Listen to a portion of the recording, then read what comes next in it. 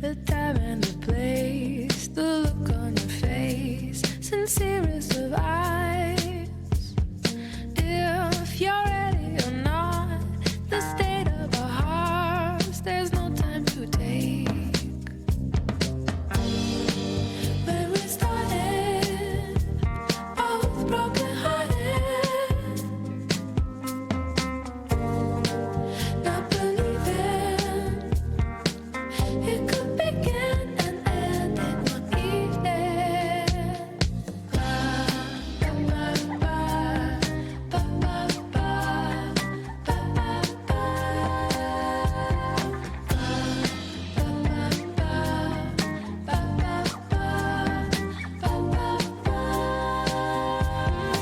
We were caught by the light, held on to the day till it became ours.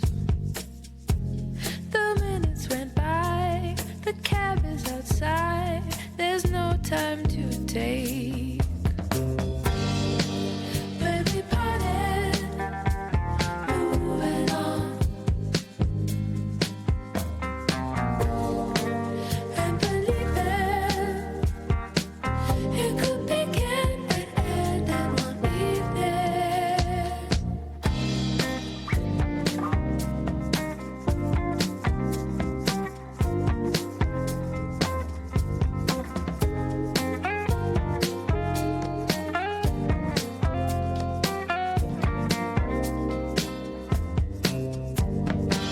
When we started, both broken hearted,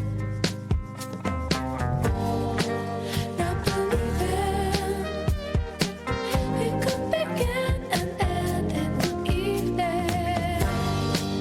When we parted, moving on, and believing it could begin and end in one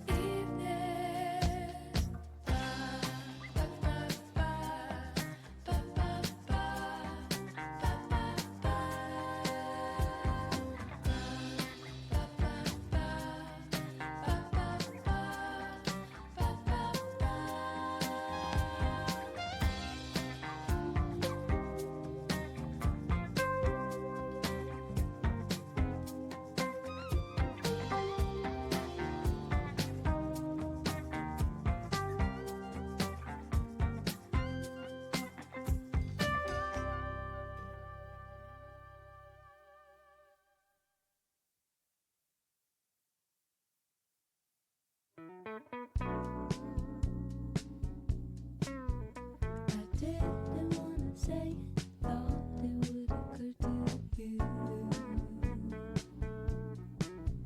I tried to just forget it, wasn't something I could do. I never wanna let it get to where it got with you. Now I can't depend on you. Lately, I've been at home and I'm all alone, thinking of you because, baby, I know that it's wrong. I've been holding on to pictures of you.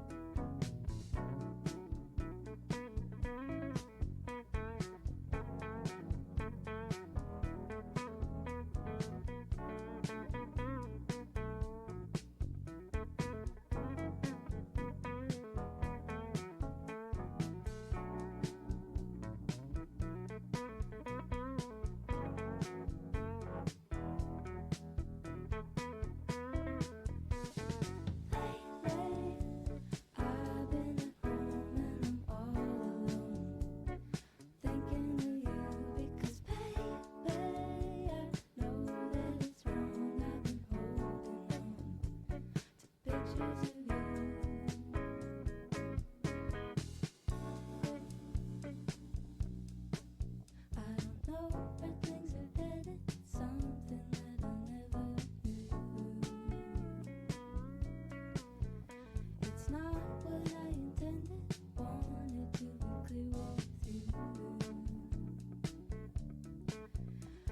now that things have ended, finding things to get me through.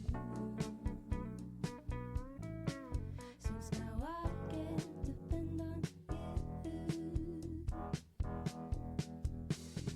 Lately, I've been home and I'm all alone, thinking of you because, baby, I know that it's wrong. I've been holding on to pictures of you.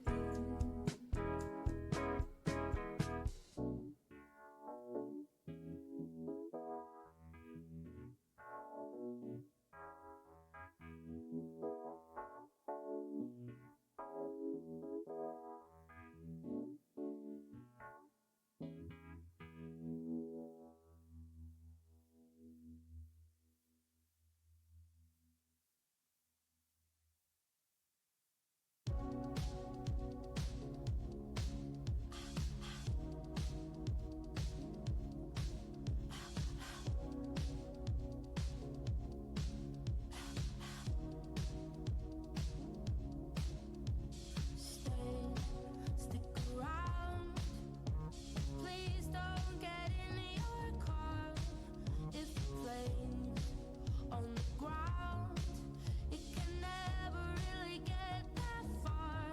I can't help but make it about me. Oh, when you and I are together, now I'm cleaning up the dead on my feet, and I'm hoping that I'm getting better until I'm doing business on the top of the roof. They told me to leave, but I don't wanna leave without you. I'm so patient with the animals too. If you gave me keys, I'd go and pick up the show. I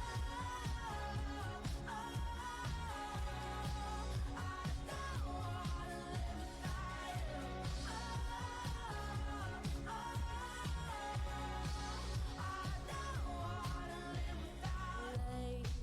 Like a dog, as I wait for your arrival. Play fetch in the yard as a means of my survival. I can't help but make it about me. Oh, when you and I are together, now I'm brushing off the blood on my teeth, and I'm hoping that I'm getting better until I'm doing business on the top of the roof. They told me to leave, but I don't wanna leave without you. I'm so patient with the animals too. If you gave me keys, I'd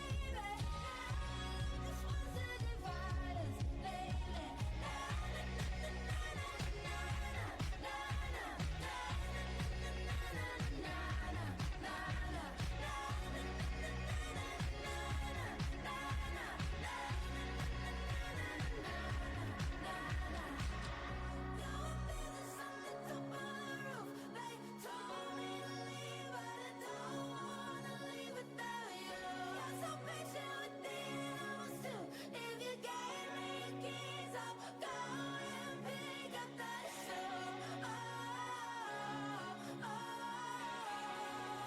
I don't wanna live without All right, everybody. Hello and welcome in another night, another stream. What was that last song? That was Soup. Soup. We both like Soup. It was Soup by Remy Wolf. It's one that I play all the time. Hello, everyone. How are we doing? Your shirt looks like a nice summer day. A nice summer day in the middle of winter. Yeah, all right. It's Tuesday, or as they say, Tuesday. It's Tuesday. Happy Tuesday. Have I recovered from Poppy? I was so mad last night when Will finished his stream. I went on a rant for like 10 minutes. 10 minutes! That's how mad I was about that freaking game. I don't know if I've had an experience like that. Yes, the new Pit trailer has dropped. Obviously, we're gonna watch that. Obviously, I have nothing else in my life going on aside from waiting for January 8th. I wish it was January 6th so I could be like, oh, I love January 6th. You know? It's like, oh my God, are you guys excited for January 6th? People who are not pitters would be like, is that happening again? Is January 6th? Are we running it back? Like, yeah. I'd say we are. What the hell, you know? Why not?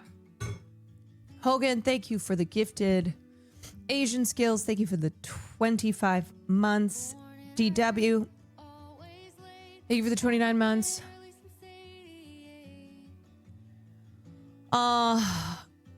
It's the costume rental. Can we get the shaman costume back? I think I could rock a shaman costume.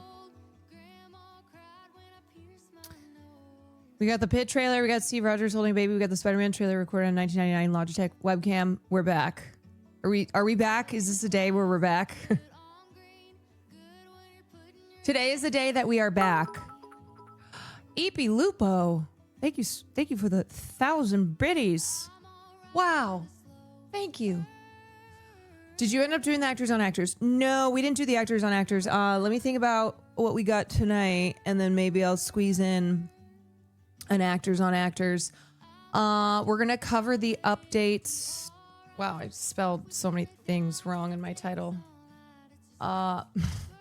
Okay. Wow, I was typing that quickly. We are gonna go over the updates in Rob and Michelle Reiner's case. Their son Nick has been charged with 2 counts. Also, I feel like I have some thoughts about a lot of people on the internet talking about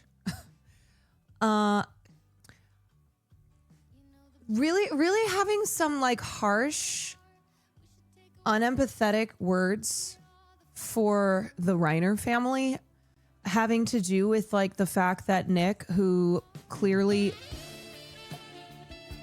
Soft Jimmy, thank you so much. Thank you for the 5 gifted subs. Appreciate you. Hold on, let me turn the music off.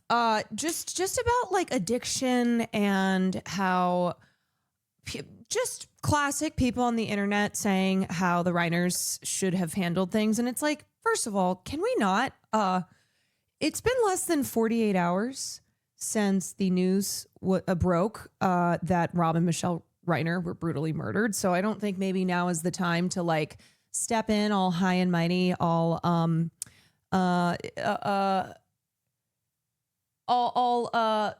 with this attitude of like, here's what the Reiners should have done with their son. It's anyway. So I have all the think pieces about troubled teen cams. It's just, it's awful. And I need to remind people that like the Reiners have friends and family right now who are reeling from the fresh news that Rob and Michelle were killed in their home, most likely by their son, who's been arrested and charged. I'm just like so grossed out by uh, by publications who are like that fucking Hollywood Reporter piece. I started to read a little bit of it, and I was like, yeah, this is exactly what I thought it was. It was like some person who had dinner one time with the Reiners, who's like, ooh, 10 years ago, I saw the signs. And it's like, shut the fuck up. Okay. You don't need to like take this moment to go, I had dinner with the Reiners once, including Nick. Like, this isn't about you. And just I don't know. I mean, I think a lot of people in here probably have struggled with having addicts in their family, myself included. And this idea that like there's one correct way to handle addiction in your family, and that like it was somehow, it's almost turning into a like victim blaming of what the Reiners should have done or shouldn't have done with their son, who was struggling with addiction for half of his life and had, you know, severe mental health issues. I'm just like, why does this happen? Why does this happen every time where there's all this discourse that's either unnecessary or honestly not doing what people who are engaging in it think that they're doing? They think that they're somehow like being, it's necessary to add to the conversation. They very clearly loved him, and I hate that people are acting like their love was stupid. It's so, I just can't imagine like being in the Reiner family or being in their circles and knowing how much the Reiners, from all accounts that like I, a stranger, have seen, loved their son, did everything they could try to do for him. And that the Reiners were very kind, generous, warm people. And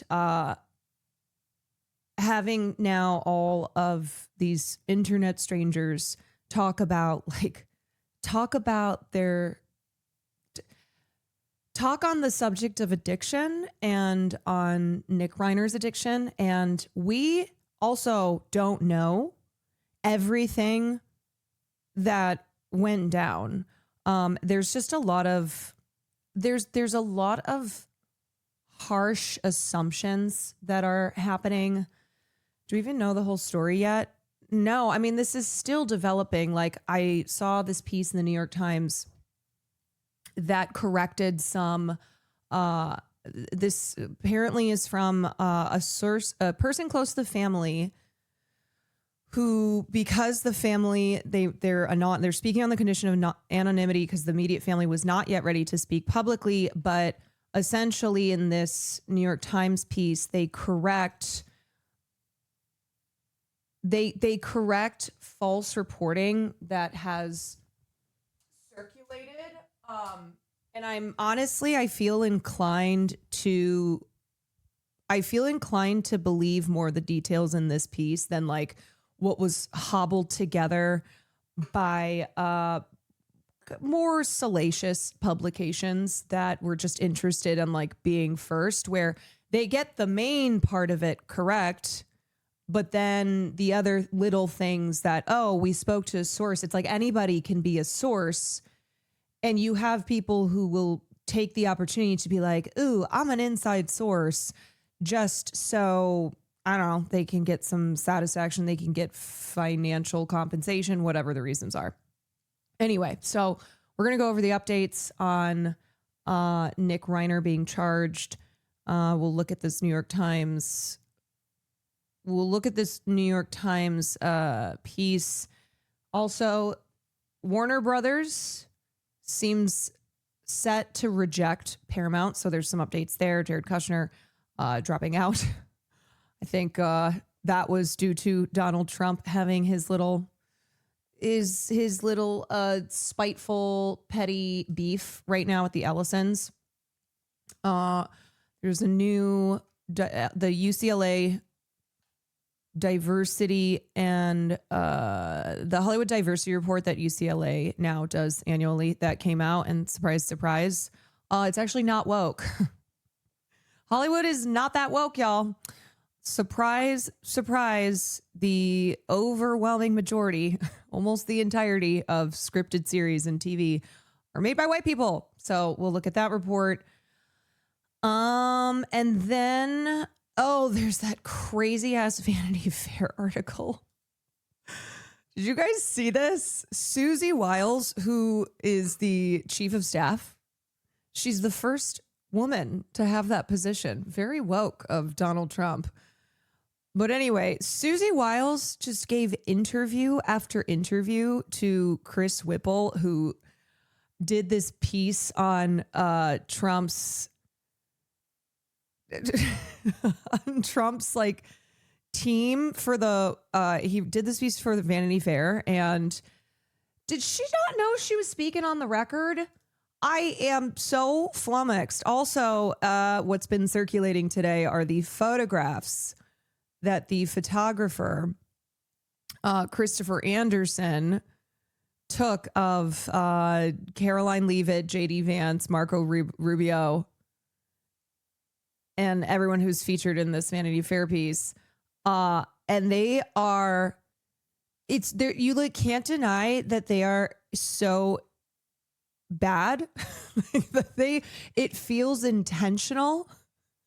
This is the photo for Caroline Leavitt. Here's the thing too. You have to be a good photographer to purposefully take bad, unflattering photos like this. This is not something where they had they had some amateur photographer who's maybe it's their first day on the job. No, this is a good, experienced photographer who knows how to make people look terrible. As a photographer, the person did this on purpose. Yes, 100%. I mean, the close up and the extreme details here that show every unflattering imperfection, This is Caroline Leavitt, she's 28. She was born in 1997. This is how you age when you're unproblematic. When you are unproblematic, this is how you age. So this is so rude. I also feel like I'm just going to say it. Okay. Her injector, I think is an op. I think her injector is an op.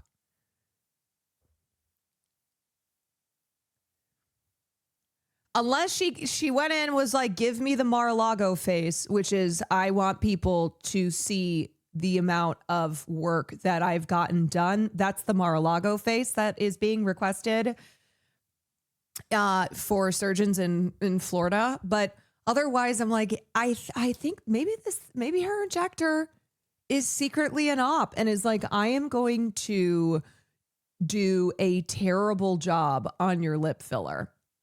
And here, okay, let me just say too, if you are a person who's interested in filler and Botox, please know that sometimes what can happen is if you get too much, if the work is done badly, if you are too young and your face, your features are still developing, you have like no need for filler in your cheeks because you still have baby fat, it can make you look older. So just be warned that if you get too much and you get it too young, it can actually reverse age you and make you look a lot older. Can look really good. It can look really bad. It fully depends on when you do it and who you go to. Yes. Mar-a-Lago phase before and after. And look, I never know with Laura Loomer in the same way with JD Vance what they actually look like. because so many pictures of them, yes, they look not good, but so many pictures of them have been edited and memed that I genuinely do not know what Laura Loomer and JD Vance actually look like these days. There were so many of those JD Vance memes. When was this? Was it this year? I don't know why, like, the memes took off. I straight up was like, I have no idea it was last year. I was like, I have no idea what this man actually looks like. Mein Lali. How old is Laura Loomer? Laura Loomer is 32, so also younger than I am. Love me when I got nothing but my aching soul. I know you will. I know you will. I know that you will. Will you still love me when I'm no longer beautiful? Okay, let me just say something too. Oh wait, they do him. I've seen the world lit it up. This song is crazy. Stage now, channeling angels in the new age now. Hot summer days, rock and roll, the way you play for me. Lisa Rinna. Okay. Let me explain why I think that talking about, say, this Mar-a-Lago face phenomenon is not just shitting on women's appearances. And also it wasn't just women, because what's his name? Mr. Pedo was in there as well. Because the Mar-a-Lago face is like this way to show power. They view it as like a luxury aesthetic. It's like a social signifier that they are in the elite, powerful society that we are not a part of. So like you can look at this in a socially analytical way. So it isn't just going, oh my God, these people look so crazy. But yeah, it's like the Hunger Games Capitol face. You have people who are so twisted and who are so destructive, and the way that manifests in all aspects of who they are, including their physical appearance, and that there are a lot of them who embrace this look of being stretched and blown up and distorted, and frankly, to us regular folk, terrifying, because it's not just cosmetics. Like, this is cultural currency. This is them separating themselves in their minds from the rest of us. Like, this is to show their status quo. And then also with the women in particular, this idea that there is a certain look, there is a certain aesthetic that you must maintain in order to belong to this, to be in the in group.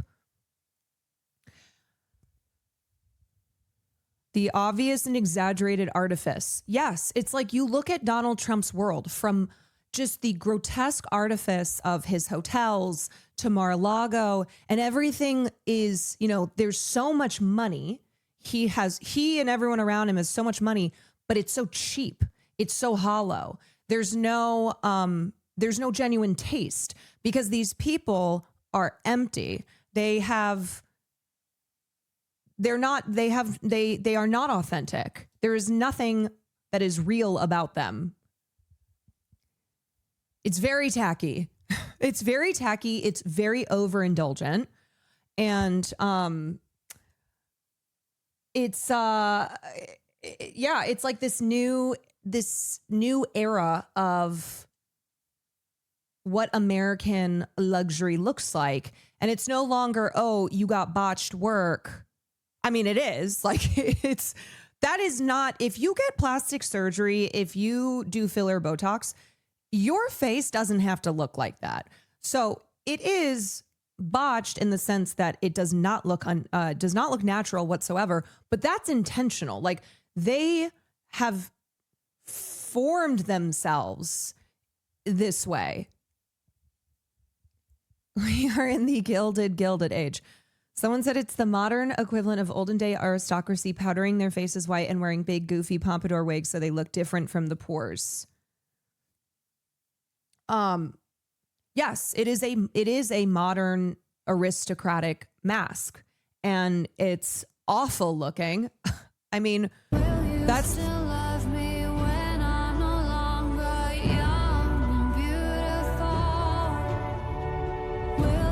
okay. I don't think that's actually Laura Loomer's face. Now, she does look not good. She does look not good. But I think this is one of those. I think this is like the Laura Loomer exaggerated jigsaw look.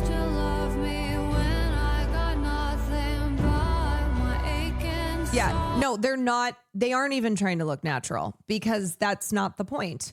And and also too with the women, as I was saying, with the women in particular, it is like this ultra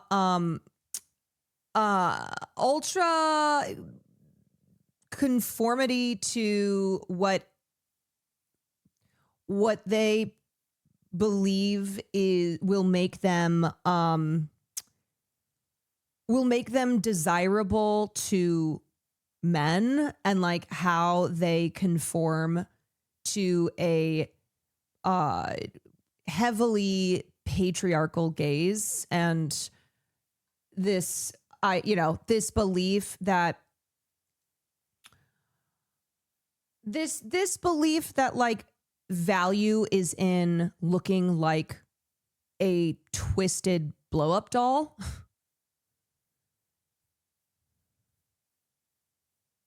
I ain't ever letting a plastic surgeon fuck my shit up. Yeah, it's really like they go into Mar-a-Lago and they go to Mar-a-Lago plastic surgeons and say, just fuck my shit up.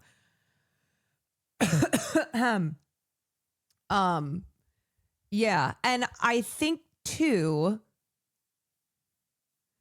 there's something to like examine here about these ultra wealthy elitist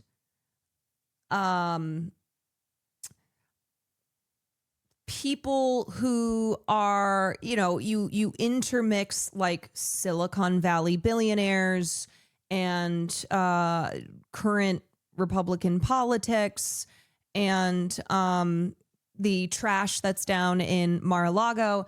And these people are also all obsessed with like proving that they can rewrite the rules of aging. Like it's not about looking a little bit younger, and it's not about it's not about any type of subtleties. It's full on like, no, I have found immortality.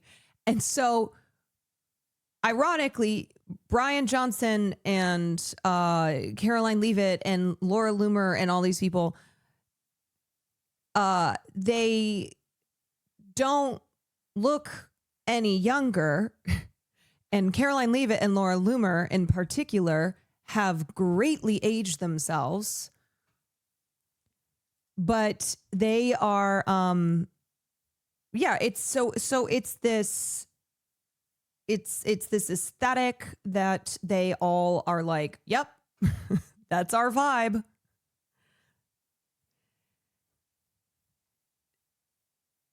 Let me just go back to this.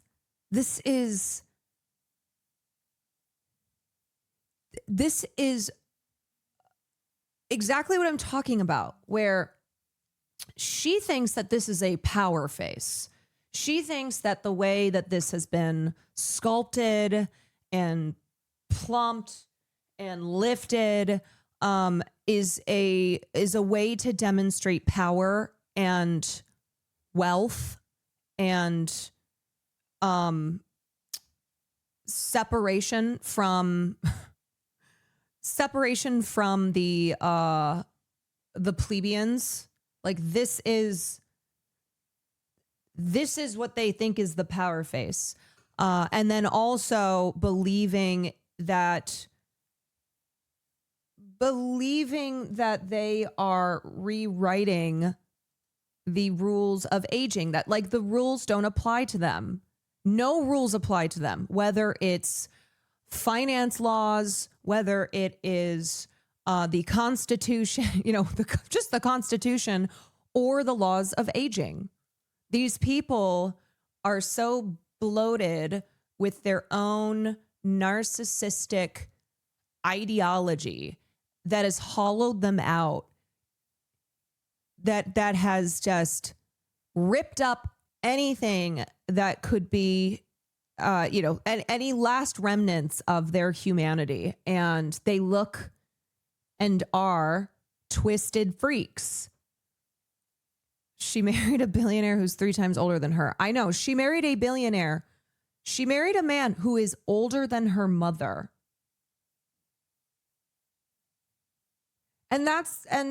So it's this overdone, overinflated excess look. And that's exactly who Donald Trump is. Donald Trump, with his horrible spray tan and his, the Donald Trump look and his gaudy gold everything, it's all about excess. But that wealth, that extreme excessive wealth, being preserved and being protected for this small group of people. And that is why they are in politics. That is why they have their greedy little fingers all over our country, because they are in it to just ensure that this new Gilded Age, one that's even tackier and gaudier than of the past, that they are in it, that it's theirs. Money cannot buy taste. Money cannot buy class.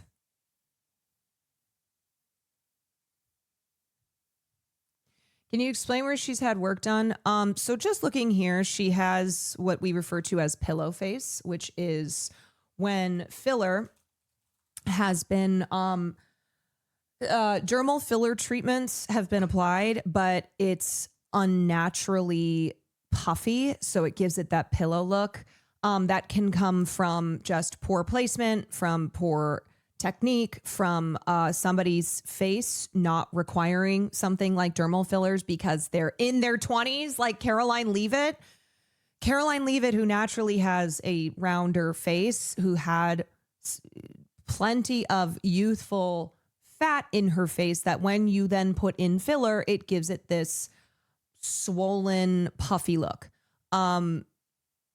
Okay. I mean, I don't need to say nose job, lip fillers. You can see literally the injection sites here. So anyway, yes, she is 28 years old. But the reason too, as I said, I'm talking about this is because of the, because of the like social aspect of this, the Mar-a-Lago face that now is symbolic with America's gaudy elite. Honey, the makeup. Oh, Lordy. I mean, you know what? We might as well just go through, since we're talking about the Vanity Fair article. Let me show you these other photos. If you missed out on this, you must see the pictures that were taken, and here's some of the tidbits that crazy Susie Wiles, who maybe she either thought she was off the record, or I don't know, she's huffing paint, or she's just stupid told the interviewer, and then later was like to the New York Times, tried to be like, I didn't say any of that. I never said that Elon Musk microdoses ketamine, which it's like, okay, yeah, everybody knows that. You could see Elon Musk on drugs when he was in the White House. And I'm sorry, but like you don't even have to have done ketamine or know what ketamine is to have recognized that Elon Musk was clearly on something when he was in the Oval Office. I think the term microdosing being used because it's something that he's doing every single day, like he's dosing himself. Okay, so it's really long, so we'll just kind of go through some of the highlights here. But it's two parts. This Vanity Fair article is two parts. It's titled Susie Wiles, J.D. Vance, and the Junkyard Dogs, the White House Chief of Staff on Trump's second term. Throughout the first year of Donald Trump's second administration, Vanity Fair writer Chris Whipple has interviewed Wiles amid each moment of crisis. This insider's account joins a portfolio of portraits for an unflinching up-close look at power. I thought this said "and evil." It's like, damn. For an unflinching up-close look at power and peril. Okay.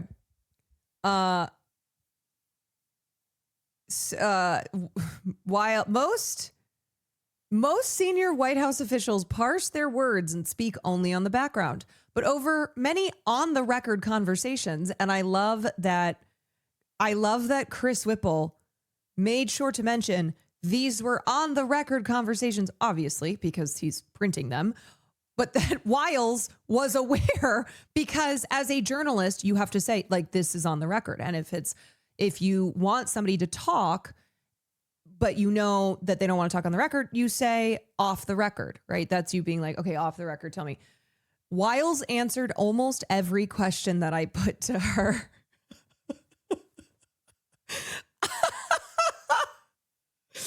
And wait till you hear what she says. Oh my God. Alyssa, thank you for the 12 months. Wise Rocks, thank you for the 5. Victor, thank you for 21. Jerron, thank you for the 33. Red Viper, thank you. Juggling Doe, thank you for the gifted. Okay, we often spoke on Sundays after church. Wiles, an Episcopalian, calls herself Catholic Light. One time we spoke while she was doing her laundry in her Washington, D.C. rental. Trump, she told me, has an alcoholic's personality. Vance's conversion from never Trumper to MAGA acolyte, she said, has been sort of political. I mean, the thing is like, we know all this. Susie Wiles, the chief of staff, is just simply confirming it. She's like, oh yeah, Vance. Yeah, no, that was totally inauthentic. Him going from a never Trumper to MAGA acolyte was, yeah, that was political. The vice president, she added, has been a conspiracy theorist for a decade. Oh, but then also giving us little tidbits here. Russell Vought, architect of the notorious Project 2025 and head of the Office of Management and Budget, is a right-wing absolute zealot. When I asked her what she thought of Musk reposting a tweet about public sector workers killing millions under Hitler, Stalin, and Mao, she replied, I think that's when he's microdosing.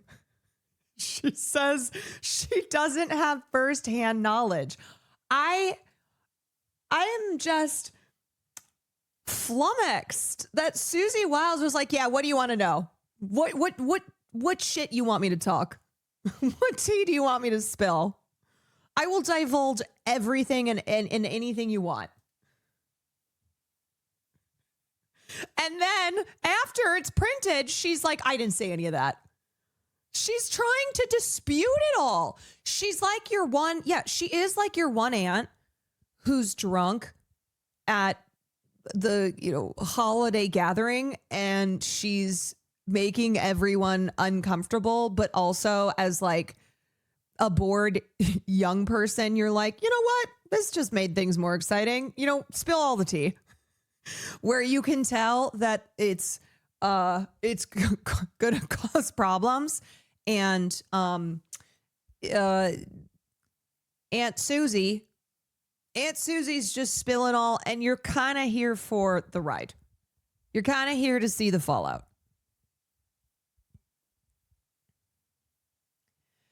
Wiles is the most powerful person in Trump's White House other than the president himself. Unlike any chief of staff before her, she is a woman.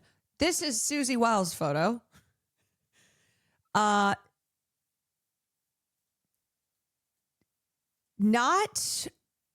a good one. Not a good one. They're all so scary. Why are her eyes staring into my soul? Why are these eyes so crazy looking? Probably because it's Susie Wiles, and anybody who's working for Trump. This is definitely the energy. But it looks like a mugshot, too. Yeah, it looks like a mugshot. Man, I wish these were all mugshots because these motherfuckers were getting arrested. Susie Wiles, the enforcer, the architect of President Donald Trump's 2024 election victory, now his White House chief of staff. She's the daughter of the famous sportscaster Pat Summerall. As Wiles explains, her father was an alcoholic, so she knows how to deal with difficult men with big personalities. I make a specialty of it, she says with a laugh. As the crises of Trump 2.0 pile up, from Signalgate to revenge and retribution to the Epstein files to alleged war crimes on the high seas, Wiles has worked at the center of the storm, the Trump whisperer who sees it all. I'm entering my 9th year altogether, my 5th year day-to-day, she says, of working with Trump, so it's hard to surprise me. Well, I think Susie certainly was surprised when Vanity Fair printed everything that she told the journalist. I think as far as Susie saying it's hard to surprise me, it appears that she's surprised by her own words being printed in this Vanity Fair article. They quoted the things that I said. What the hell? Super Duper Kitty, thank you for the 14 months. So many decisions of great consequence are being made on the whim of the president. And as far as I can tell, the only force that can direct or channel that whim is Susie. Well, maybe she's going to get fired here. Who knows? In most White Houses, the chief of staff is first among a bunch of equals. She may be first with no equals. I don't think there's anybody in the world right now that could do the job that she's doing, Rubio told me. He called her bond with Trump an earned trust. Here is JD Vance's photo, which is where's the part when he talks about offering the photographer $100 for every person that he made look worse than him? He was like, if you make what did he say? He was like, if you make Marco Rubio look worse than me. I need to find the exact quote. Yeah. Mr. Rubio told Mr. Whipple what he has said publicly, that if JD Vance runs for president, he's going to be our nominee and I'll be one of the first people to support him. Still, the underlying tension came through when Mr. Vance posed for the magazine's photographer. I'll give you $100 for every person you make look really shitty compared to me, Mr. Vance joked, and $1,000 if it's Marco.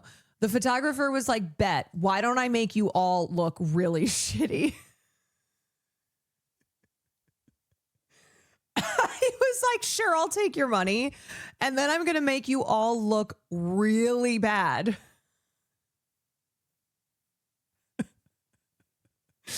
Like okay, you know what this is like? This is like when your mom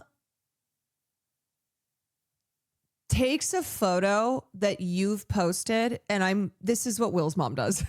When Will's mom will repost a photo that either I or Will have posted of the two of us, but then she'll do this weird zoom in thing. So it'll just be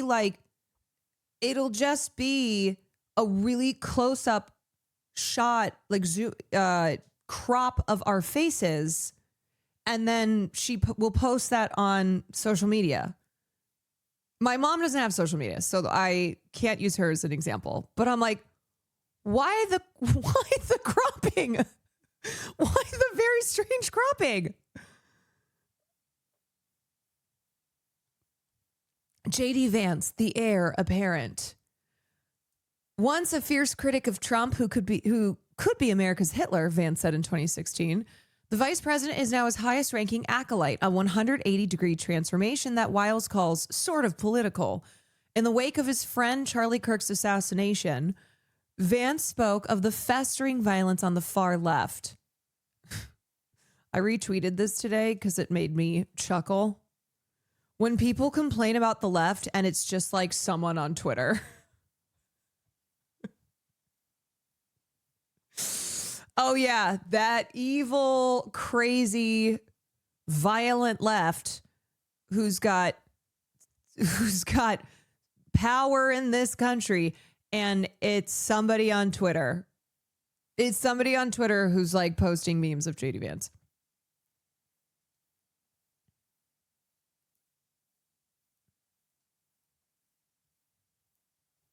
At the same time, Trump has waged war on his political enemies, pardoned the January 6 rioters, firing nearly everyone involved in their investigation prosecution, sued media companies into multi-million-dollar settlements, indicted multiple government officials he perceives as his foes, and pressured universities to toe his line. He's redefined the way presidents behave, verbally abusing women, minorities, and almost anyone who offends him. Charlie Kirk's assassination in September turbocharged Trump's campaign of revenge and retribution. Critics have compared this moment to a Reichstag fire, a modern version of Hitler's exploitation of the torching of Berlin's parliament.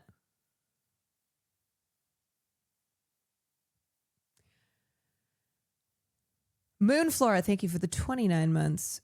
Yeah, please scroll down. I will move past. So here's JD Vance, the heir apparent. He looks like a little... He looks like Augustus Gloop, honestly. Where is the chocolate? Oh, yeah. I'm Augustus Gloop. It's like Augustus Gloop all grown up. Mein Lolly. Where is mein Lolly? They all look so sweaty. They look so... I can't stop laughing. And you know what? We need things to laugh about these days. Okay, we need things to laugh about these days. And even though what they're doing is not funny at all and it's soul crushing, we just need something to laugh about. So I'm going to laugh at how purposefully awful these pictures are. Starting with Susie Wiles. I don't know why her eyes are so crazy looking. And then there's Vance, and then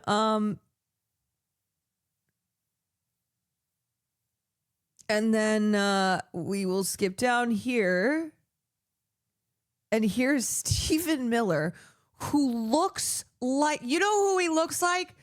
He literally hold on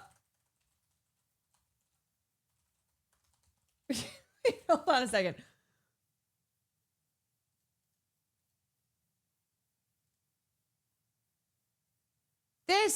This is who he looks like.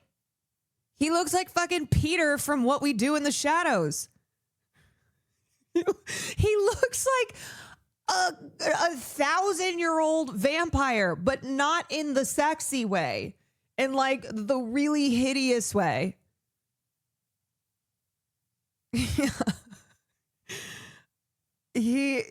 Don't insult Peter. I'm sorry. Okay, I'm sorry. But come on. With the black and white photo too. God, Nosferatu looking ass. Okay, no shade to Peter. Okay, all right, fine. Fine, I take it back. But you know what I'm saying, though. You know what I mean? Peter was I know, I'm sorry. Okay,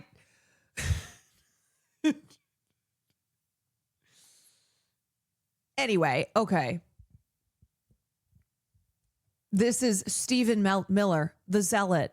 Trump's deputy chief of staff for policy and homeland security advisor is the tip of the spear for the president's weaponized roundups of immigrants and the take no prisoners approach to alleged drug smugglers.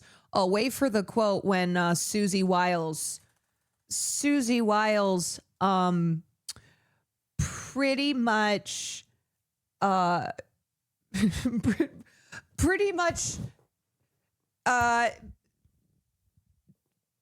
what's the word I'm looking for? Sorry, my brain is blanking right now. She like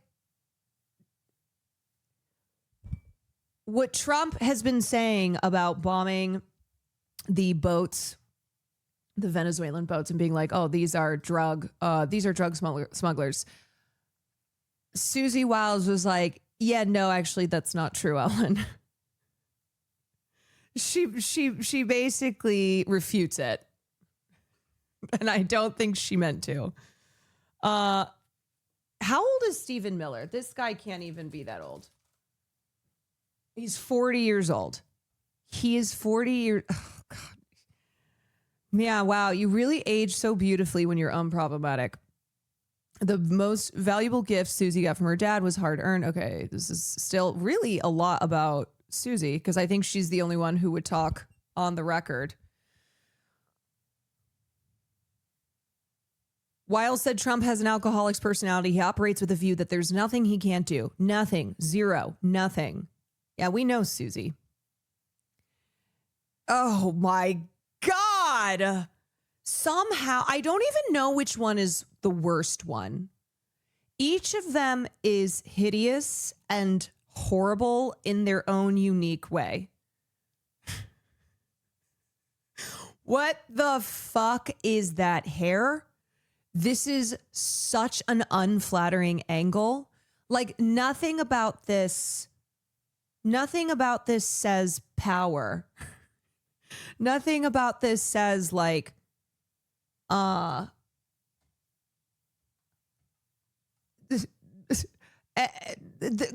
this photographer did this on purpose. The hair is gross. The angle is bad. Everything about it. Is he required to have his hair like that to somehow make Trump feel better? No, I think he likes this. I think he thinks it looks good. Dan Scavino, the caddy, the deputy chief of staff and director of presidential personnel, is a social media obsessive and veteran of Trump's first term. This is like the kind of guy who would post a photo of Sydney Sweeney without makeup on and be like, Sydney Sweeney is mid. This social media obsessive. When we came into office in Trump 1.0, he said, the Russia hoax kicked in right away and it was nothing but investigation after investigation after investigation. This go around, we came in, we won. There's no investigations. We control the House, the Senate, and the White House, and the president can focus on his policies. Scavino says Trump is relentless. My toughest challenge is honestly keeping up with the president because he's literally nonstop. He's always go, go, go. Okay, well, considering the fact that we know that during Trump's first term, didn't he watch TV for like 60% of his time? And then the other was golfing. That like Donald Trump would essentially do two things. He would golf or he would watch Fox and Friends. Yeah, that's a guy who just is always go, go, go.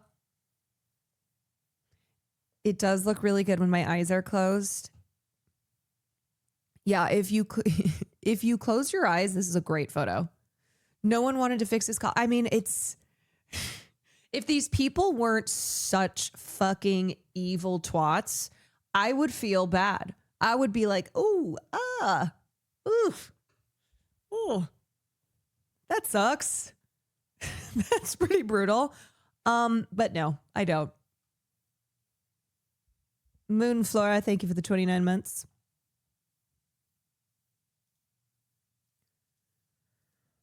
It's giving the penguin. It's giving like, what is he looking at? Is he looking at Donald Trump's portrait?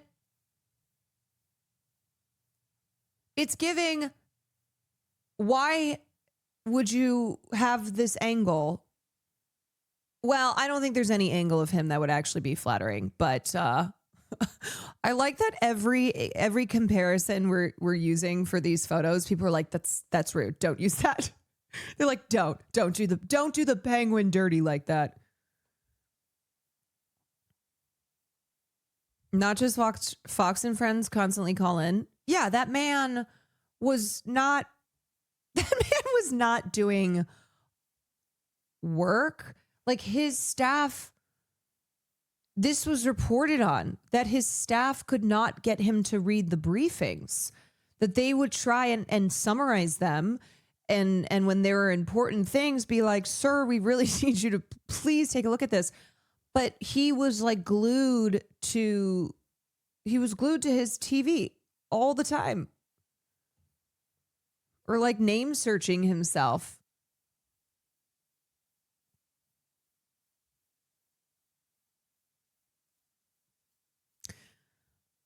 Okay. And then continuing on.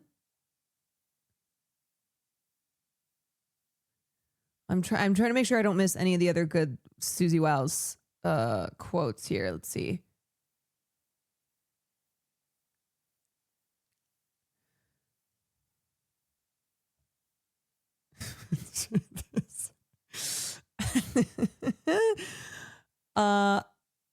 Okay, here we go. From day one, Wiles had to grapple with another power center, Elon Musk. He's a complete solo actor, said Wiles of Trump's billionaire pal who led the scorched earth blitz known as the Department of Government Efficiency. Remember that this year? Remember when we had to deal with Doge? When we were bullied into having to like acknowledge Doge, which was such a fucking joke, which no longer exists, which Elon Musk basically just came in, acted like the fool that he is, made sure that he took care of what his own interests were, caused a lot of harm, and then that was it. Yeah, it's hard to believe that Doge was this year. Wiles described Musk as something akin to a jacked up Nosferatu. Also, not to be confused with jacked. This is jacked up, as in on amphetamines or like some other drug. The challenge with Elon is keeping up with him, she told me. He's an avowed ketamine user, and he sleeps in a sleeping bag in the EOB, Executive Office Building, in the daytime. And he's an odd duck, as I think geniuses are. You know, it's not helpful, but he is his own person. The picture in my mind of Elon Musk being on ketamine in a sleeping bag in the Executive Office Building. This country is a joke. Our government is a fucking joke. Musk triggered the first true crisis of the Trump presidency and an early test for Wiles. Trump's chief was shocked when the SpaceX founder eviscerated USAID. I was initially aghast, Wiles told me, because I think anybody that pays attention to government and has ever paid attention to USAID believed, as I did, that they do very good work. In his executive order freezing foreign aid, Trump had decreed that life-saving programs should be spared. Instead, they were shuttered. When Elon said we're doing this, he was already into it, said Wiles. And that's probably because he knew it would be horrifying to others. But he decided that it was a better approach to shut it down. Fire everybody, shut them down, and then go rebuild. Not the way I would do it. Yet Susie hates Elon. Susie Wiles, who called Elon Musk something akin to a jacked up Nosferatu. I will say she's quick with the insults, though. Wiles knew that fixing this was on her. The president doesn't know and never will. He doesn't know the details of these smallish agencies.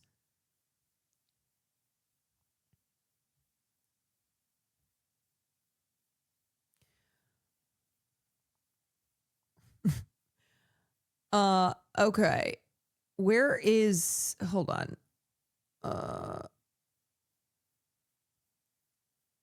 Okay, is it this part? Let's see.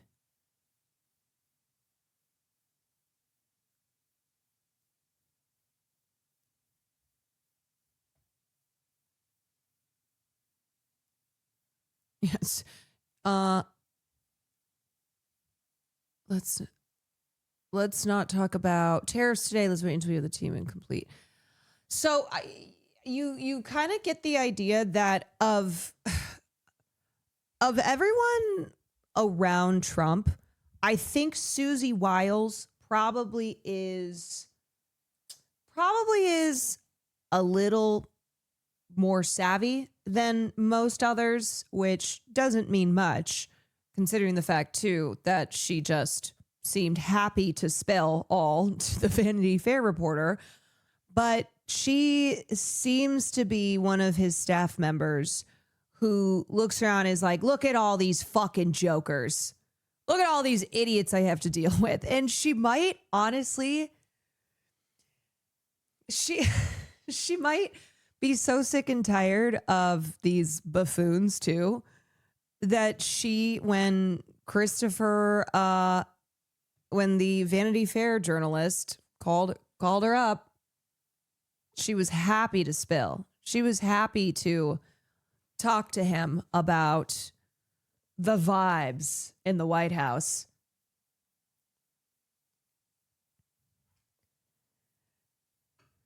Yeah, being the most competent in the Trump White House doesn't necessarily mean you're actually competent.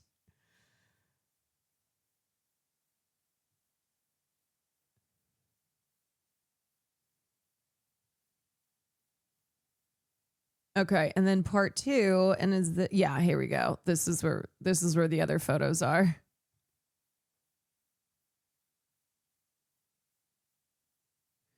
The day I met Wiles at the White House was a watershed for Trump. Voters would choose governors in New Jersey and Virginia and a new mayor in New York City. They would also vote on Prop 50, Gavin Newsom's proposal to counter a brazen Republican gerrymander in Texas. Collectively, the contests were a referendum on Trump's second presidency. Over lunch in her West Wing corner office, Wiles recounted the morning. Escorting Trump from the White House residence to the Oval Office, she gave the president her election predictions. I'm on the hook because he thinks I'm a clairvoyant. What? Susie, she can tell the future. Susie knows. Susie's like, no, it's just that he's a fucking idiot who doesn't actually pay attention because he's obsessed with cable news. Wiles thought the GOP had a chance of electing the governor in New Jersey, but she knew they were in for a tough night. It would prove to be a Republican disaster, with Democrats running the table on the marquee races, passing Prop 50, and winning down-ballot elections in Pennsylvania, Georgia, and Mississippi. Given voters' anxiety about the cost of living, Wiles told me she thought Trump should pivot more often from world affairs to kitchen table issues. More talks about the domestic economy and less about Saudi Arabia is probably called for, said Wiles. They like peace in the world, but that's not why he was elected. Caroline Leavitt, the mouthpiece, the combative White House press secretary, fields questions from the press corps with all the subtlety of a Rottweiler. Wiles calls her a scary good communicator, right up there with New York Mayor-elect Zohran Mamdani. The president doesn't give a crap if you're a man or a woman, Leavitt says. He just wants you to be good at your job. How's she faring in the onslaught of questions about the Epstein files after Trump's about-face? It's pretty clear he wants us to be aggressively offensive when it comes to this issue. The mouthpiece, I do feel like this is all intentional phrasing. The photo, the close-up of the injection sites, the mouthpiece.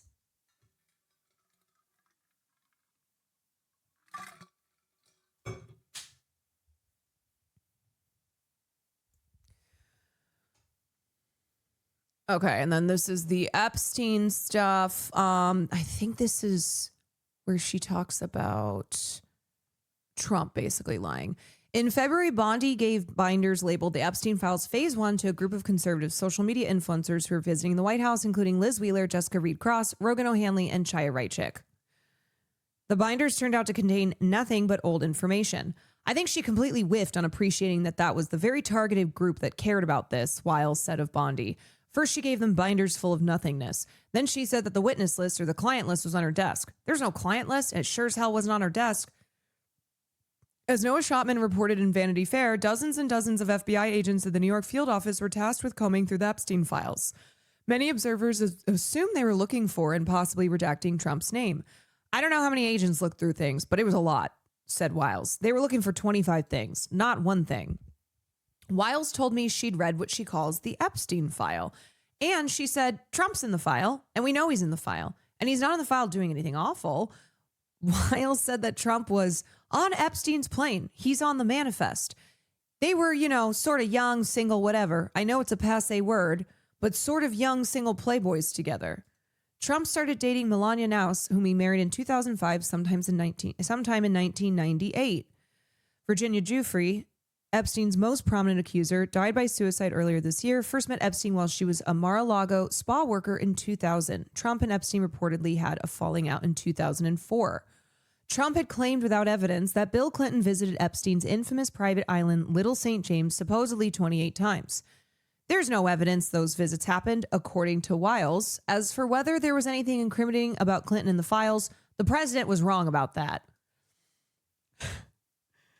The reason that this is so surprising is Trump operates from a loyalty and retribution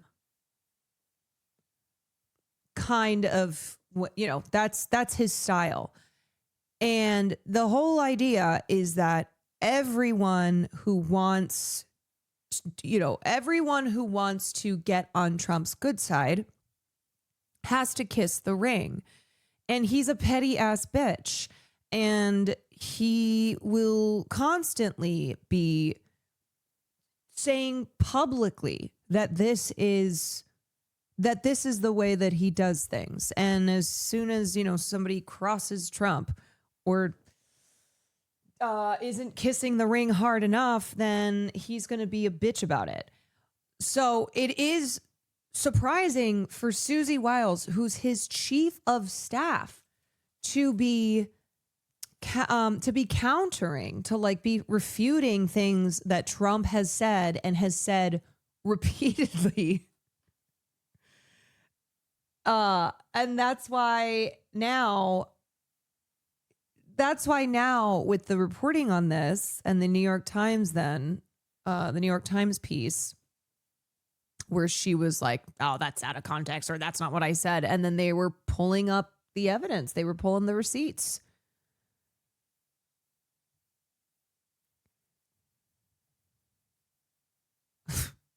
Another horrible photo. Marco Rubio, the hawk, a double threat, both Secretary of State and National Security Advisor. Rubio takes a hard line against Venezuelan President Nicolas Maduro and a softer line against Russian President Vladimir Putin. Infer what you will from the gator skull he keeps on display. All these people are so fucking cheesy. It's all, that they think that they are giving tough, that they are like superhero villains.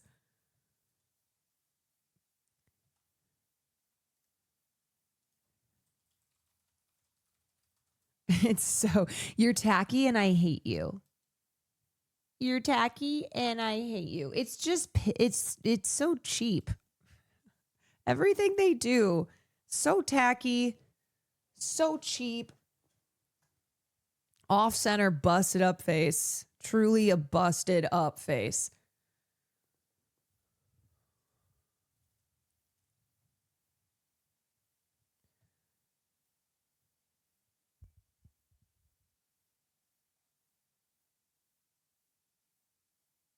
All right. Let me any other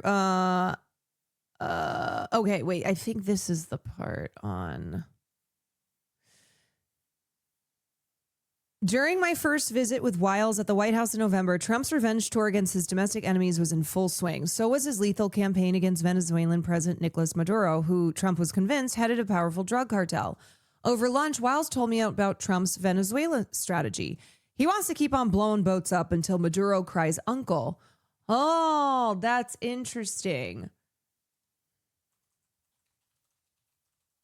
Because he and his administration have been claiming that they are confirmed dangerous drug dealers on those boats. But Susie's like, yeah, he's going to blow those boats up until Maduro gives in to him. Till Maduro cries uncle. And people way smarter than me on that say he will. Wiles' statement appears to contradict that.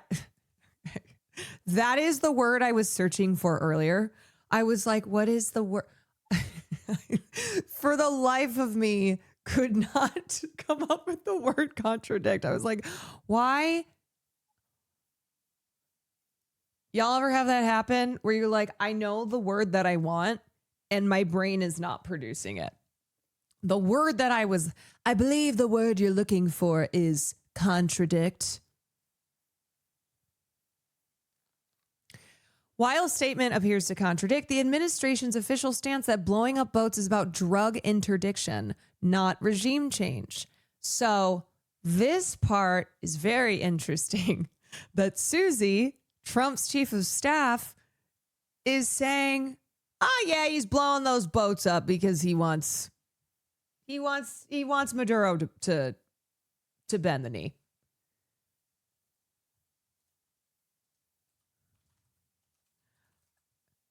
Is this person crashing out? No, this is what's okay. It could either be that Susie Wiles is kind of fed up, that she is frustrated maybe by a lot of the incompetent buffoons that surround her, and she was kind of gabbing with this Vanity Fair reporter who she talked to apparently on 11 different occasions. That's somebody who wants to talk. That's somebody who's like, yeah, you know what? She probably appreciated the fact that there was this big profile on her, because even though it's supposed to be Trump's closest staff members, nobody else would really talk. And also it really just focuses, like this piece really focuses on Susie. So could be that she was enjoying the attention. She was under the impression that she was just gabbing, that she was just, or maybe she didn't even realize the things she was saying were kind of damning. We're gonna cause a little incident here. She also could just be, as I said, being more competent than everyone else in the White House doesn't mean that you're actually competent. So maybe she thought she was speaking off the record. Maybe she forgot she was talking to a journalist.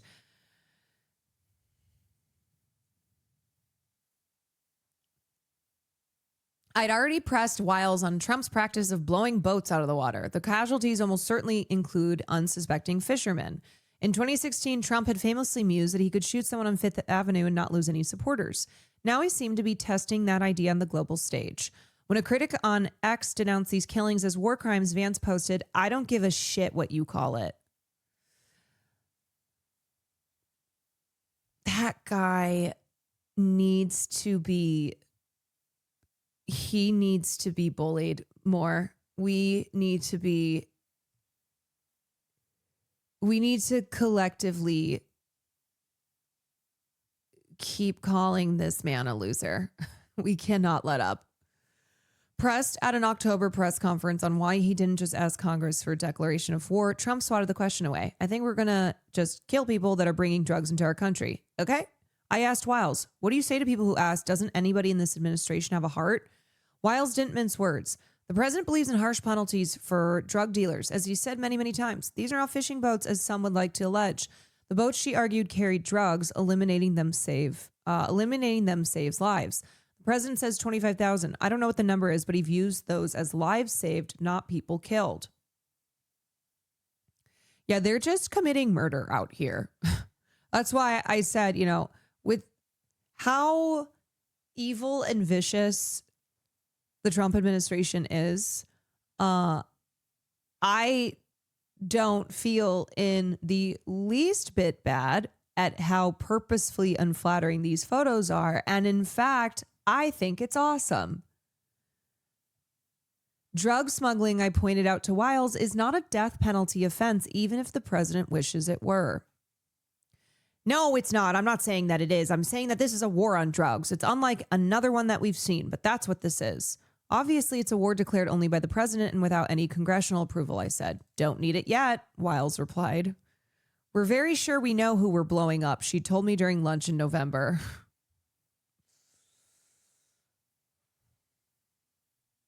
Oh my God, these people are so, they're so smug. They're so callous. Yeah, we're pretty sure we know who we're blowing up. Just even the way that they state, the way that they state things, Vance being like, I don't give a shit what you call it. It's also so immature and juvenile. Like, that's just the vibe they constantly give off. Girl, this ain't a sleigh. All right. Anyway, that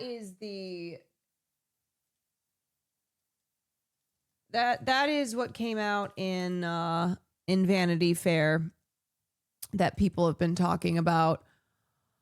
She also said that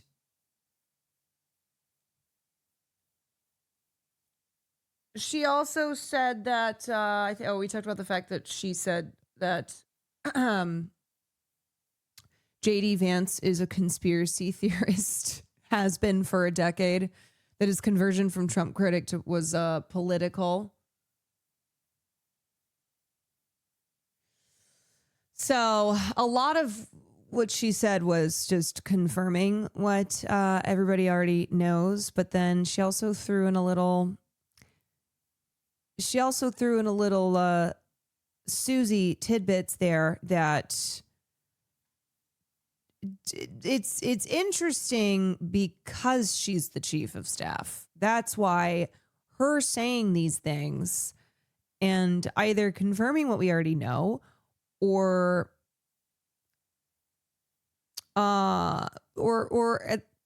saying things that don't make the president that she serves look good. I just want to know if there's going to be fallout from this. That's what I want to know.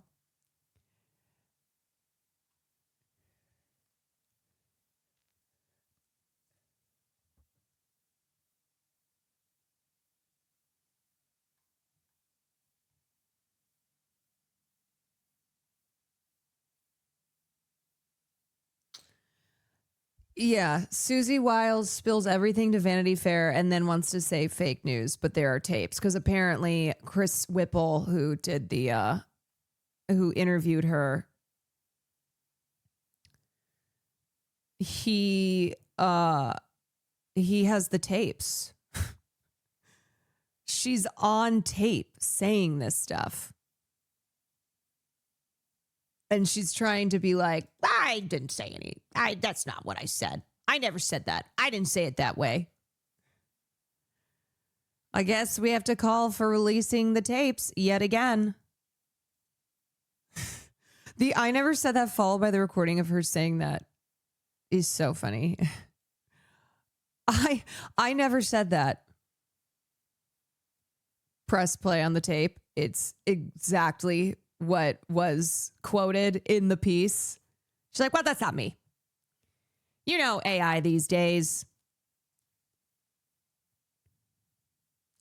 By the way, they're reporting Barry Weiss's town hall was a massive flop. Of course it was. Barry Weiss is much hyped CBS News. You want to know why? Because nobody gives a fuck about Erica Kirk. Even conservatives have looked at her with distrust. They're like, wait, she was married before? She was on reality TV. She seems to be faking this. Nobody cares about Erica. For a hot moment, Not even a hot moment. For a moment after Charlie was killed. And everyone was like, holy shit. And then Erica Kirk was immediately there as the grieving widow. And people were like, that's so sad. He has kids. He was a dad and a husband. But now with Barry Weiss trying to make Erica Kirk a thing, people are like, whether they're also on the right, are not interested. Barry Weiss is trying to make Erica Kirk a star, but Barry Weiss herself does not have star quality, though she thinks she does. Barry Weiss is boring as fuck. This is what's so absurd about Barry Weiss's whole takeover and ascension is Barry Weiss has never been a good journalist. She is super flat. She's not interesting. She's not charismatic. And I feel like the way she has gotten all these opportunities and has been kind of like, she's been described as some extraordinary talent. No, she's not. No, she's not. She's fucking so boring. She's so boring. And her and Erica Kirk are just, who cares about them, you know? The Saturday Night Town Hall saw a 41% decline in the key 25 to 54 advertising demographic. There's no appetite. Barry Weiss is going to drive CBS News into the ground. Can we please watch the Curb Your Enthusiasm clip about Barry Weiss? Yeah, if you link it.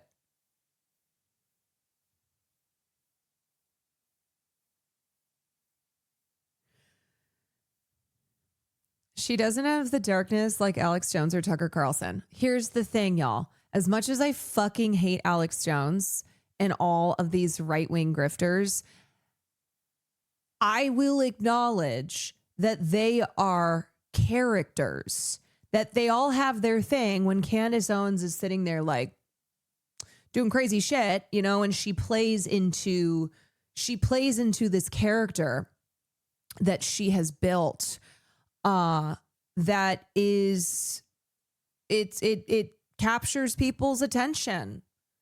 It's entertaining. They've got that juice. They've got that juice. Barry Weiss does not. Erica Kirk does not. with her crazy ass eyes. Yeah, you got to talk about turning the frogs gay. I mean, okay, here's an example. Conspiracy theories, you might call them brain rot, that are spreading right now online about the actual story behind the reality. One, people say that Tyler Robinson was actually a MAGA Republican. Or two, some people... Also, I'm sorry, but the head down and then lifting it up, it's so planned. It's so planned. And so it doesn't make good entertainment either. Say you were actually a Mossad agent sitting in front of me, and you were Charlie's handler, and Israel killed Charlie. Right. Other people say that a number of men in the crowd were wearing maroon T-shirts, and this signifies that his killing was an elite the airborne acting operation, is whatever that not means. it. They say that the rings on your fingers, which are my kids' initials, my wedding band, the Medal of Freedom, my engagement ring. But apparently they symbolize some kind of secret plot. There's also a new theory that Egyptian aircraft have been tracking you. Mm-hmm. What is going Tacky on? Why ass are there rings. so many conspiracies spreading about what seems to be a pretty open and shut case? This is the first time that we have seen evil on display where we have social media at our fingertips. Something so evil that happened, people are wanting answers immediately. They are wanting to figure out how to wrap their mind around this.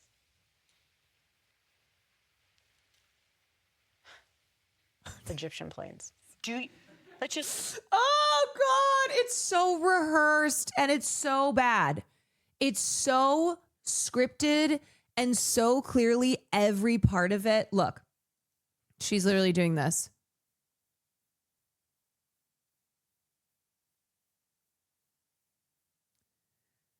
And in her mind, she's like, okay, and now you're going to pause.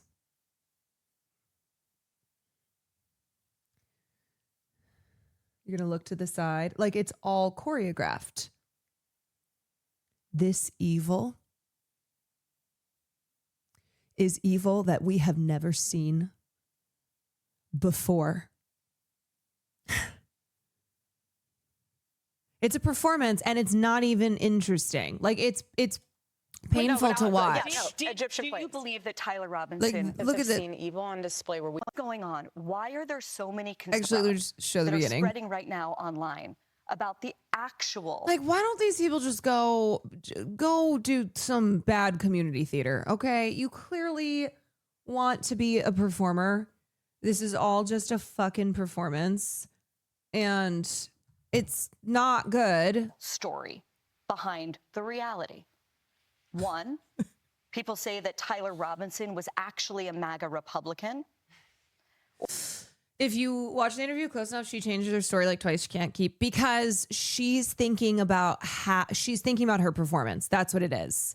That's what she's focused on. She's focused on trying to have tears at the right moment, trying to make sure that she's like giving off this intensity, but also is grieving, is in so much pain. It's just so fucking fake. It's so fake. And I think what's happened is that even though all these motherfuckers are fake ass grifters, I do think that their own audience is not going to buy it all the time. And I don't see how Barry Weiss and Erica Kirk are going to capture people's attention in the way that like Tucker Carlson or Candace Owens or people who are better at doing the shtick do. Here's the Curb Your Enthusiasm clip. Dinner one of these weekends. We had Barry Weiss last Friday night. She's fantastic. Hey, Larry, come for Shabbos dinner one of these weekends.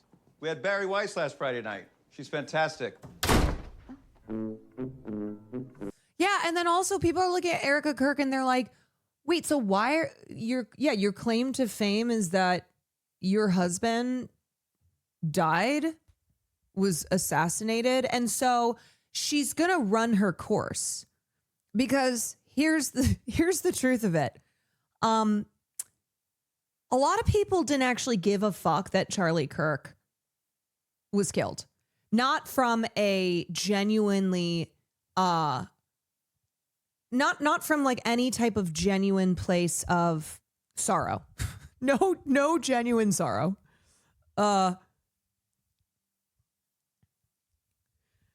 And so it was really more of how can Charlie Kirk's assassination be used to push a right-wing political agenda, and how can people cash out on Charlie's assassination? Trump couldn't even pretend to give a shit. Trump could not pretend to give a shit. It just felt so forced. And honestly, I do think that speaks to how fucked up things are. That it's like Charlie Kirk was brutally assassinated, and from the get-go, we knew how many of these people were almost gleefully able to, looking at the opportunity to use his assassination for their own benefit.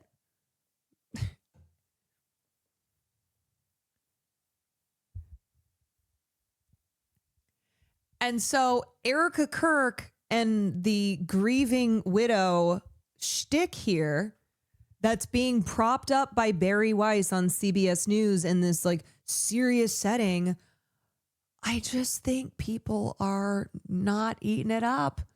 They're not. You know what they do eat up? They do eat up Candace Owens and her conspiracy theories.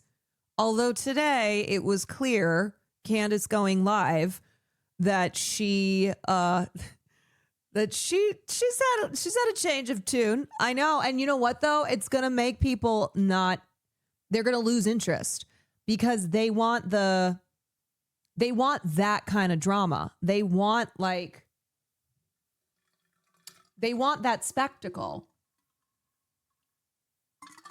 People were disappointed in her. One, because they're like, don't sell out. Because there are Candace Owens fans who think that she is like the only real voice out there, the only voice telling the truth out there. But also because they like the spectacle.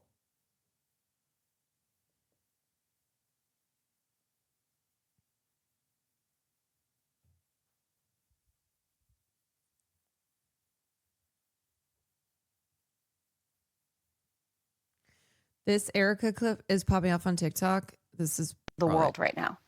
Stop. traffic lights when they get bored of That's being it. green. That's all I have to say. Stop. The world right now. Stop. That's it. That's all I have to say. So bad. She's so bad at this.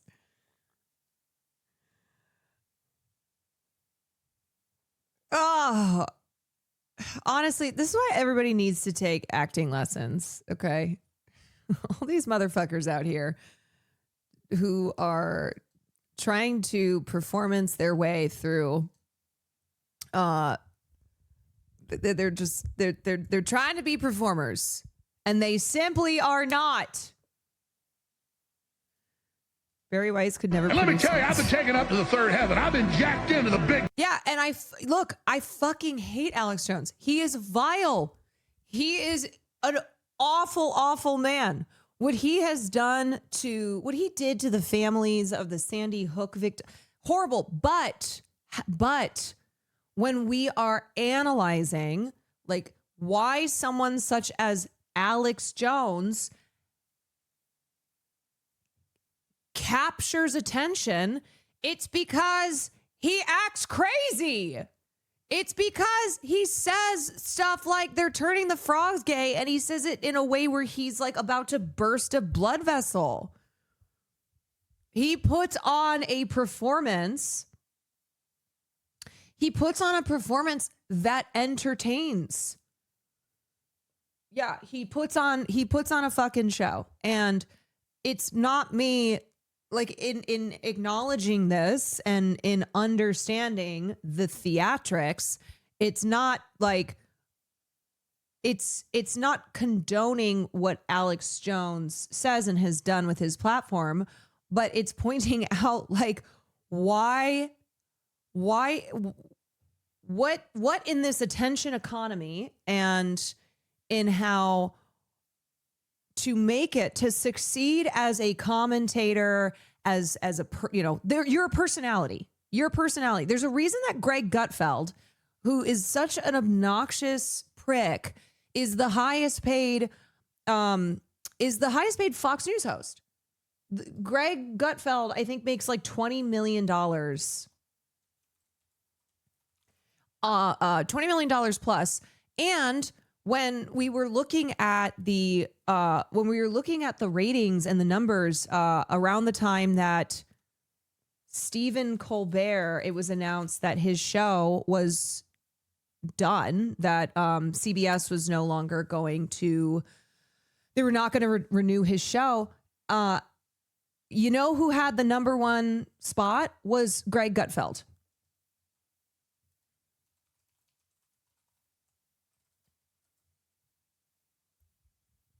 Greg Gutfeld in late night, and I think that's still, he's still dominating. He's still dominating, and he's gaining year after year. So the ratings, when the late night ratings were revealed for this year, Greg Gutfeld just absolutely dominated.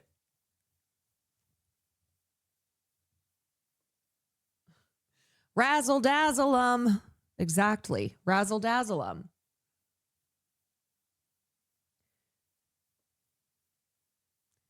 I mean, and that's the thing too. That's what's, I will say that is something that can feel very frustrating about being a leftist commentator, is actually taking things seriously, because these are very serious matters, and because leftist goals is to actually advance progressivism, right? And to not allow fascism to keep gripping this nation, but also understanding that entertainment has value, and like you need to be entertaining in order to capture people's attention. And so it's hard this is something I feel like I do struggle with, particularly when I cover, when I'm covering more politics, pop culture. It's easier to have, I mean, it's literally entertainment news, right? It's easier to have kind of that entertainment vibe, but it's difficult. It's more difficult in political discussions, because when you're not right wing, when you don't just speak super inflammatorily and make everything this big spectacle, because the point of that too is to distract people from the the crushing policies that they are enduring every day. So you get caught up in, people get caught up in like the big show, people like Greg Gutfeld, who is very good at being incredibly dramatic and snarky and focusing people's attention over here so that they don't look at what's happening over here. Hearing you struggle with being entertaining makes me feel less alone. It's the struggle in being entertaining in talking about politics as a leftist, because often too, it's nothing, there's nothing here that feels like it can, it's so fucked. It's so fucked. So it's like people on the right don't give a shit at how many people are suffering, right? These Fox News hosts, these right-wing pundits and commentators, this is how they have made millions of dollars. So anyway, but the reality is being an internet personality is often what seems to be the most important thing, and then everything else is secondary. Because you do need to keep people's attention, because you do need to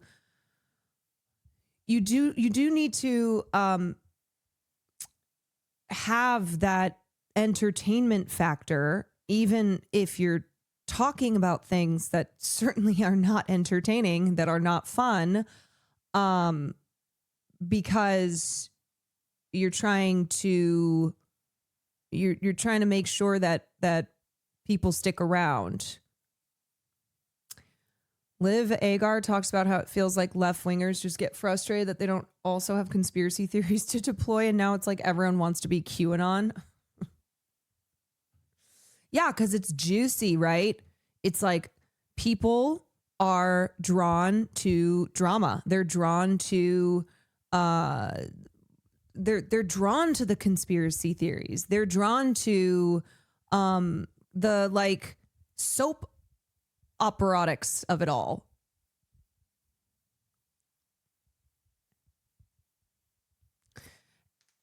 And when you're not rooted, when your politics aren't rooted in empathy, when you don't have politics of care, it is much easier, but it's also why the right is so dominant, why they're so successful at this, because it's all just bloody spectacle. It's just like a shit show. Anyway, and I don't think that I don't think like trying to find that mix of entertainment in covering politics is necessarily completely bad, because you don't want to weigh people down too much, or else they'll just feel like they're drowning. It'll just be bad vibes constantly. But it is it's just trickier. It's trickier to be able to have that balance when you're coming from the left, because of what our goals are and what our politics are rooted in.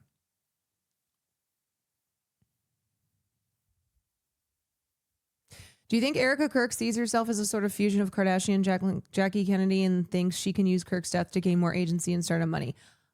Yes. Yes. Erica Kirk wants the attention. She wants the she wants the wealth and power that comes from being a star. I do think that she has probably looked at she's probably looked at other examples of like widows who were married to famous men in politics. And she envisions herself as like, which is just so funny because also JFK was so not at all on the same, in at all the same world as Charlie Kirk. Charlie Kirk. It's absurd to act like Charlie Kirk was this like major political figure in any regard, like MLK Jr. or JFK. It's ridiculous.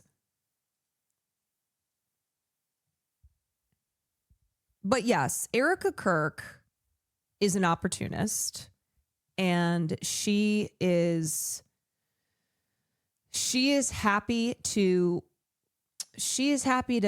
grab on to Barry Weiss, who is also an opportunist, and try and create her empire out of this.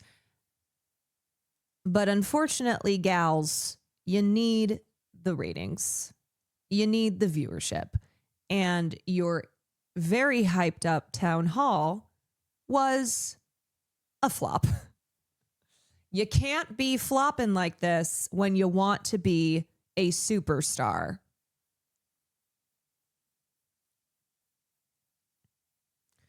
I feel the same about the push for Erica to be a mainstream political figure as I do for the push for Kim K in acting roles. Nobody wants it. They do not have the skills or deserve to be in those positions. Stop trying to make it happen. Nobody wants it to happen.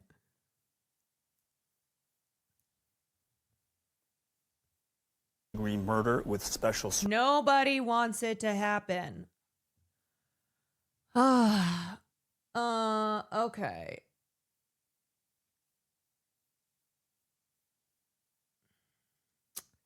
Let's talk about the details and the murder charges that Nick Reiner is facing.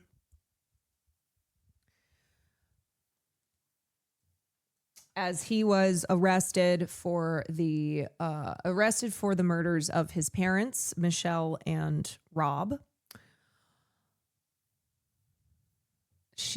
Erica is so unlikable, not even the right can be forced to like her.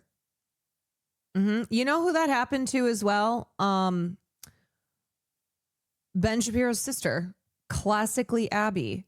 Classically Abby tried to be a YouTuber, and then her her whole conservative, like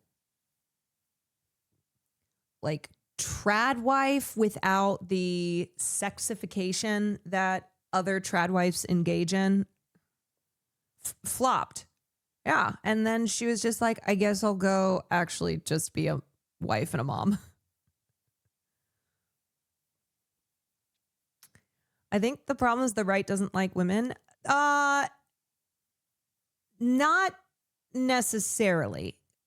You have to be a specific kind of woman.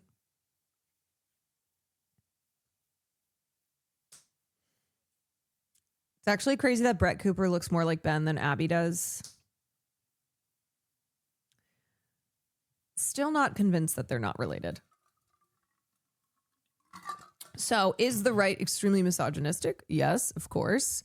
Are there women who can still find success as commentators, as politicians, as stars on the right? Yeah, for sure.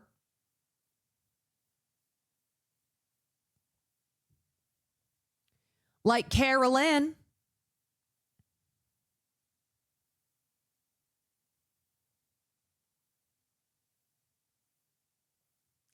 All right.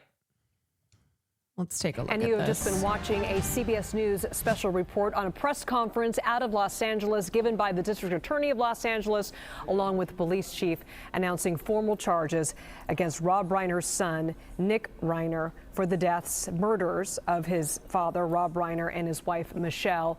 I want to go straight to CBS News correspondent Adam Yamaguchi, who's been following this story since it began over the weekend. Adam, if you want to just remind our viewers what those formal charges are.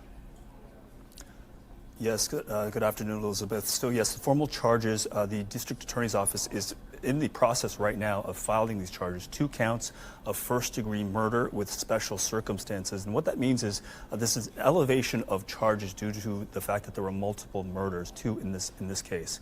There's also a special allegation, which is the use of a knife. Now, this all carries a maximum sentence of life in prison without the possibility of parole or possibly the death penalty, although the prosecutor's office has not yet determined whether they will seek the death penalty. Nick is currently being held without bail in Los Angeles. And now once these charges are formally filed this afternoon, Nick will have to make an appearance in court after given medical clearance. This is a standard protocol for medical clearance. We're not exactly sure what the timeline is on that. And then comes the arraignment and a plea of guilt or not. Now, after the arraignment, there may be a hearing. Who is Rob Reiner?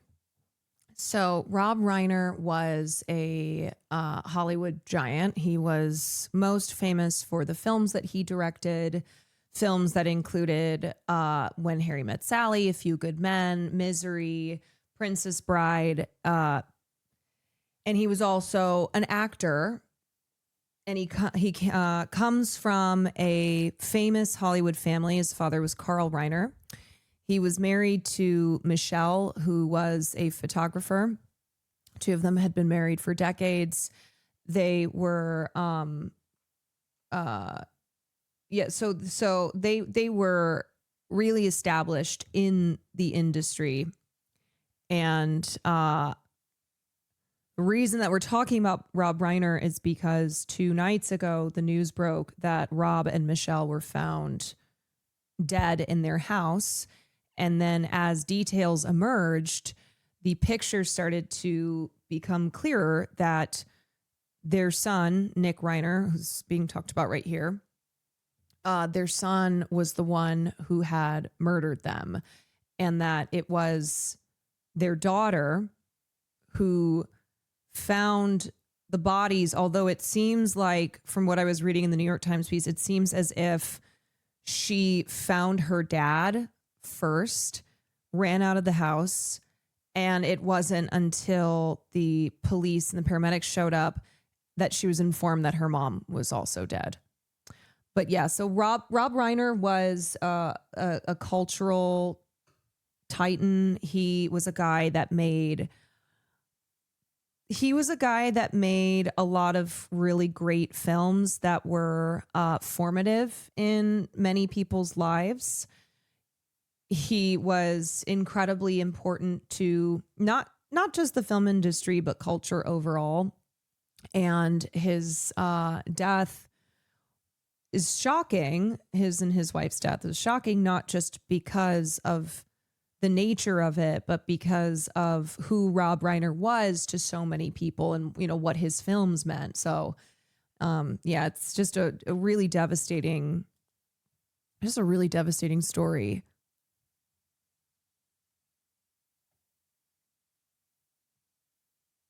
In which, if Not true. She found her mom alive. She's the one that told the daughter it was their son that did it.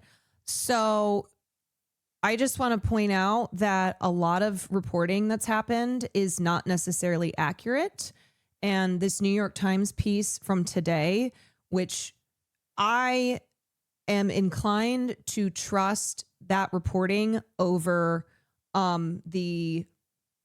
over the multiple reports from like Page Six and TMZ and People. These are publications that often just want to be the first to the scene, and they will get the main details correct, but they're the type of sources, they're the type of publications that TMZ doesn't give a shit who a source is, as long as they can sensationalize and publish something. So yeah, so just a heads up, like, don't believe every single thing you read, especially if it's like the first thing that you read.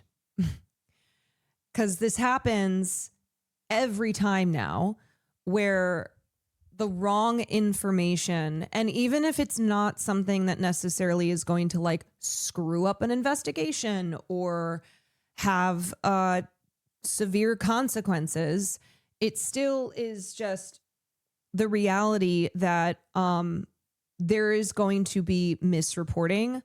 I think you do have to pay attention to like where something is coming from, where it's, you know, what the source is.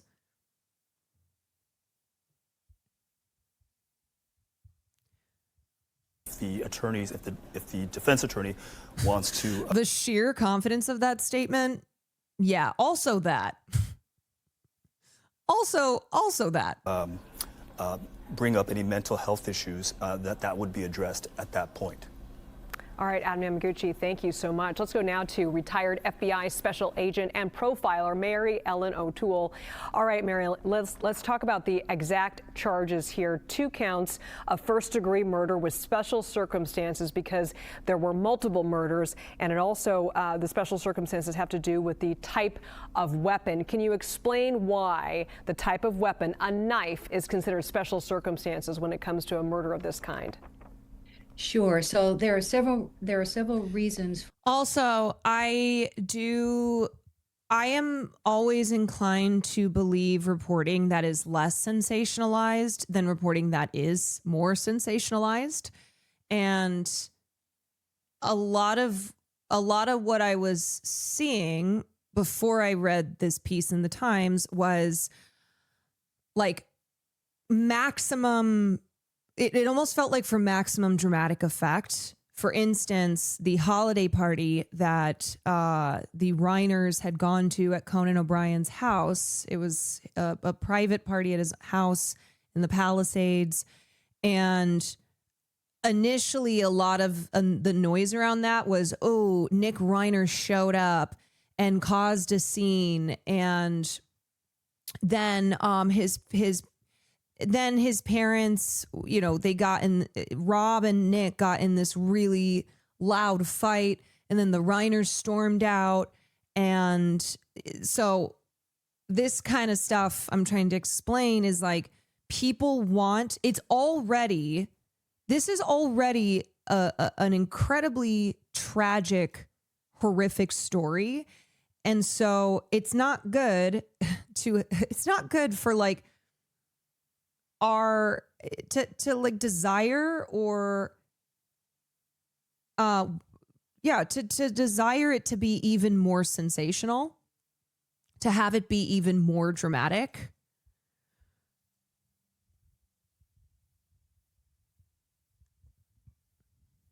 For that. And a knife, especially if that is a knife that Nick brought with him to the home, that it wasn't taken Ducko, thank you, while he was 6 there. months. He was in a fight with his parents and he grabbed it and the fight escalated. If it was something that indicates that he came there with the intention of seriously harming, if not killing his parents, that's going to make a difference. And the knife can inflict really painful and unusual damage to the victim. So that becomes very important. And associated with that, Yeah, what she's talking about is how investigators are working on determining if this was if this was premeditated, because that's going to result in the most serious charges and consequences for Nick if he is found guilty, or if this was done in the moment, which is still murder, but essentially they're trying to discover if this was if this was premeditated or not. during the trial, if it does go to trial, they're going to be looking at the forensic evidence, the crime scene evidence at the scene. There was a mention made earlier that the parents were found in the bedroom. If in fact that's true, and if Nick went in and accosted them when they were very vulnerable and immediately began stabbing them, the forensic evidence at the crime scene will tell the crime scene technicians what happened and how it happened. And that will provide a much more vivid picture, unfortunately, to the jurors to understand what happened. So it's going to be a collection of things. So the prosecutor has to explain, these are the facts, this is the fact pattern, but this is how the crime scene looked, and this is how the crime scene can be interpreted. So even if there likely will be a defense of mental illness or diminished capacity in a crime that was probably quite bloody and probably quite gruesome, at least the possibility exists that that's true, it's going to be very hard to overcome that if the jury looks at the crime scene and looks at the injury pattern that's been caused by a knife. And of course, the type of knife becomes very important as well. Very little evidence was revealed during that press conference. Both the police chief and the DA said that will be revealed in court eventually. But one of the reporters did ask a question when Nick Reiner was arrested at Exposition Park, which is near the University of Southern California. They asked if there was any evidence of mental illness at that time. I'm curious, though, moving forward, you talked about how mental illness may play a part in this investigation. Can you dive in a little deeper how that would work? Certainly. So mental illness is not something that you just develop on the night of a homicide. So they'll be looking at past behaviors. They'll be looking at psychological reports that have been completed over the years, if any have been done. They'll be looking at prior behavior that could be indicative of a mental health impairment. But when it comes down to it, even in California, did the offender know the difference between right and wrong, and did they understand the results of their action? So you can have a mental illness, but that doesn't mean that you can commit a murder and then claim that you didn't know what you were doing. So that distinction has to be made here when they do that evaluation. My sense is, I read that they're considering the death penalty, but I'm not sure California has that. So might seem surprising, but California technically still has the death penalty, but Gavin Newsom halted it in 2019. So it is still legal, but Newsom imposed a moratorium on it. And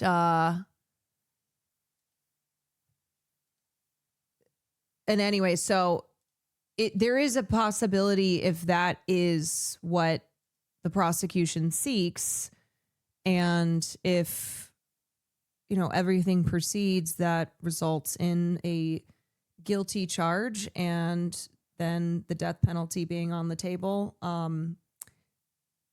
it's a possibility. If they go with a mental health defense, which seems likely at this point, there will be evaluations of him that will be done both by the defense expert and a prosecution expert. But again, I can't imagine. I can't imagine that when I say it's a possibility, it doesn't mean that that's what will happen.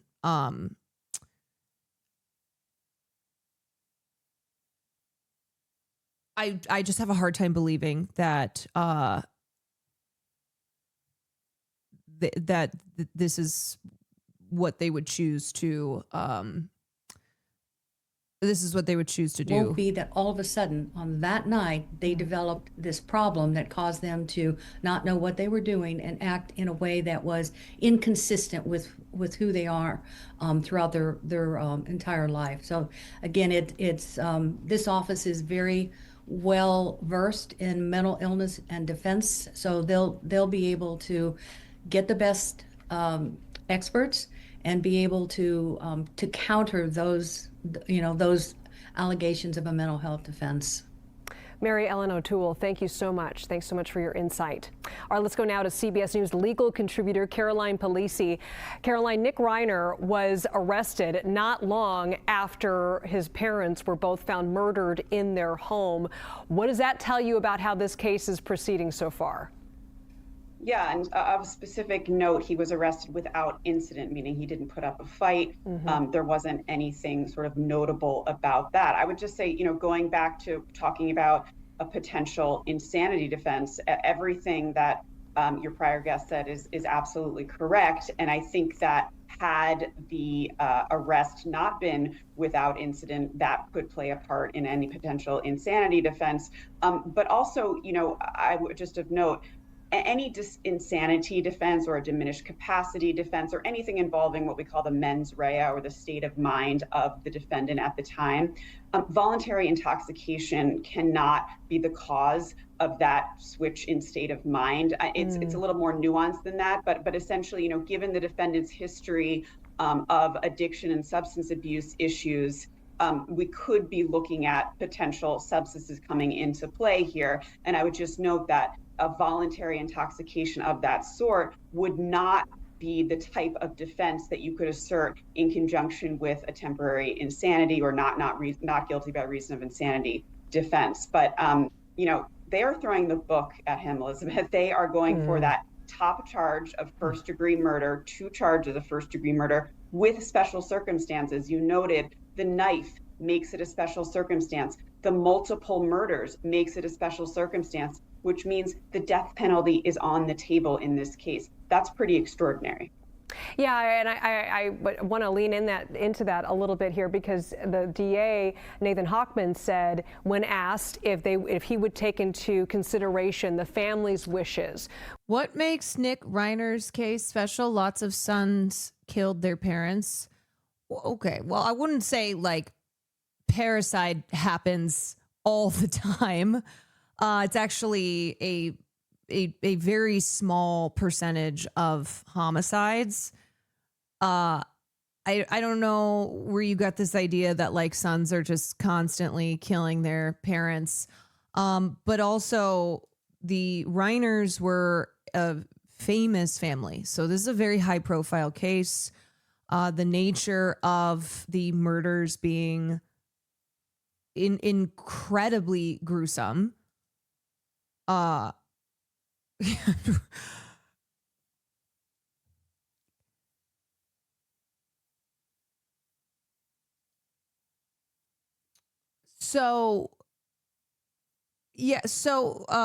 as far as like what makes this case special, one, people don't just kill their parents all the time, and certainly not in a violent manner like what happened here with the Reiners.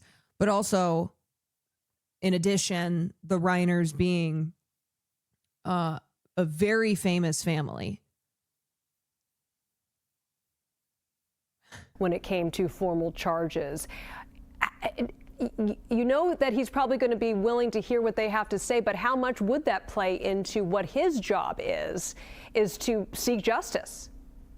Yeah, absolutely. And in any DA's office, they typically do extend that courtesy of talking and with the family, but that's all it is. It's a courtesy. There's nothing, there's no legal obligation that he has to follow the family's wishes in this instance. Also, you know, there could be a schism in the family with how to go about prosecuting this case. They have made it incredibly clear that they are.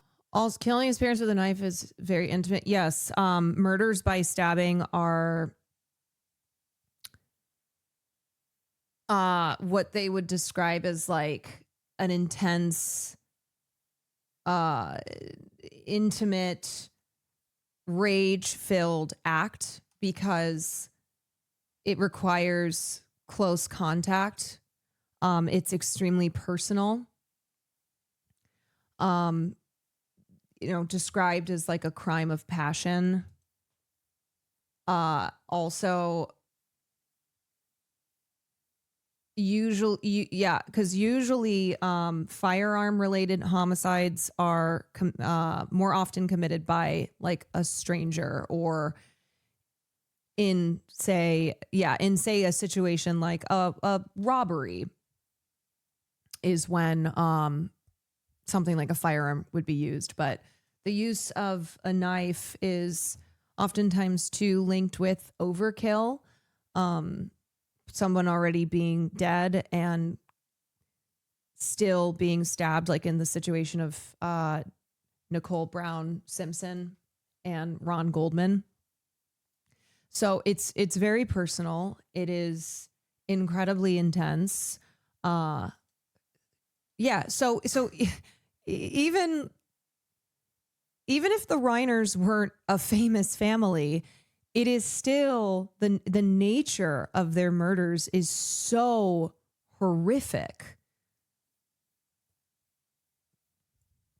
But it's getting a lot of media attention because it's the Reiners. It's the Reiner family. Are prosecuting this case to the fullest extent possible. These are some of the most serious charges that a district attorney can bring against an individual. It means they believe that he premeditated this act, that he had the mental capacity to understand the act that he was doing. This was not a heat of the moment.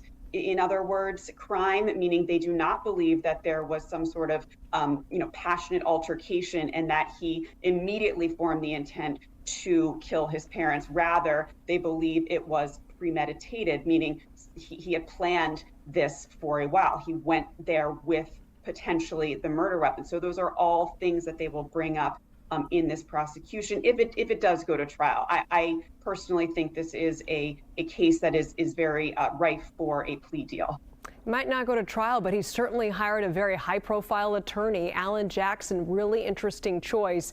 If you wouldn't mind just reminding our viewers, we've heard his name several times this year, actually in the past few years, for his high-profile clients. Yeah, he's fresh off that win, the Karen Reed trial, defeating a second-degree murder charge for Karen Reed. He's defended Kevin Spacey, Harvey Weinstein. He's a really well-known criminal defense attorney in LA and quite frankly, in the country.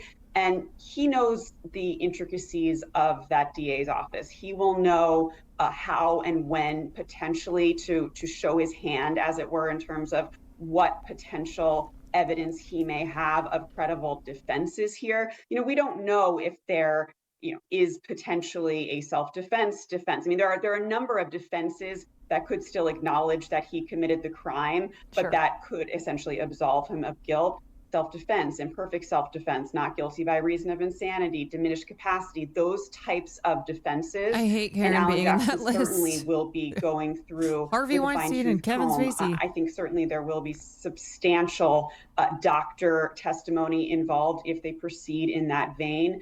A substantial amount of medical evidence would need to come in order to assert most of those defenses. Caroline Polisi, always great to see you. Thank you so much for that insight. Oh my God. All right, here's the latest. Romy Reiner, the daughter of the director Rob Reiner, Michelle Singer Reiner, found her father's body on Sunday after being alerted by a massage therapist who had been unable to reach the couple before a scheduled appointment at their Los Angeles home.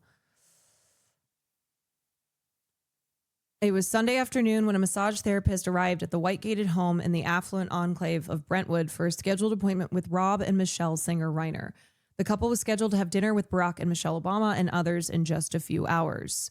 Getting no answer at the gate, the massage therapist called the couple's daughter, Romy Reiner, who quickly came by with a roommate. She walked in and found her father's body and the gruesome scene of his death. The account of what transpired is based on an interview on Tuesday with a person who is close to the Reiner family, the person who provided one of the first detailed descriptions of the tragedy from the family's perspective, spoke to the New York Times on condition of anonymity because the immediate family was not yet ready to speak publicly. On Tuesday, prosecutors in Los Angeles charged Nick Reiner, the couple's younger son, with 2 counts of first-degree murder in connection with the death of his parents, who were luminaries in show business and Democratic Party politics. The second of 3 grown children the couple had together, he had been living with his parents in a guest house on the property. A spokesman for the Los Angeles County District Attorney's Office declined to comment Tuesday on the details of the investigation. In a news conference, however, the DA, Nathan Hochman, said that prosecuting these cases involving family members are some of the most challenging and heart-wrenching cases that this office faces because of the intimate and often brutal nature of the crimes involved. The person close to the family said that nothing in recent weeks suggested that Nick Reiner, 32, would be capable of such violence. Yeah, so again, all of these internet sleuths and people throwing their 2 cents in who are now doing body language expertry, who are declaring just whatever they want to, being like, clearly this guy looks insane. How could his parents not, how could they not know something was going to happen? And it's like, oh my God. Okay. You were not in their world. You do not know them. We do not know them. Nick Reiner also had struggled with addiction for half of his life. Half of his life. And by all accounts, his family had tried to do everything they could for him. I mean, at one point in his life, he was homeless. He comes from a very, very wealthy family. And still, because of the struggles that he had, he was on the streets. And then in around 2015, when he seemed to kind of get things together, he and his dad made that film that was semi autobiographical of Nick's story in life. And his father talked about how it was a way for him to understand even more what his son had gone through and how they connected doing that. And then who knows, like, what happened in recent times that then caused this to occur. And I think too, it's like placing any blame on Rob and Michelle Reiner is also just so gross right now. Blaming them essentially for being murdered, and like I just know what it's like when you have an addict in your family. And a lot of people, I think, probably have dealt with this as well. Maybe they were that person in their family. But sometimes you can do everything that you can for a loved one who struggles with addiction, and it's not enough.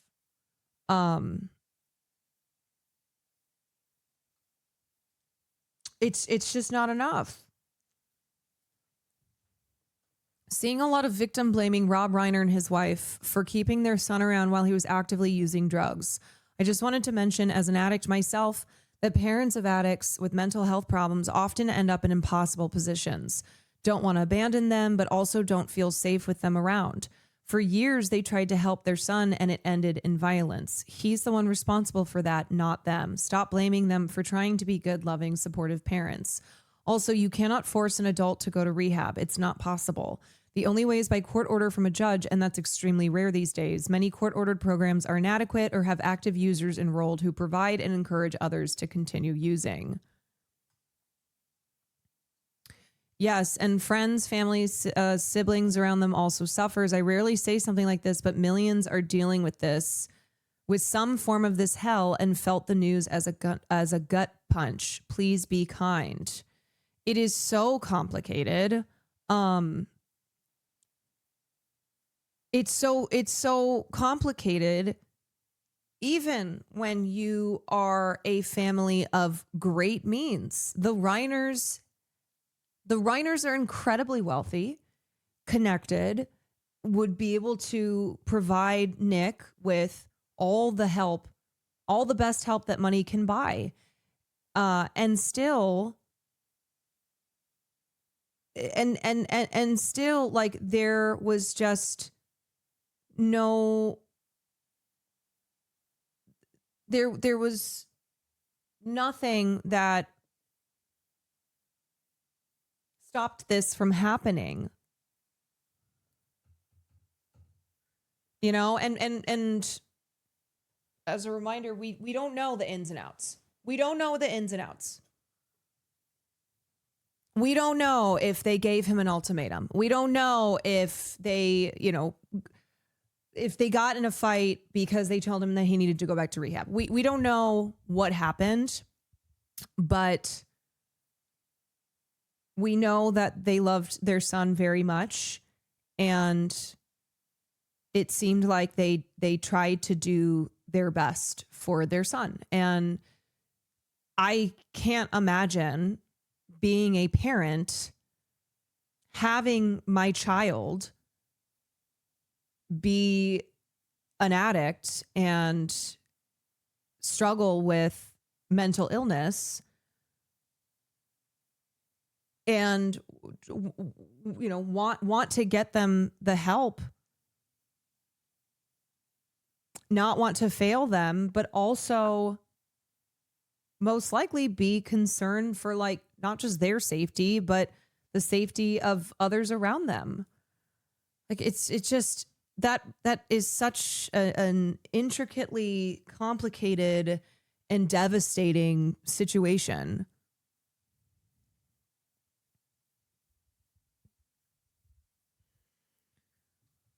The person disputed accounts that suggested the family had been especially apprehensive in recent weeks about Nick Reiner's behavior. Nick Reiner had struggled for more than half of his life with drug addiction, but the person close to the family said they were accustomed to working through his problems together.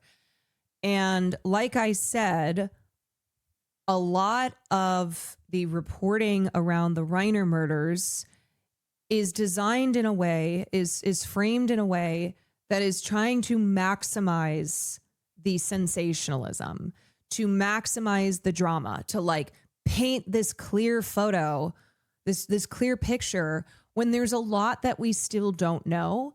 And bear in mind that not all publications have the same standards.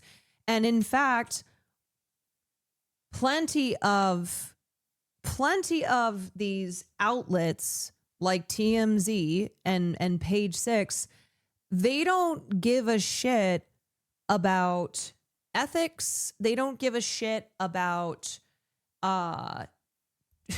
trying to reduce sensationalism and report fact. They don't care who is calling themselves a source, as long as they have as long as they get that source. People's articles have been so gross. I mean, you look at the headlines, right? You look at the headlines: exclusive report.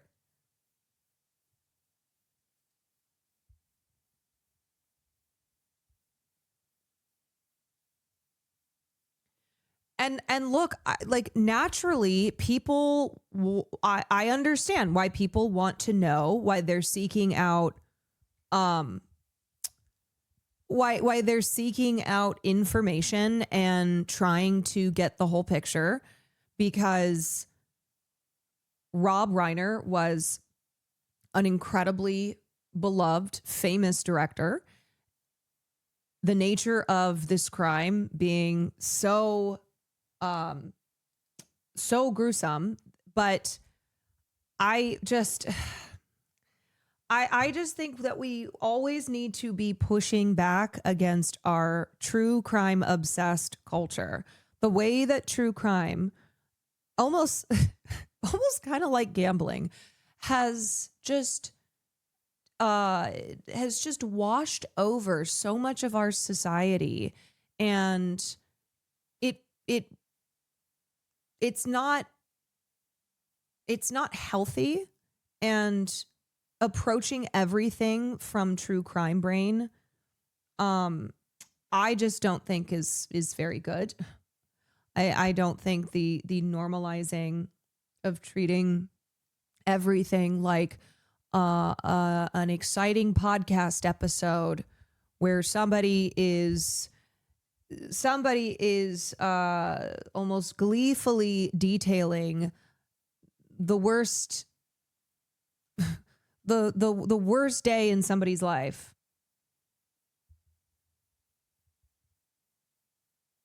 It warps people's understanding of how most human beings behave as well. There's just this like,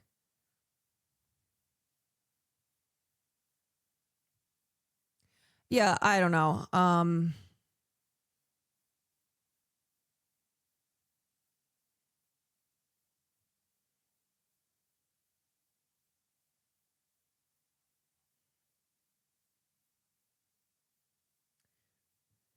I graduated with a BA in forensic science, and the weirdest questions I've received that are so dehumanizing to the victims of crime have been unsettling, and I blame true crime sensationalism. Yeah.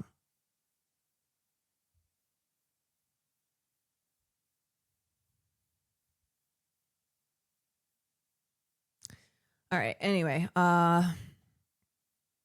in 2016, the father and son had made and released a film together that was loosely based on their experience with the son's battles with cocaine and heroin.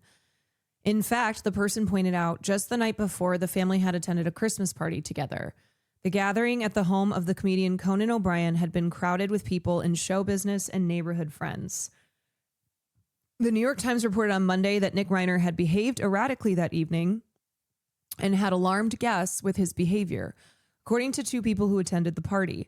One of those two guests, who spoke on condition of anonymity to preserve relationships, said Rob Reiner had rebuked his son, telling him that his behavior was inappropriate for a guest in someone else's home.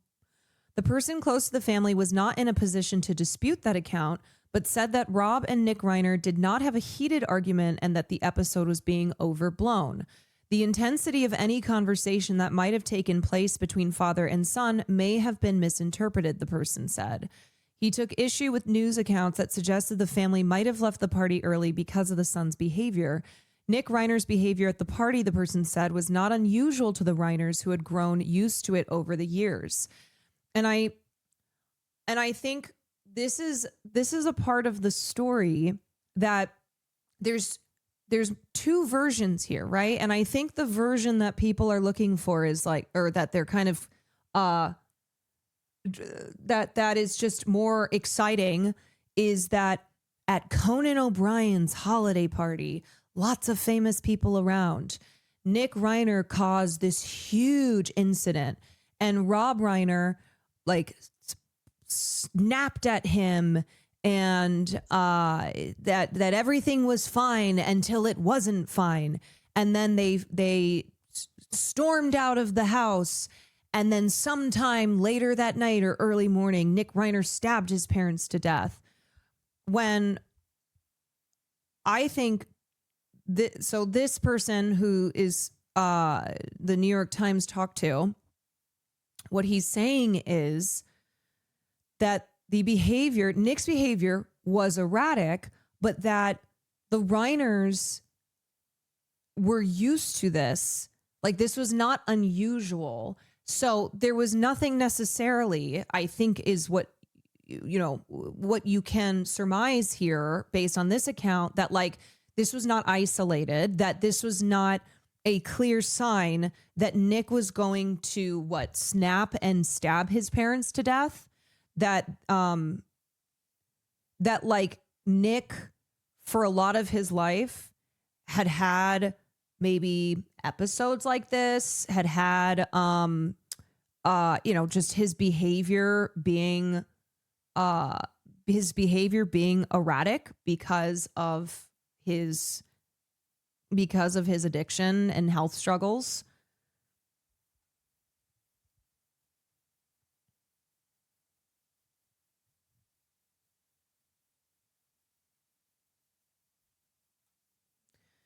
The day after the party on Sunday afternoon, Romy Reiner, 28, fled the house in anguish upon encountering her father's body inside the house. Her roommate waiting outside called 911, the person said. When paramedics arrived, the person said Romy Reiner told them that her brother lived on the property also, but she did not suggest to the authorities that her brother might be a suspect, as some news outlets have reported. And this is a different version of what happened as well. And one that is less, dramatic or less interesting, I guess. And it's so fucked up to even say that because of how fucking horrifying this whole thing is. But the way that it was reported that like Romy came in, found her parents' bodies, ran out saying like, my brother did it. It was my brother.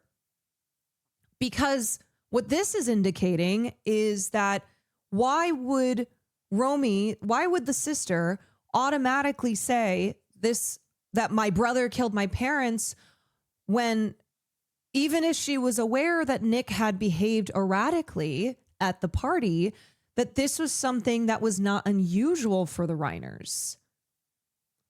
So the reason I'm trying to explain this, while recognizing that we don't know exactly what went down, and we don't know the lead up of like the past 5 years, is because right now this requires extreme sensitivity.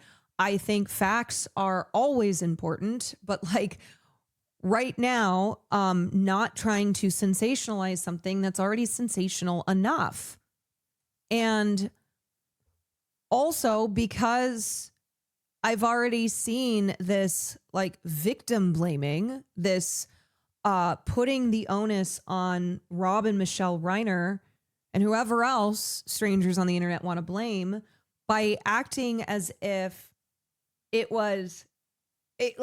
oh, you could have predicted that Nick Reiner was going to stab his parents to death.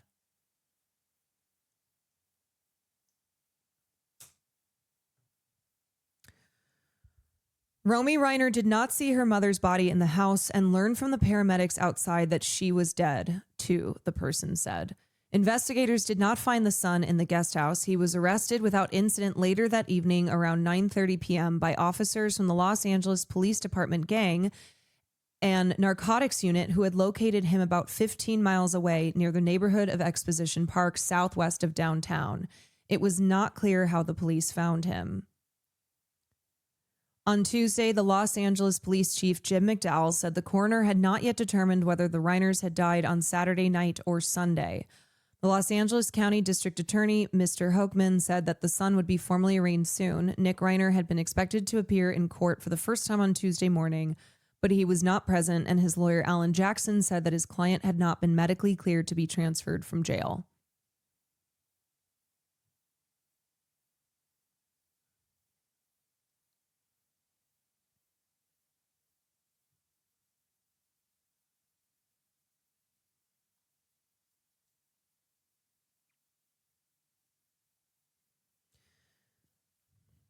Mr. Hochman said that prosecutors would request that the murder charges be considered under special circumstances, in part because there were multiple murders, meaning that the maximum sentence could be the death penalty or life in prison without parole. Although Governor Gavin Newsom of California has put a moratorium on executions, Mr. Hochman said that his office was still weighing whether to pursue the death penalty in this case. Nick Reiner had spoken over the years about his struggles with drug abuse and periods of homelessness that began in his teenage years. He worked with his father on a movie loosely inspired by his early life, Being Charlie, a project that was meant to help heal a fraught relationship.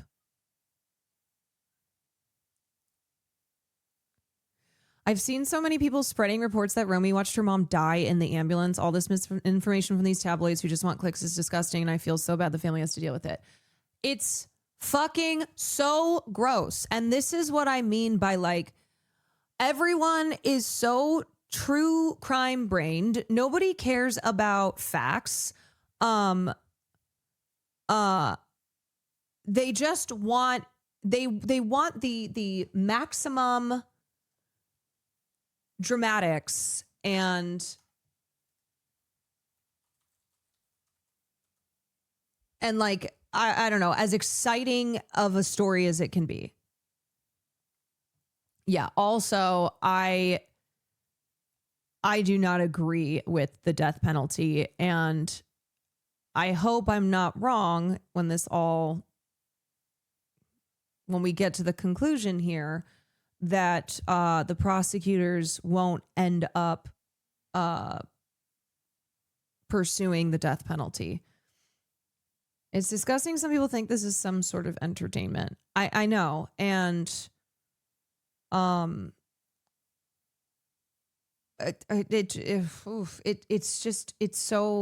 so gross to me. It's so gross.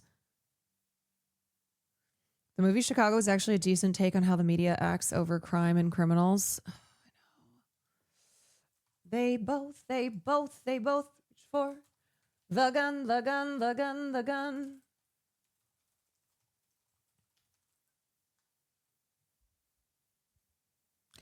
Yeah, they might be acting like they go for the death penalty to get a plea. Yeah, it could just be an early strategy. Yeah, it's just the exploiting something this awful for entertainment, for people's own I don't know, twisted, fucked up desires. So there was cause for police to arrest him. Yes. So apparently he had stayed at a hotel in Santa Monica, and I believe that there was I believe that the staff at the hotel found blood like in the shower, on the sheets. At the press conference today, they did not go into detail, I don't think, on all the evidence that they have. But yes, there was cause for them to arrest him. Saw someone accuse a celeb of not talking to police because he hasn't made a public statement. What is wrong with our society, man? What is wrong? I always think of this piece. Hold on. I always think of this piece by Emma Berquist, who was a victim of a crime whose story turned into a true crime story.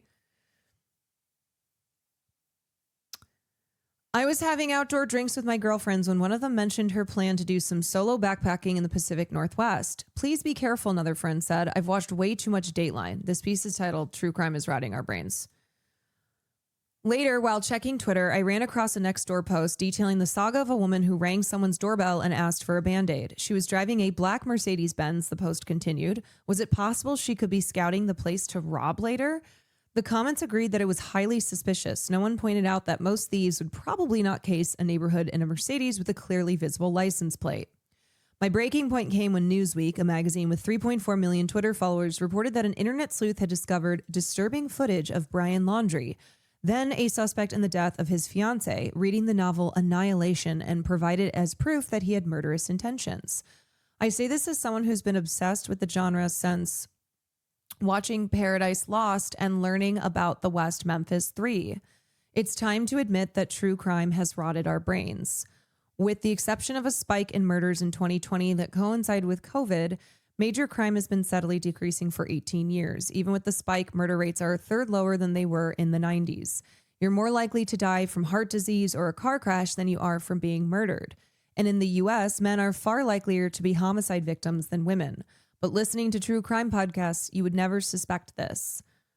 Most of the audience and the hosts themselves are female, and most cases covered by true crime podcasts are about women. It's making women paranoid. And on the Brian Laundrie thing, and similar to Nick, I think something that happens too is people then will take anything as evidence of somebody's like clearly psychotic, murderous behavior. And that can have harmful consequences to it, because then what we're doing is taking something and treating it as proof or like cause when and kind of like eliminating the reality that a lot of times a personal crime of passion murder like this is not something where there were clear signs that somebody read this book, which meant that that's proof that they were planning to murder this person, because then it's like, okay, what are you saying then about everyone else who engages in this kind of behavior or consumes this kind of stuff, that someone who committed a violent act then that's something that they did, or that's something that they had consumed.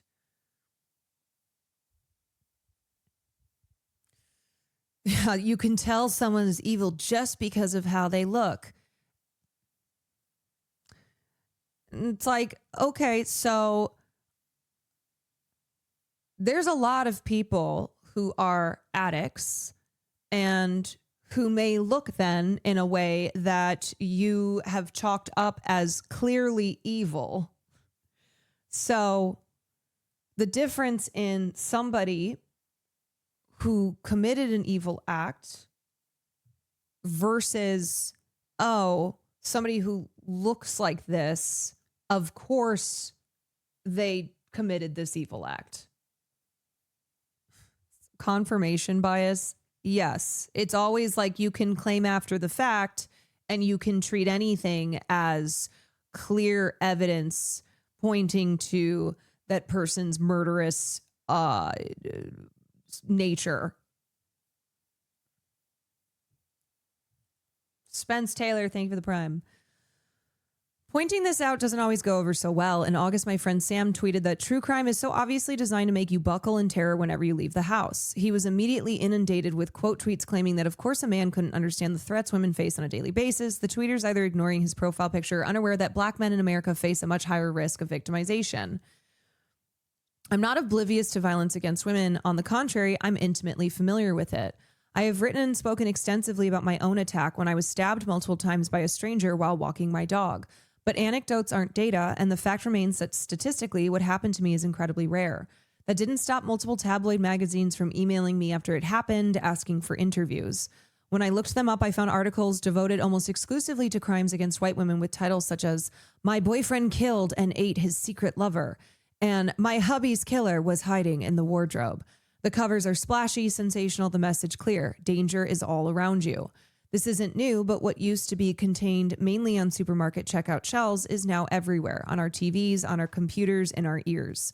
You're in danger, says the new Netflix documentary. Someone could be outside your door right now, warns the neighborhood surveillance app. This dead woman thought she was safe, chirps the cheerful podcast lady.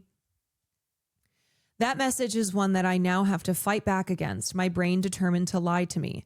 Hypervigilance is a common symptom of PTSD, a trauma response that constantly puts your body into fight or flight mode. I have to tell myself that it's okay to have someone walking a few steps behind me, that no one's waiting for me to let my guard down. In the first few months after my attack, I would panic hearing someone at my back. I bought a personal safety device, something that I could press to send a loud alarm that's supposed to scare attackers off. Once my car keys fell out of my pocket and the noise might as well have been a gunshot the way I reacted. It got easier the more I went out, but it took me half a year to be able to go for a walk with my earbuds in again. All these things, constantly looking behind you, carrying a safety device, always being hyper aware, these aren't normal ways to live. It's not healthy and it's certainly not sustainable. And yet I see women proclaiming that this is necessary, that this is the way you need to move through the world as a woman. I see women choosing to live the way I am fighting to overcome. Crime stories are a fundamentally conservative way of looking at the world. Republicans bleat about high crime rates in lawless liberal cities because someone stole a toothbrush from a CVS. Suburban crime paranoia is as old as the suburbs themselves. Hell, it's why they exist to begin with. The reactionary basis of true crime is how you end up with ostensibly liberal podcast hosts defending the death penalty and arguing against double jeopardy protections. It's easy and correct to condemn Fox News for increasing our grandparents' blood pressure, keeping them in a perpetual state of fear about roving gangs of MS-13 coming to their gated communities. But we should also consider that other demographics might be susceptible to fear-stoking propaganda. How can we listen to story after story of women being abducted or murdered and expect it not to have an effect on our psyche? A study conducted by the University of Pennsylvania found that fear of crime and violence on television have both increased over time, despite crime rates declining, and women reported more fear of crime on surveys than men. True crime runs on heightened emotion and fear, convincing people, and especially women, that every stranger is a possible murderer. I see women on Twitter questioning whether it's safe to let a plumber into their house, or instructing others to rip out strands of hair to leave in cabs for DNA evidence in case the driver murders you. These are not sensible reactions. They are the thoughts of someone who's been deeply traumatized. So many true crime shows advise women to trust their instincts.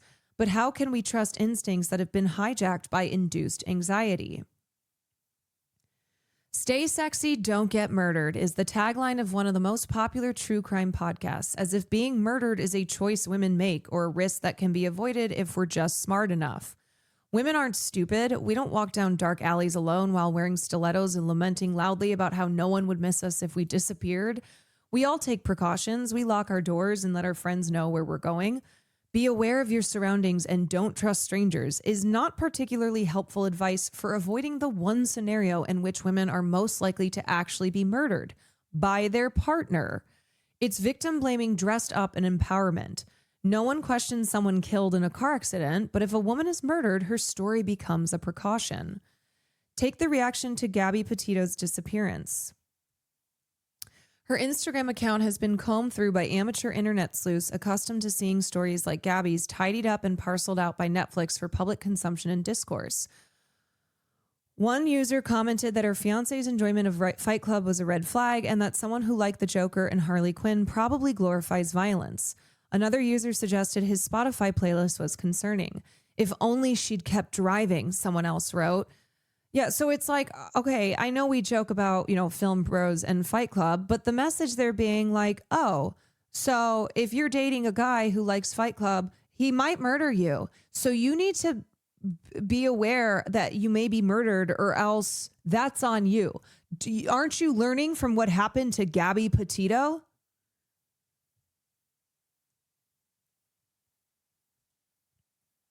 The implications of these comments, of course, is that Gabby should have seen these warning signs and protected herself. She should have been paying attention to stories like her own. These users would have been smarter. They're saying. This is the message that young women are internalizing, that hypervigilance will keep you safe, that being in a constant state of anxiety is simply a fact of life and not something to work on with your therapist. I think somewhat horrifyingly of what the internet sleuths would find on my own Instagram if I hadn't survived my attack. Would my story have been the kind that was featured on a podcast, two bantering hosts dissecting my life and my book choices in between plugging ads for affordable furniture? I think I would rather get stabbed again than have TikTok users descend like vultures on my social media, zooming in on pictures of my messy bedroom to analyze the tedious minutia of my deeply average life.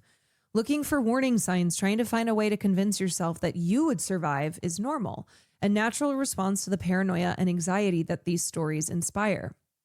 But instead of trying to exert control, it's more instructive to examine that need and where it comes from. Uncertainty is an unavoidable part of life, something we accept in so many circumstances. Honest question, I'm older. Is Fight Club problematic like a dog whistle? No. It's like when we joke about the obnoxious film bro who's like, oh, you haven't seen Fight Club? The best movie in the world? Oh, you're not a real film watcher. It's kind of this like superiority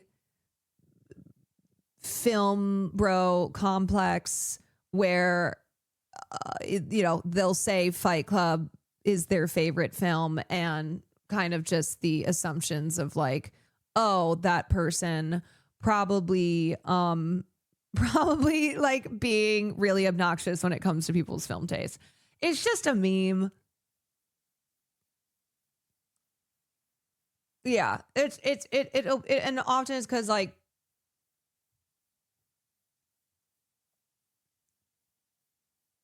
it's a red flag in the film enthusiast community. Yeah. Anyway, no, it's not a dog whistle or anything like that.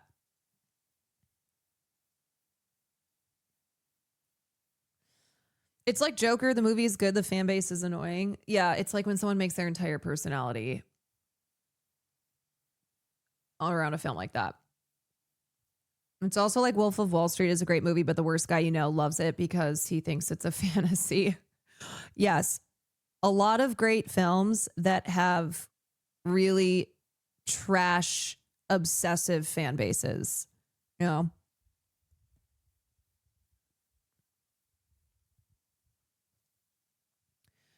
The most rational way to avoid violence would be to never be in a relationship and stay away from your family members, but none of us are willing to give those things up.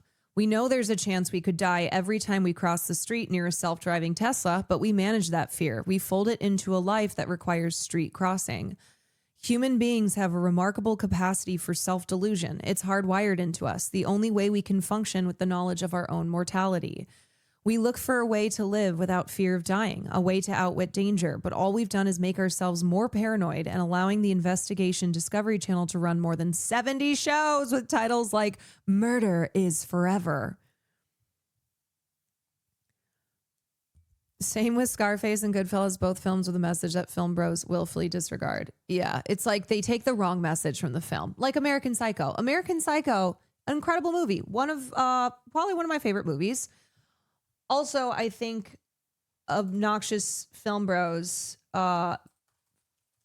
forget that American Psycho is directed by a woman, was directed by Mary Herron, and when they'll just take the wrong message from the film too.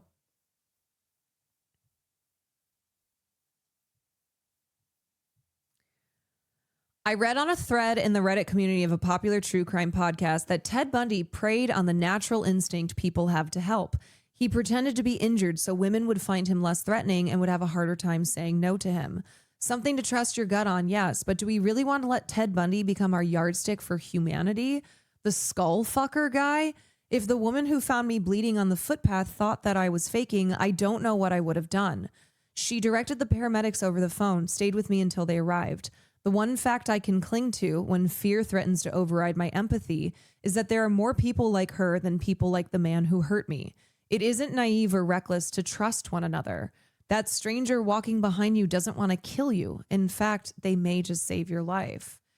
And I do think, like, I don't know, when I'm looking at the Reiner case, I don't want the takeaway from this to be that we need to be afraid of people who struggle with mental illness or people who struggle with addiction, that we should look at this and go, oh, well, that could be us. That you don't want to lean into this paranoia and this kind of these isolating behaviors, because every day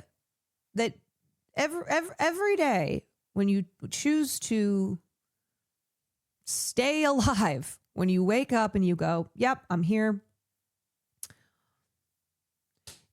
you do put trust in this world and in people.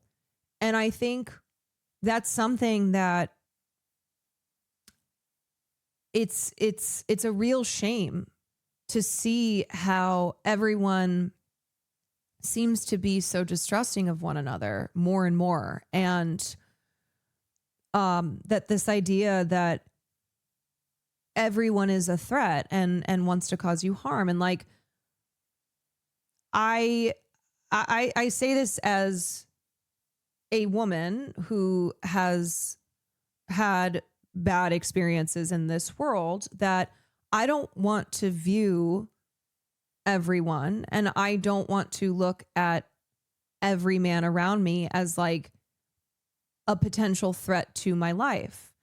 And what Emma was saying in this piece, where she's like, look,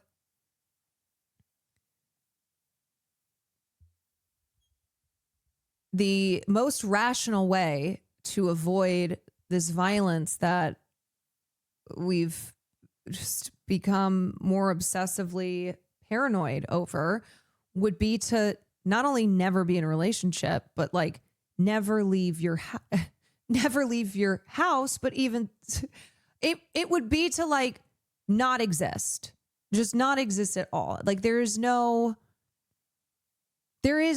way that you can be perfectly prepared to not be hurt by somebody, because it's just not rational. It's just not possible. And I think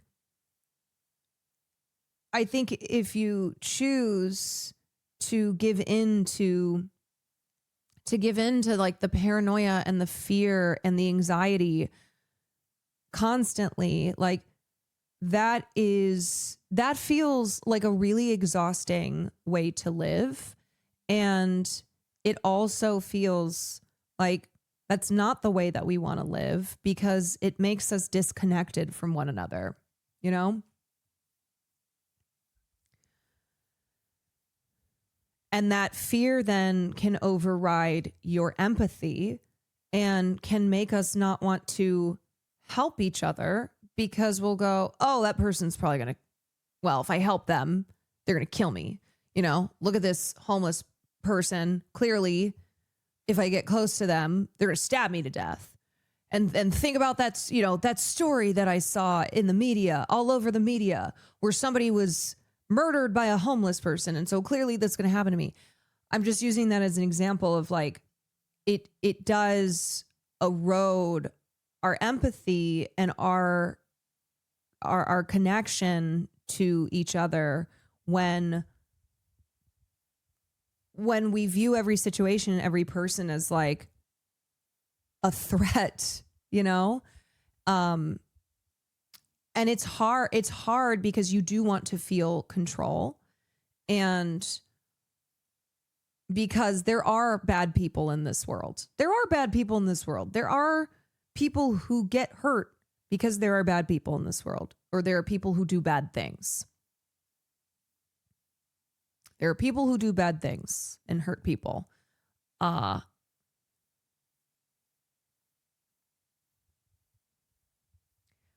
But to go back to true crime and how true crime is designed to make you feel paranoid, to like make you feel as if, I think especially for women, because women tend to be drawn to the genre of true crime, that you have to, you have to avoid danger everywhere. You got to see all the red flags. You have to remember all the stories of the women who didn't, and it cost them their lives. But also like how we get addicted to it. We get addicted to these horrific stories of like, what was the worst day in somebody's life, and it can warp our, not only can it can desensitize us to violence. It's like if you're just constantly watching and listening and reading about really gruesome, brutal murders, it can desensitize you. And also, it can warp your reality.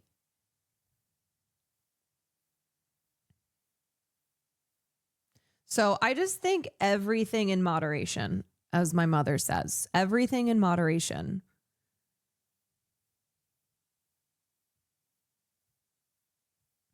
And anyway,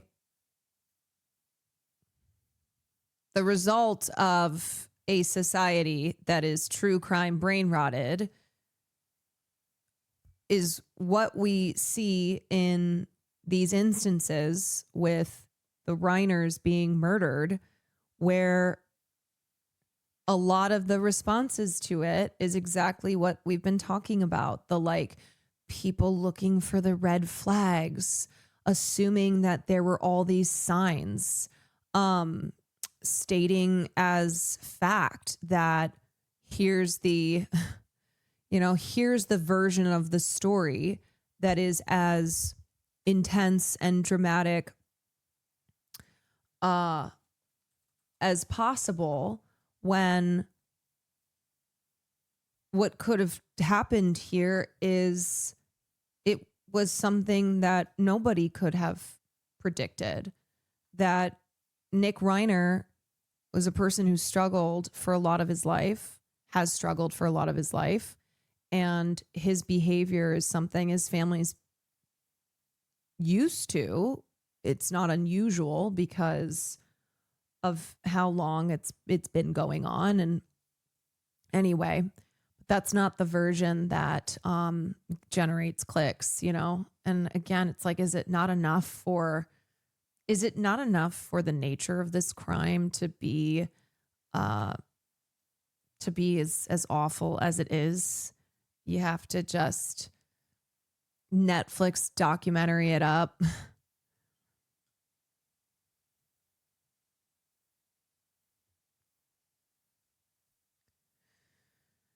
If you pay attention to these signs, you can save yourself. Also, pay attention to how things affect you and how much time you're spending thinking about it when not listening, watching is important. The amount of time spent on worrying or on compulsive behaviors is what determines whether or not it's a problem mental health wise. Yeah. I think people just need to be like checking in with themselves. You have to be honest with yourself. You need to always try to be as honest with yourself as possible. And if something is affecting your ability to kind of just have a normal reaction to this world, if it's affecting your own health, you shouldn't keep doing that thing, you know?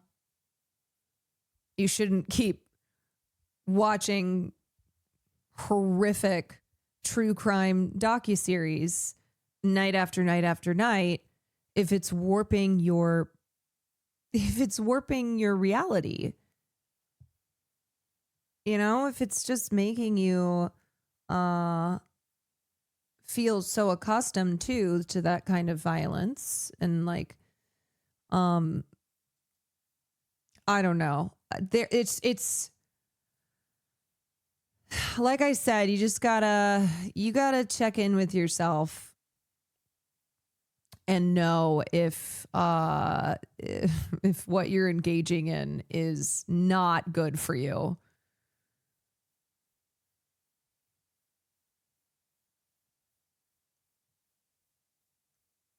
Acting like it's a treasure hunt for them to go looking through people's social media history, like, please. I know sometimes I'll look at my social media, like say I got murdered, okay? Say I got murdered. I would look through my social media and be like, what would true crime brain TikTok armchair detectives point to as clear indicators that something was wrong. The red flags. The red flags, like if I go to Will's social media as well. But like, do you see how obviously this is an absurd example, but that's because it is absurd.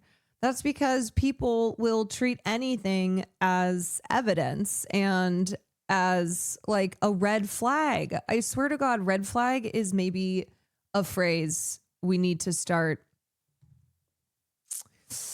We need to start removing from our vocabulary because of how people call everything a red flag.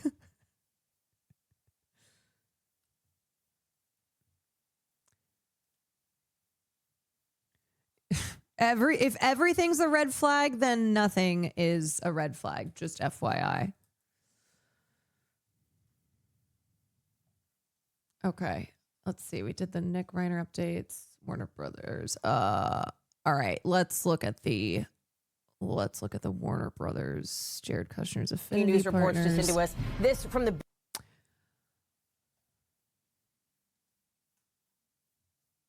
Some things are just not your vibe, not a red flag. Nothing is worse than when people are calling something a red flag or somebody a red flag and you're like, okay, wait, but I like those things too. Or I act that way too. Am I a red flag? What does that mean about me? People will say a pet peeve is a red flag. Yes. A classic case of the public misusing a word or a phrase and beating it so thoroughly into the ground that it now is not at all what its actual definition is. Liking the color blue's red flag. Constantly looking for red flag should be a red flag. You know what? I agree with that. I agree with that. If you're constantly looking and calling everything a red flag, you're the red flag. You are the red flag.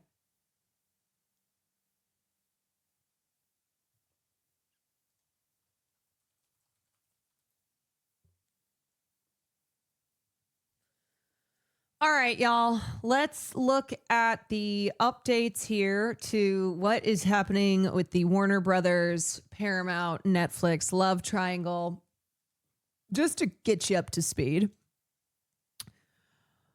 Netflix, the number one streaming platform globally, put in a bid to buy Warner Brothers Discovery.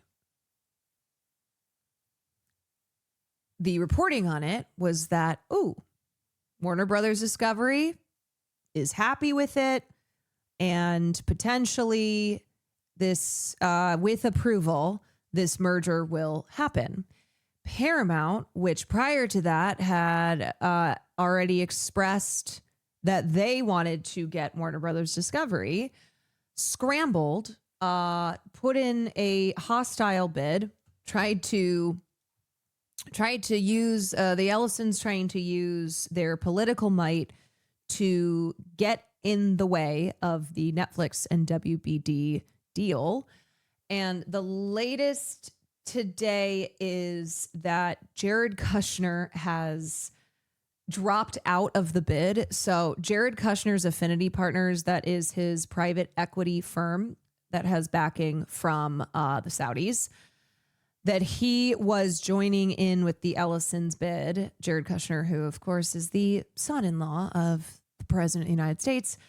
But Affinity Partners is no longer going to be a part of the investors that are backing Paramount's hostile takeover bid of WBD. Now, I think this could have to do with the fact that Trump has publicly expressed he's not so happy with CBS News right now.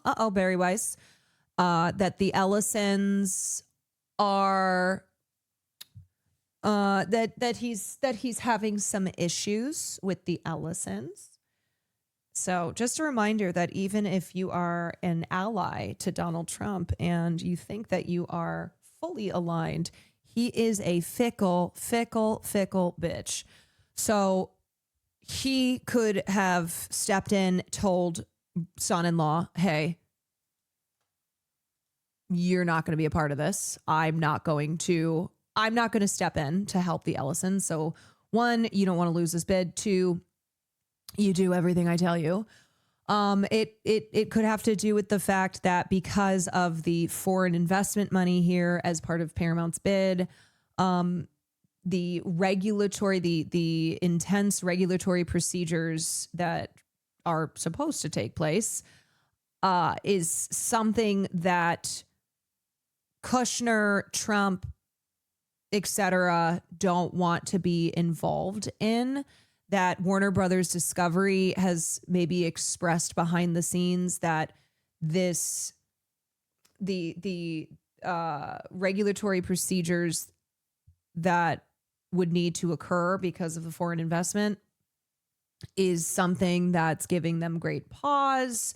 So for whatever the reason is, Jared Kushner is now no longer going to be a part of the business investment world group. on that map. Although it doesn't mean that the Ellisons can't still try and grab WBD, because Kushner's portion was not significant enough to like make the entire bid collapse. Most of the money is being put up by David Ellison. Massive media merger we've been telling you about. This is coming into us in like the last maybe hour with two reports saying Warner Brothers Discovery will tell its shareholders to reject one company's offer to buy them out and instead to pick Netflix. Remember, there was this potential bidding war that was at stake here. Paramount versus Netflix to take over this massive media company. Paramount launched that hostile bid for Warner Brothers not long after WBD announced the Netflix deal. The Netflix offer is for a big chunk of Warner Brothers, but the Paramount gives more cash for the whole thing. Reps did not immediately respond for these companies to our request for comment, but a spokesperson for Jared Kushner's investment company, Affinity, the one that was backing Paramount's offer, tells us the firm is withdrawing from the bid that Paramount is putting forward. All of it is super interesting. Brian Chung is tracking all of this now. And Brian, this is a big deal from a consumer perspective. That's kind of downstream, and also from just like a big sort of economic media perspective as well. Yeah, Hallie, again, what we're talking about here is whether or not it's going to be Netflix or whether or not it's going to be Paramount that's going to be owning a lot of these massive assets under Warner Brothers, most notably Max and HBO Max, their streaming service there. Now, obviously, the big announcement from a few weeks ago was Netflix making this $82.7 billion deal to get Warner Brothers, and then you had Paramount seemingly from the rafters saying that they were going to have this hostile bid. They were going to try to basically will their way to convincing shareholders that they had a better deal. There were some substantial differences in the way that these companies wanted to buy them. Paramount offering to buy the whole company, whereas Netflix is only going to buy basically their movie assets, contingent on Warner Brothers spinning off some of their cable networks like CNN, for example. Now, when it comes to the news that we just got in the last few hours, there are a lot of moving parts here. There are these reports from Bloomberg and the Wall Street Journal suggesting that Netflix is going to be the preferred bidder from Warner Brothers. Again, they will advise Warner Brothers, being their shareholders, to go with the Netflix deal. But you also have some developments on the Paramount front, because a lot of people have been watching that development and saying not only could they be offering more money here, but they also might have the support of President Donald Trump. Why? Because you have Jared Kushner, the president's son-in-law, endorsing this deal in the form of his a firm called Affinity Partners being part of it. Now we're hearing directly from Affinity.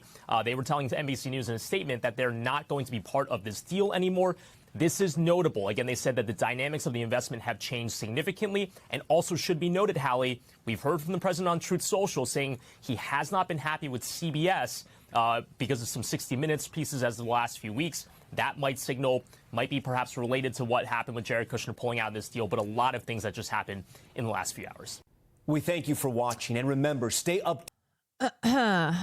Yeah, so it looks like when the dust clears on this, if Netflix gets approval, then they are going to be the new owners of WBD. Why do they need to be bought? They had a good year. So the reasons that WBD is up for sale, one, their cable shows are in decline. They're just not profitable, and the studio and streaming services, which are the which are the more profitable elements of the company, it's just not enough to offset the baggage that the cable news shows are saddling them with. They have a ton of debt too. They have debt from when all of these past mergers, including when Warner Brothers and Discovery came together. And remember that they are legally required to act in the best interest of the shareholders. And also the CEO is David Zaslav. And David Zaslav is also always looking for a way to make himself more money and then also promising the shareholders more money. And that's why they do mergers like this. So this merger is going to make David Zaslav a billionaire. And the shareholders, they don't give a shit about like Warner Brothers, the studio. They don't care where they end up as long as it's financially better for them than what it currently is.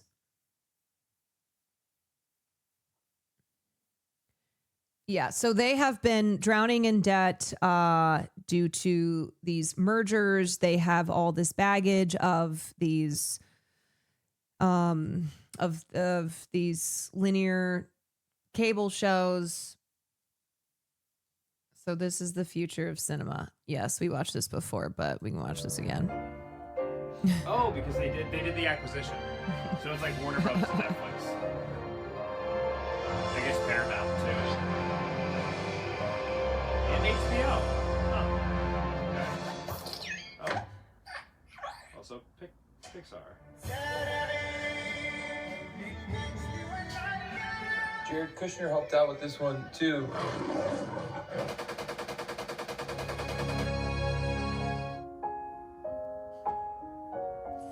Oh, it's depressing because it's true. You know, this might not be the best. Yeah, let's turn this off. Yeah, so the irony being that Warner Brothers Discovery wants to make this merger because of failed mergers in the past, because of the long history of mergers that have just added and that have saddled them with debt. So the irony of going, yes, we need to do this merger because these other mergers have been not so great.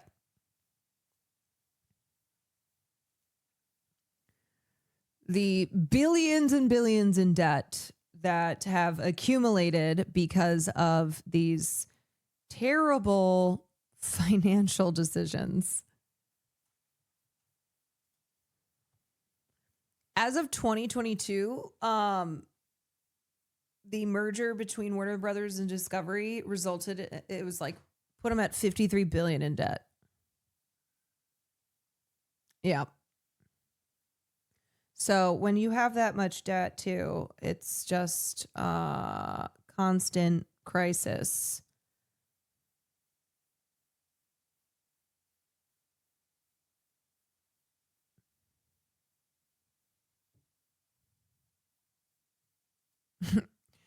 So here we go again. I mean, it's not going to be Netflix, Warner Brothers, Discovery. It's just going to be Netflix.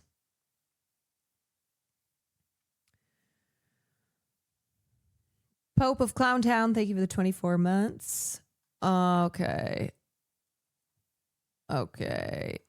Let's take a look at this diversity report here. I don't know. I guess the last thing I would say on the Warner Brothers Discovery news is I still think the most important outcome is that the Ellisons lose. It's not, I guess I'm trying to not look at it as like Netflix winning, but the Ellisons losing.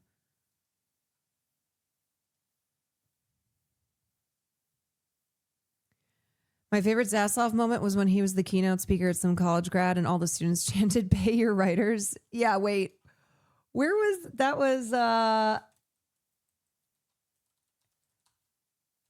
I want to say that was like Dartmouth or something. I remember when that happened. Pay your writers. All right. Diversity and representation of women on streaming TV series in sharp decline. Oh, hell yeah. Let's go. Who needs them?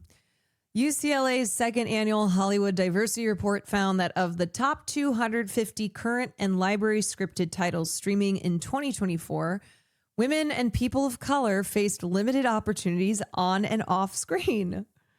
So excited for the Ellisons to get their clutches into Hollywood with this attitude of like bringing back the good old boys club.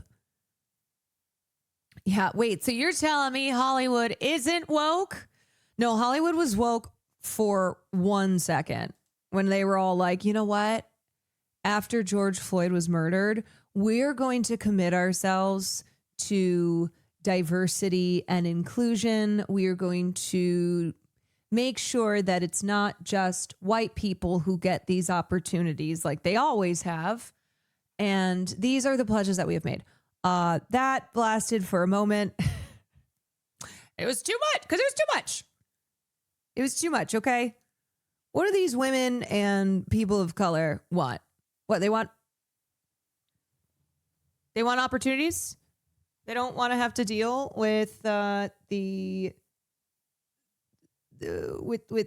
obstacles they have dealt for the entirety of the existence of the film industry. Hello? Okay. All right. Over 91.7% of these scripted streaming series were created by a white person, and 78.9% were created by a white man, increases from 2023's data. Love to see us going backwards. Only 22% of the top series were made by a female creator. Well, maybe women should just get better at making stuff. I am very smart. Unfortunately, this wasn't unexpected, especially with the election results in 2024, said Darnell Hunt, executive vice chancellor and provost at UCLA. Oh, you mean because we have a president who says things like, if your pilot is gay or is a woman, you'll die. Who's like, yeah, you don't want gay pilots. Sorry, Austin Show. Sorry, Austin Show, but if we have you in the cockpit, we're all going to die. When you shut the door on diversity, you shut out opportunities for more perspectives, collaboration, exploration, and growth. Without vigilance and pressure, the industry will continue to invest less and less in these creators and stories to the detriment of their bottom line. Yeah, this is not a good figure. Not a good figure. And then the other thing too is when you have fewer and fewer women and people of color getting opportunities than the few who do, there is so much pressure on them to constantly produce incredibly successful projects, because then otherwise, as they are a representative of their group, it's taken as evidence that, see, we can't have women starring it. You know, we can't have superhero movies about women. We can't have women directing. We can't have we can't put black people in these films. What are you talking about? We can't have a we can't have two gays in a rom-com. Yeah, Asians can't be lead actors. Additionally, nearly 80% of leads in the most watched streaming comedies and dramas were white actors. Women also saw fewer lead roles in 2024, falling to 34.3%, down from 39% of the previous year. For women of color, this percentage was even lower, making up only 8.3% of these shows as leads. The team examined the top 250 streaming TV series of 2024, both current and library titles, regardless of language, ranked by their Nielsen total minutes viewed between January 1st and December 31st of that year on major streaming services, such as Amazon Prime, Apple TV, Disney+, Hulu, HBO Max, Netflix, Paramount, and Peacock. Because the data set included current and library series on streaming services, a more glaring lack of diversity appeared in the results. The study also found that despite the lack of representation in making TV projects, women and people of color drove up rankings of current television programming. Oh, would you look at that? You mean when you give women and people of color opportunities, you will be rewarded for that? They will create great work. They were overrepresented as viewers for the majority of the top 10 shows ranked by household ratings, including The Gentleman and Nobody Wants This, both series in their first seasons. As opposed to the 2023 findings, the Hollywood Diversity Report noted that rather than binging nostalgic favorites, audiences turned to new content and in turn more underrepresented storylines.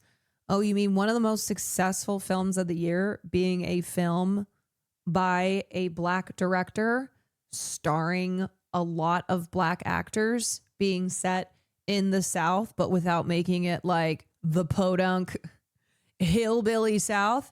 You mean an original project that, man, the industry publications sure did their best to try and convince us that it was a failure. Regardless of who plays the lead, top streaming shows that included underrepresented stories are more popular among all of the household and viewer groups. The study found that audiences wanted content that they could discuss online, often leaning into the niche. Oh, you mean people just don't want the same thing? People, even if they're not like, even if they don't share that personal experience that, you know, when they watch a story depicted that is not a story often told, you mean that's intriguing? If a show features some kind of underrepresented story, such as a women-centered story, the fact that women-centered story is still underrepresented, like it's still in the category of underrepresented. You know, like women, the median, you mean people want to watch stories that center around women?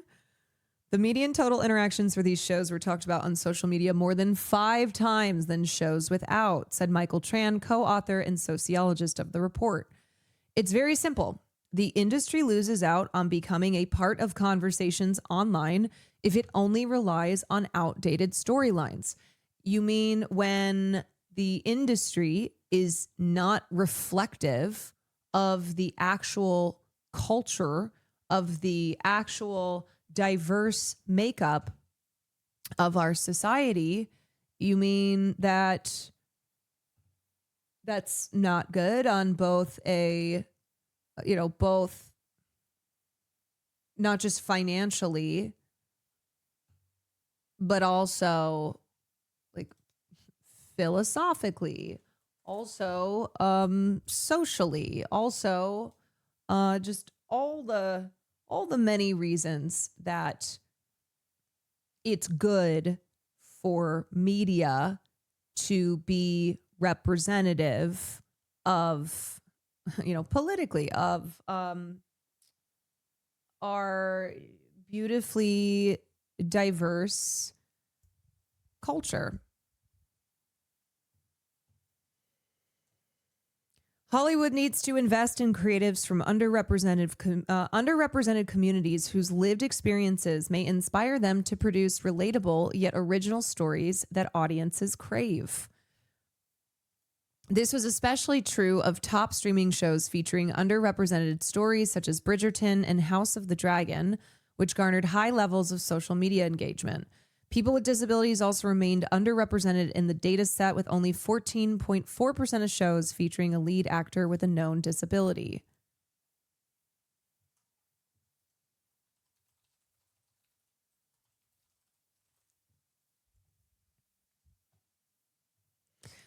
Yeah, it's this is a result of our politics and the, I guess, cultural perception being that shifting to the right, of like rejecting this idea of wokeism, looking at anyone who's not white, who's not a man, and who's not heteronormative as like this like this symptom of a culture in decline. Oh no, we don't have white people in every single role in every single film and show, and therefore our culture is in decline because we have shifted away from how it always was.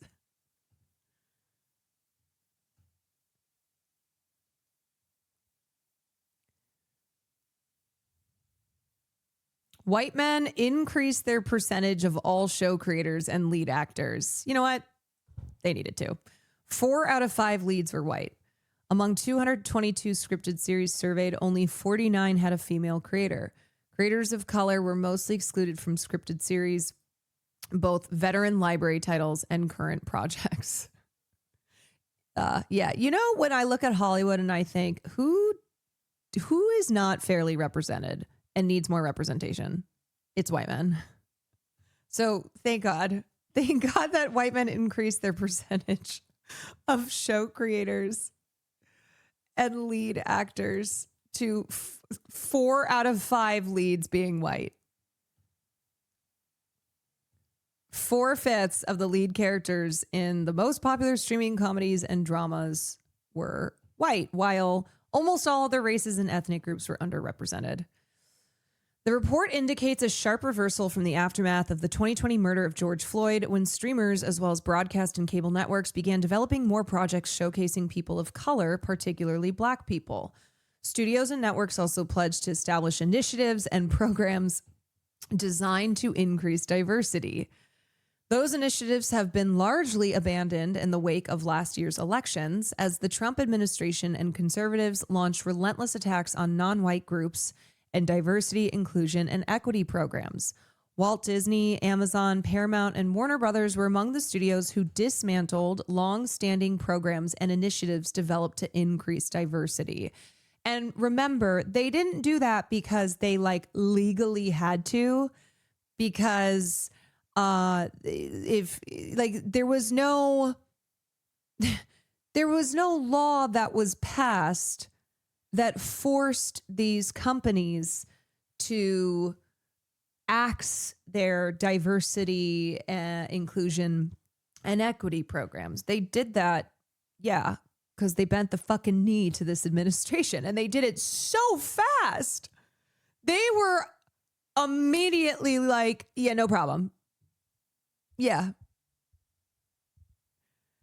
Almost like their pledge to diversify was hollow to begin with. Trump didn't have to ask twice. The downturn in diversity represents a troubling shift. Yeah. Studio researchers also determined that shows on streaming services benefited from expanding horizons in their storytelling, including content centered around non-white cultures, as well as LGBTQ+, disabled groups, and women. Projects featuring these entities were popular among all the household and viewer groups, showing higher median ratings than shows that did not. You know what we're going to have to end up having? It's just going to be like every non-white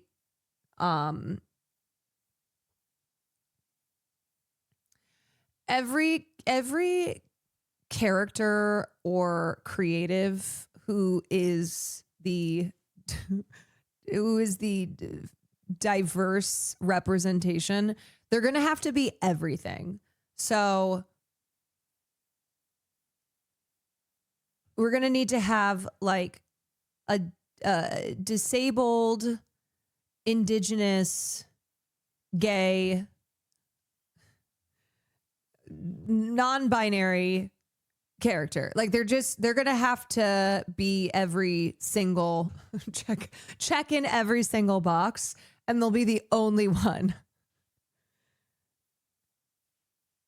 Hey, that's me. Hey, that's me.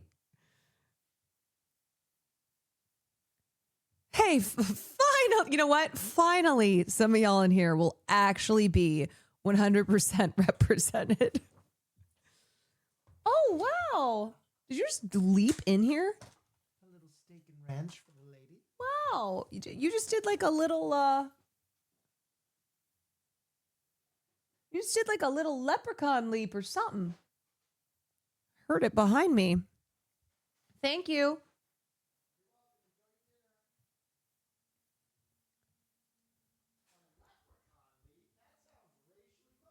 Racially motivated. Hey, I have good news for you. The diversity report came out that UCLA does every year. And there's less women and people of color, but more white people getting opportunities. So maybe this is your time. Maybe this is your time to shine. I think we're going to have to send you back out to do rounds for China Doll, but I can't be there. We're going to have to remove my name from the written by. Hi, Bubba. Okay, yeah, you just want my food. You don't give a shit about me. That's fine. It's okay. I'm used to it.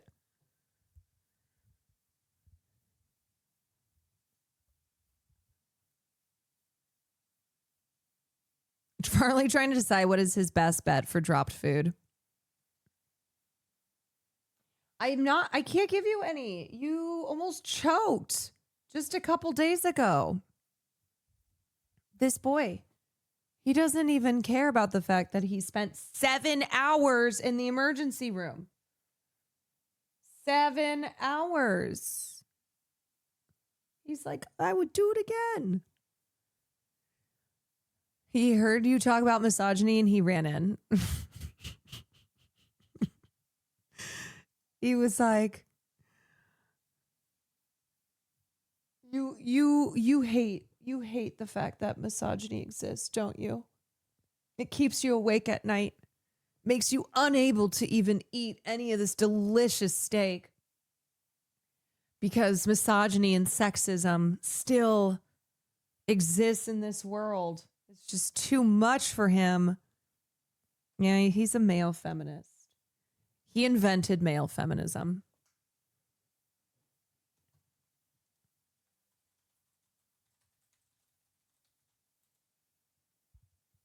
No, he's only supposed to eat soft food. I can't give him anything. I can't give him anything. Poor baby. He has to wait 2 weeks. Let's talk about pedophilia. Okay. We talked about the UCLA article or UCLA report, which is essentially sorry, women, and sorry, people of color, but we just need to have more white people. Okay, I think I got through everything I'm going to talk about. So let's first. Can't believe I forgot to do this. I got distracted and didn't watch the official trailer for Pit Season 2. But here it is. January 8th. And so it begins. Welcome back. Took some time. Plus, who else is gonna get this place to the 4th of July? We're so back, baby. Came in early. She's just covering while I go on my little sabbatical. I have ideas for improving the department. Okay, well. Want to tell me some more about your ideas? Good morning. Dr. Langdon! I would like you to go help Donnie out in triage. Triage? We can cover OMG. for you. We've been doing it for months. OMG. Right. How's it going over here? Better now. Man, it has been a while. I need to get laid. It's a little much before 8 a.m., right? Or ever. Is this your last shift? For a while, yeah. Maybe he's trying to outrun some old ghosts. It's going to be a lot of time to self-reflect. Sure you can handle that? Just another day in the pit. Westbridge Hospital has shut Raffax, down thank you for the all 14 the computer months. systems. Are we next? We're about to go analog. You're a very empathetic soul, but this is the ED. It's not for the faint of heart. What do you need to get some basic empathy back? Charged! Clear! We all need help from time to time. Even the occasional miracle. The most important thing? I could use a second set of hands! Because then we'll never stop all shrimp. I tell myself that every day.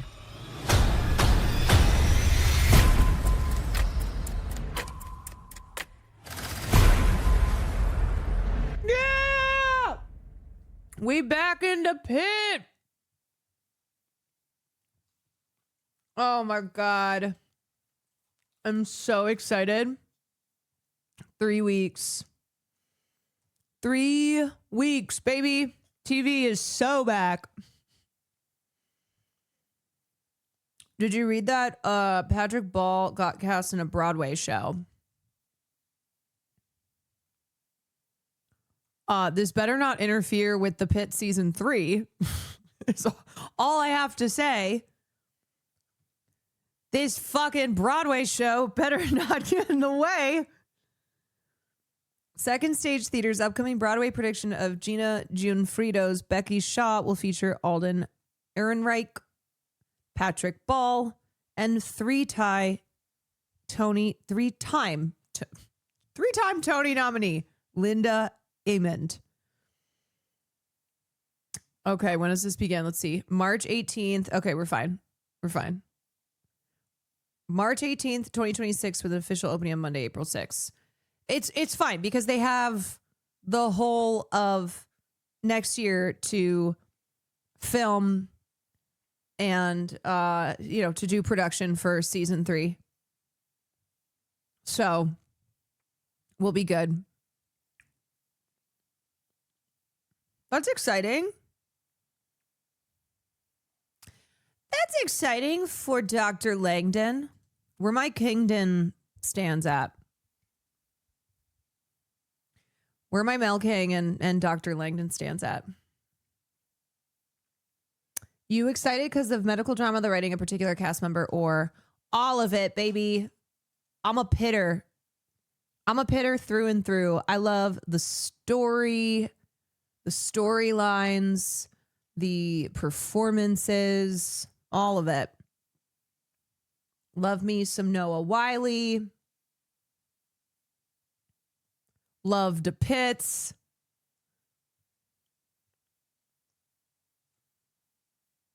Can't wait. Okay, let's watch Actors on Actors featuring Tiana Taylor and Oscar Isaac. And I will say, even though I am not bisexual, I understand when they say bi panic, because these are two incredibly beautiful people sitting across from one another. So this is what we refer to as bi panic.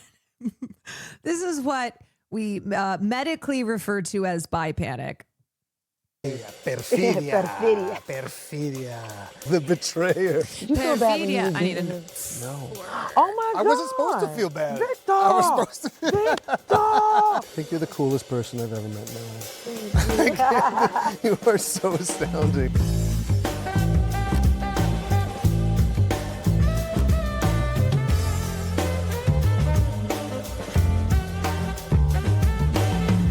Welcome to my living room, Tia. Thank you. It's so nice. Very We are all sensation. bisexual Yeah, you know, like, tonight. I love it. Yeah. I Bisexual. thought, like, by coming here, I would probably see, like, bodies everywhere. yeah. And notebooks. Yeah, like I took it home with me. I'm so excited to meet you. Like what? I mean, I remember when I first saw 1001, I just was so blown enthralled. away. I was like, who is this person? That is exactly how I felt about that was the first time that I was introduced to her, and I was like, my God, this woman, this goddess she's a star. She's so good. She's so good. So I relate to Oscar Isaac. Where did this person come from? It was such like a well of emotion. I was totally It's riveted such a by powerful, what you did, and it felt like performance. I'm like, I don't even think she knows there's cameras on her. You know, it was that kind of like thing you just can't look away from, and it just felt like it was just coming from such a place of truth. Yeah. You know? Yeah. And I think that was for you also like a pretty big breakthrough, right? Yeah, like, that was like my first real breakthrough. Like Yeah. I had just retired music, and I was like, I want to pour into everything else that I love. I don't want to be stuck in one box. I want to boom, boom, boom. And I remember like everybody like, we don't think that's smart. You shouldn't retire. Music, boom, boom. And I remember just like when I took that leap of faith, I was like, Multi-talent. okay, so what now? I was so scared, but I knew I had to walk on this faith journey. You know, I knew it was a faith walk for me. So maybe not even a month after I retired from music, this role comes across my desk, and I was just like, that's nothing but God. I'm like, I knew I had a point to prove, I had work to do, and you know, at that point, the role was mine to lose or mine to keep, you know, and I went in. So it's like filming that, I knew that I had to really get in a certain bag. So you had closed the door to a certain extent on music. Yeah, I did. And I thought I was closing the door like for good. And I was okay with that. You know what I'm saying? Like I wasn't gonna allow people to like back me into a corner, because I usually let people do that. It's like it'll be me against the whole room. I'm like, okay, well maybe since it's me against the whole room, maybe I'm bugging. You know, maybe I'm tripping. I can take the accountability. You It know? felt like you brought that into it though, in that part. You know, it's like somebody against the world. Yeah, you know? So it was in a way, exactly. it was like a molting of that Exactly. thing that you had to do. Exactly. Yeah. Definitely. It made it easier to find her layers and color coordinate her layers and knowing when to, you know, it was a lot of work. Yeah, And I loved but it feels like it's interesting because I've been thinking a lot about that word vocation, you know, like what's our Yeah. calling, you know, acting is an element of that, music, you know, for you, it's an element of that, but like the source of it is something deeper. Right. It feels like you access that source beautifully, you know, that it's coming out in that moment through the acting, but it feels like it comes from some, I don't know, some like real fiery furnace. Yeah. That's amazing. Like, how did you train in acting? How did you make that transition? I mean, I know you had done Stomp the Yard, right? Right. Which you were Well, you taking it back. You taking it back. But like, how did that I play mean, out for you? honestly, since a kid, I've just always been a character, you know, and as I gotten older, like kids would play and I would watch movies. Tiana has that rare quality of like, no matter the words coming out of her mouth, she has such a commanding presence, and she just demands your attention. She's like this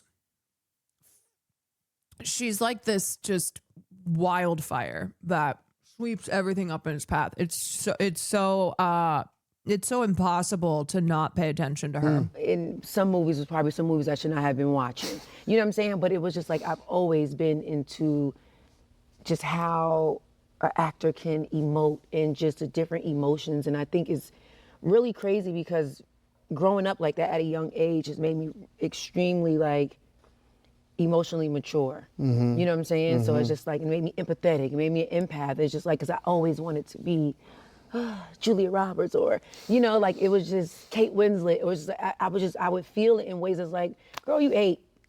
You 8 years old. What do you mean? Yeah. Why are you singing Titanic while all the kids is playing? Mhm. You know what I'm saying? Like, but Mhm. that was me. So as I got older and I got into music, it's kind of like music just kind of like bullied everything. It was my Yeah. first love, of course, but being signed to a label is kind of like, that was first. Everything else was kind of put to a back burner. I didn't Listen get the to a opportunity Rose to in go to Harlem. classes and, you know, study it the way I would have liked to, you know? So it was kind of like, just everything being put into one box, and that's just not what I wanted. Yeah, So I when only started know directing, Tiana's and I acting work. realized that I wanted more. I'm like, okay, music videos is fine, because at this point I was directing for everybody in the music industry, but all my stuff was always like narrative. So I was just like, yeah, I want to do television and film in regards to like the directing space, you know? So once I started to feel like claustrophobic in the music space, on top of the fact that I felt like my art wasn't really being appreciated, I was like, I need to pour into other things that I love and stop putting it on the back burner for what this person may feel like I need to do or that person may feel like I need to do. Mhm. you And know? particularly like storytelling. Listen to like that Escapers, was basically such a a one-woman passion. It show. was such a That is a passion, Theater Kids you know? album. So it's just like coming into acting and coming in straight into 1001, I had to train myself and I had to use my life and my experiences, you know? And it's crazy because it always make me think like timing is everything, you know? And I always say the wait is not punishment, it's preparation for what's already written for you. So I feel like had everything went my way and I wasn't claustrophobic, if everything went my way when I wanted it to go my way, I don't think I would have been the same Inez in 1001. I wouldn't have been the same Perfidia in one battle after another. I think I had to like go through some real shit. I had to feel some shit to know how to channel these emotions, you know. At one point, my mom worked in the foster care system. So to hear the stories and to understand what mothers was going through and kids in foster care, it was just like, it's just, all of it was like preparation. Ugh, it's so heartbreaking. Yeah, and that was like the last thing she was doing right before I got signed, right before she became my manager. So it was like So very... you get to tell her story in a way too. Exactly, right? you know, to also be a mom, you know, and experience what it feel like to feel like it's me against the world and, you know, navigating, you know, wicked industry and navigating life and navigating motherhood. But it's funny that thing because we feel like, you know, you can get so resentful, like, man, like, why didn't I had that chance and it didn't, and I wanted that thing to happen. And this idea of like loving your fate, because it's like, it's exactly where you need to be. It's not like, why did this happen to me? It's why am I happening to this? Exactly, Right? exactly. Right now, you know? I don't think that anything will fall into line. I think, and that's why I feel like I thrive in roles like that, like complex roles, because it's just so much built up in me that I'm able to kind of like color coordinate every single layer of mine and apply a layer to this character. Okay, so I do have a few layers for Perfidia. Well, let's talk about Perfidia. Perfidia. The way you said perfidia. Faithlessness, you know, the betrayer. That word. But it's like a Shakespearean Such a good name. I really wish that it didn't mean what it meant. Well, it's great that it means what it means because name. it's in a way it's beautiful because it's it reminds me of like Shakespeare. You know, he has names like this where they have such. You know, you can judge it by that. It seems to be faithlessness, right? But in some way, she's the character that everything is in relation to as the movie plays out. And that's a lot of responsibility. I mean, but the second that opening shot, like you're walking with such command. Declare war, motherfucker. And immediately there's just gravity right there with the way that you're walking down that road, scoping out that detention center, you know? And it reminds me of like you as a dancer, like how you can see that the way that you command with. Is she a Nepo baby, sort of? I remember her from Sweet 16. Didn't her parents have connections on underplaying what she's done through her work? Her mom is her manager, or was her manager. Maybe still is her manager. She is, let's see. She choreographed the video for Beyonce's single Ring the Alarm.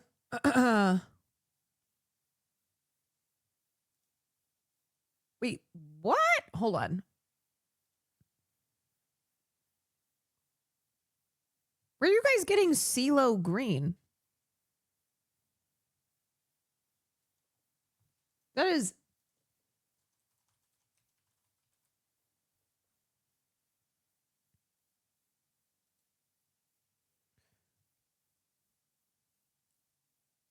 hold on. I don't think she's CeeLo Green's daughter. I'm trying to see where like that even would come from. No. Her father is Tito Smith. Who are Tiana Taylor's parents? The private father and the manager mom who made it happen. Her mom raised her solo, managed her career from the jump, and her dad remained low key. But she was raised primarily by her mom in New York. Her mother's a former celebrity stylist, became her daughter's full-time manager. OG fans of Tiana will remember seeing glimpses of her parents on My Super Sweet 16 when the then teenager appeared on the show. Her dad, Tito Smith, has largely stayed out of the spotlight. She's her mother's only child. Yeah, so I guess her mom was a stylist. She booked her daughter on MTV's My Super Sweet 16 in 2007. She was also her music teacher, so she really was like kind of really instrumental in like pushing Tiana into this career path. This is her dancing in Kanye's video. I feel away,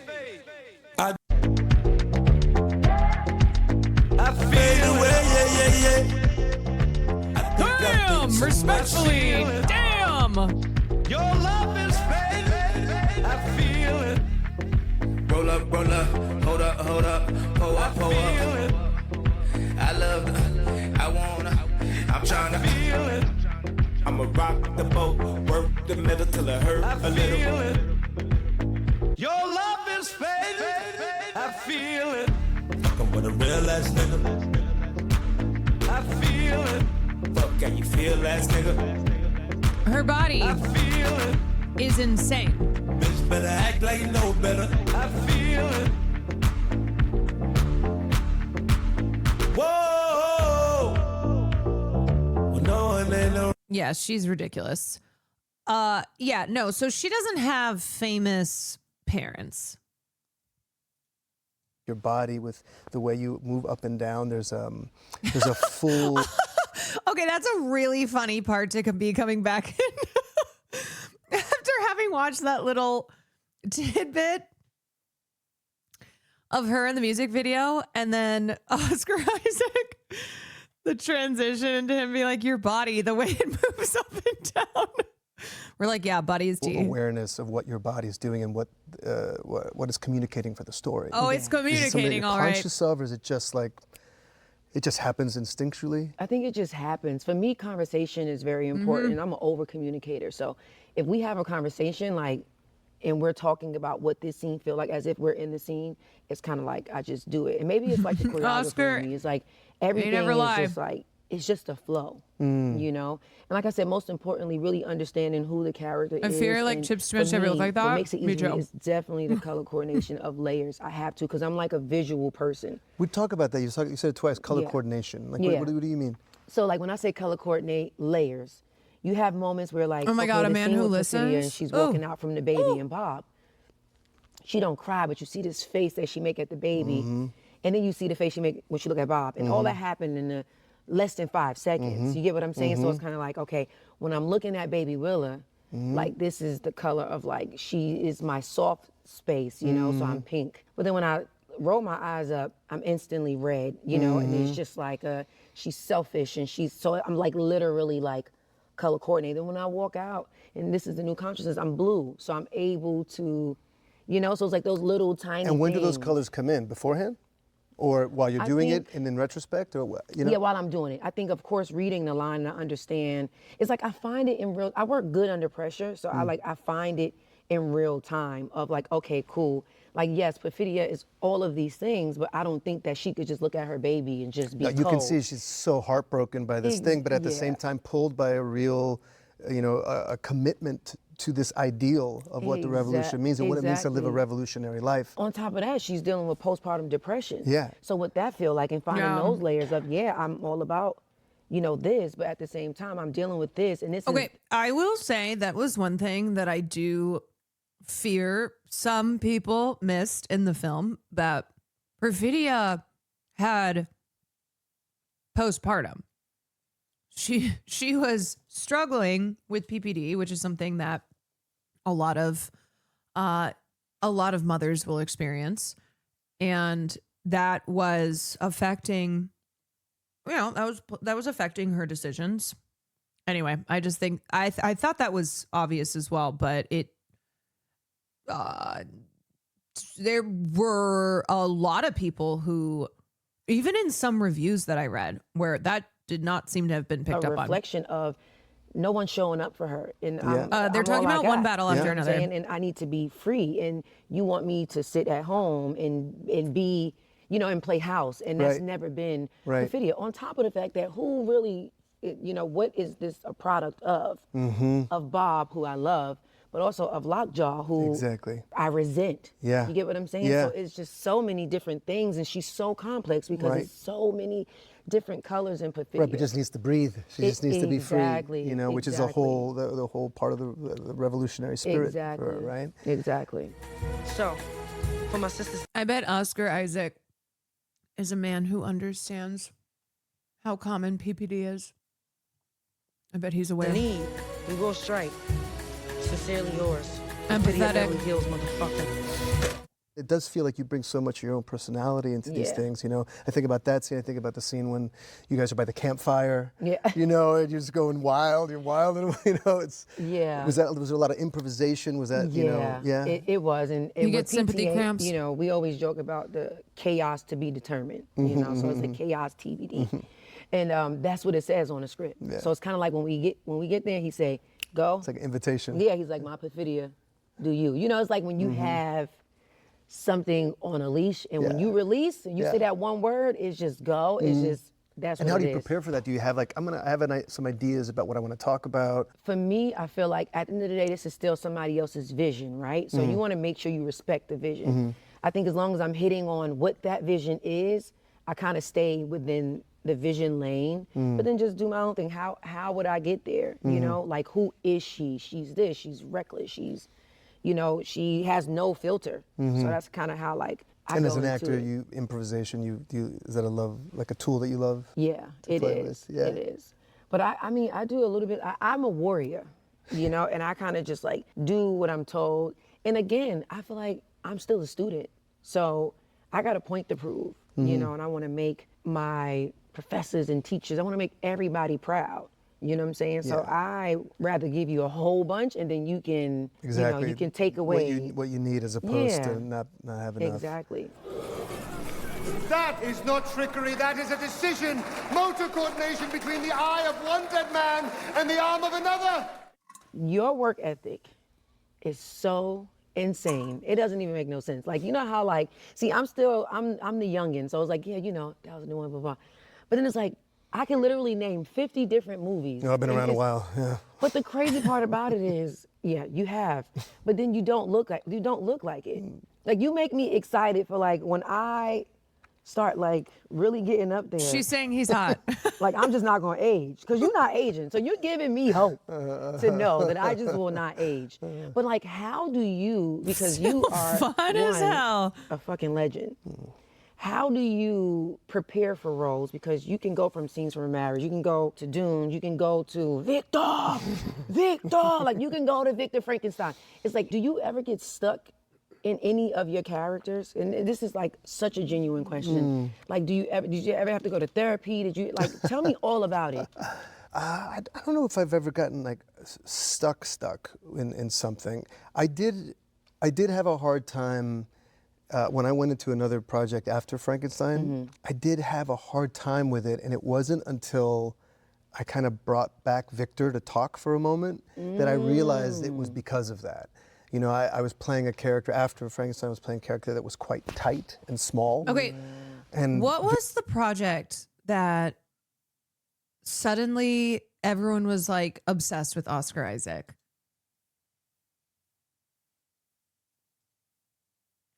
Because he has been around for a minute, but I feel like there was a kind of a collective obsession with him where everyone was like, oh, he's so hot. Oh, I love Oscar Isaac.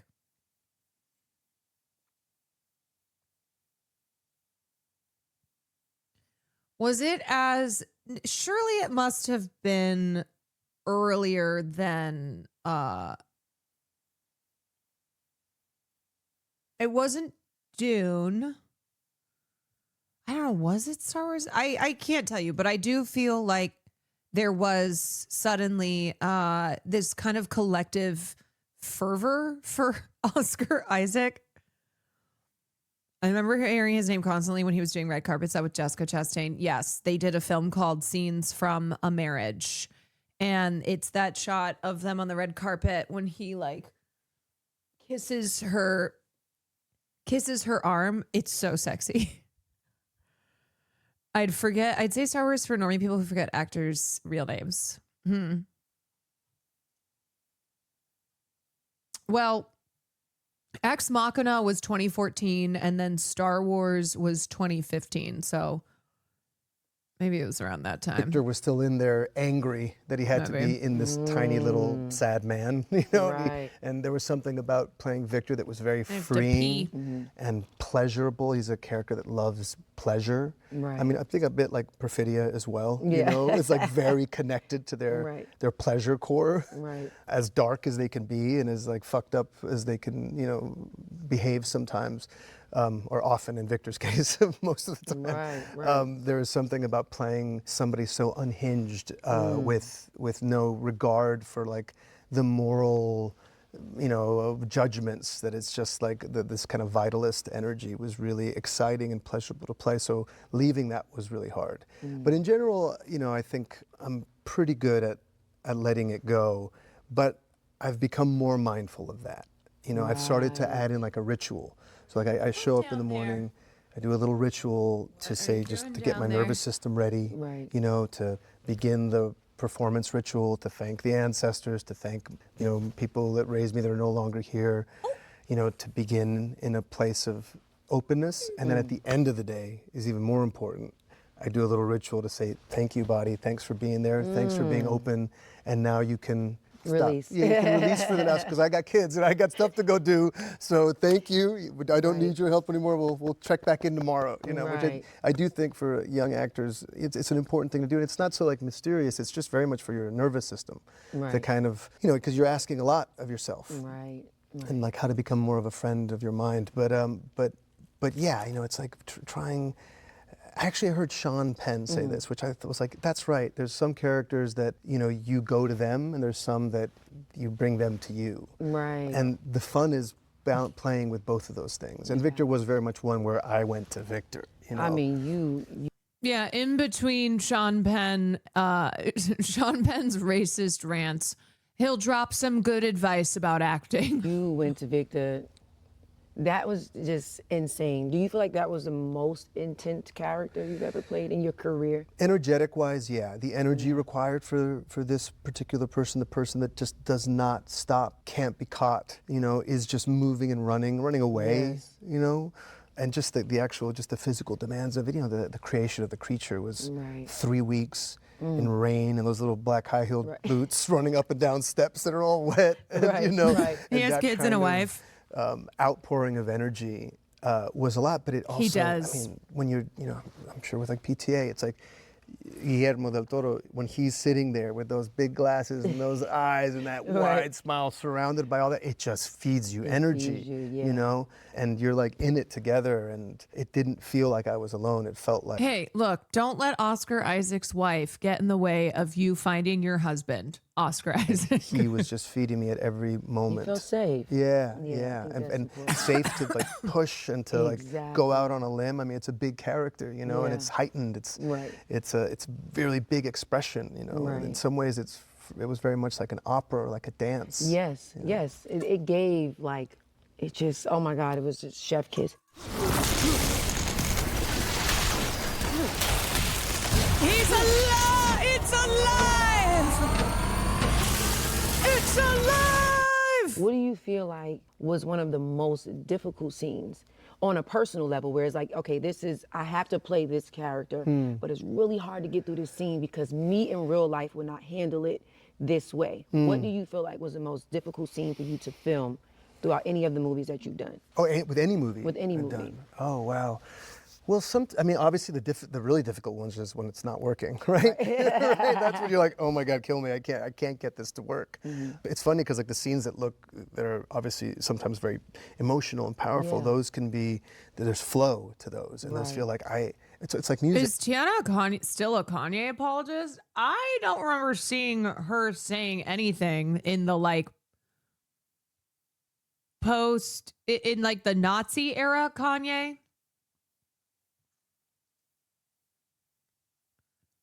I don't remember her saying any, like her defending him on that. I don't know how that song happened. It's like Grace. I don't think she's talked about Kanye in a long time. I got out of the way and something occurred. She defended him before. Okay, but there's a difference in like if you defended Kanye West's antics from over a decade ago versus like when Kanye West started saying "Defcon the Jews."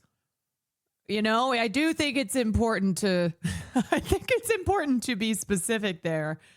In calling someone a Kanye West defender, like at what point, you know? She hasn't worked with him in almost 10 years. Yeah, and even if I Google it right now, I don't see anything pop up. The last thing I see is actually from 2021. Tiana Taylor says her music was underappreciated by Kanye West's record label.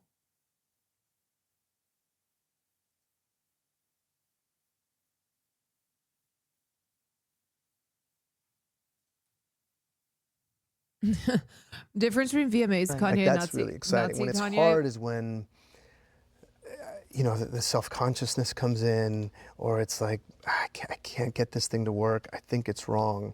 There's so many that have been very hard. In Frankenstein, interestingly enough, the very last scene between the creature and Victor. Did you feel bad for that? Did you feel bad when you was beating him? No. Oh my God. I wasn't supposed to feel bad. Victor! I was supposed to feel Victor! You're selfish. Well, because it's like doing it to yourself. Like when you yell at yourself, do you feel bad that you're yelling at yourself? I don't think that's fair. But I'm saying that's how I was thinking about it. When I'm like, you piece of shit, like why did you fucking do that? It's like that, Yeah, but you did to him what your father did to you. Yeah. It's like everybody's a bully to the bully walk-in type situation. Yeah, you know? yeah, exactly. And it was really dope to see it from the point of view of the monster, because for a long time everybody was saying that the monster was Frankenstein. A lot of people didn't know that Frankenstein was actually the creator. I always knew that, but a lot of people didn't. A romance. She's like, I always knew that, but Mediterranean sun and silk and the skirmishes of love. everyone else thought Frankenstein was the monster. Once Mia came And in, he's it's the just like, do you feel like doctor. you could have handled it differently? I'm talking to you like you're actually Victor Frankenstein. Because that's how good the movie is. It's like I have so many questions. It's just like, why? Like, why would you show him what the sun is and make him take it in to take it away and lock him in the basement in darkness? Right. What clicked in your mind? Was it because Victor was tired? Like, what clicked that just made you like treat him like a monster? Yeah. Well, it's interesting because it as parents, right? Like, and I know I've had You friends. didn't have patience. I had friends that've seen it too, and they're like, man, it makes me really feel guilty of those moments that I've yelled at my kid, or those moments that I got clickbaited. It was a vid saying Tiana defends Kanye, but it was a clip from 2018. I mean, hopefully, I'm trying to think of what he was saying and doing in 2018. Yeah, I mean, Kanye has always had his controversial moments, but as far as the like defending Hitler and doing Nazi shit, that has been in the last couple years. He's gone really hard on that, but that's okay. We all get clickbaited. That's why we're here to figure out when we've been clickbaited.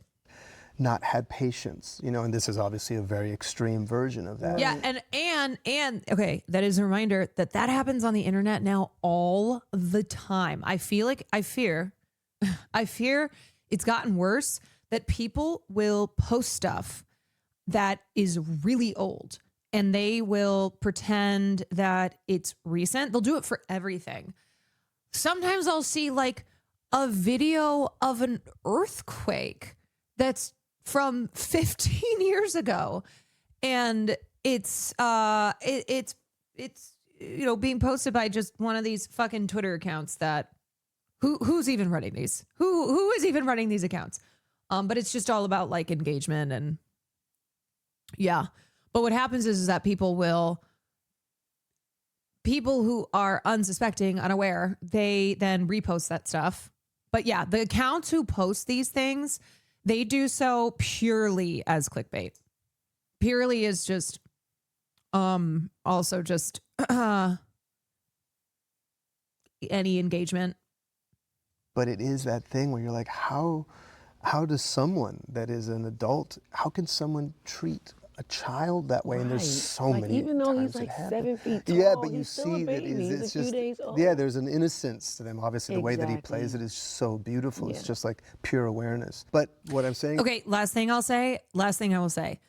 I think it's pretty clear, and it should be, that Kanye is indefensible. Now, it's Hollywood, and Hollywood loves to defend. Hollywood will defend other monsters, other real sick fucks. But I think Kanye has found himself without major defenders because he was praising Hitler. You know, that's kind of one of those where you go, yeah, I'm not gonna jump in the mix here. Woody Allen, well, yeah, you know what? I'll defend Woody Allen, but not Kanye West. So there's definitely the line that people will draw. And as I said, Kanye and everything he's said and done, not defensible at all. But he basically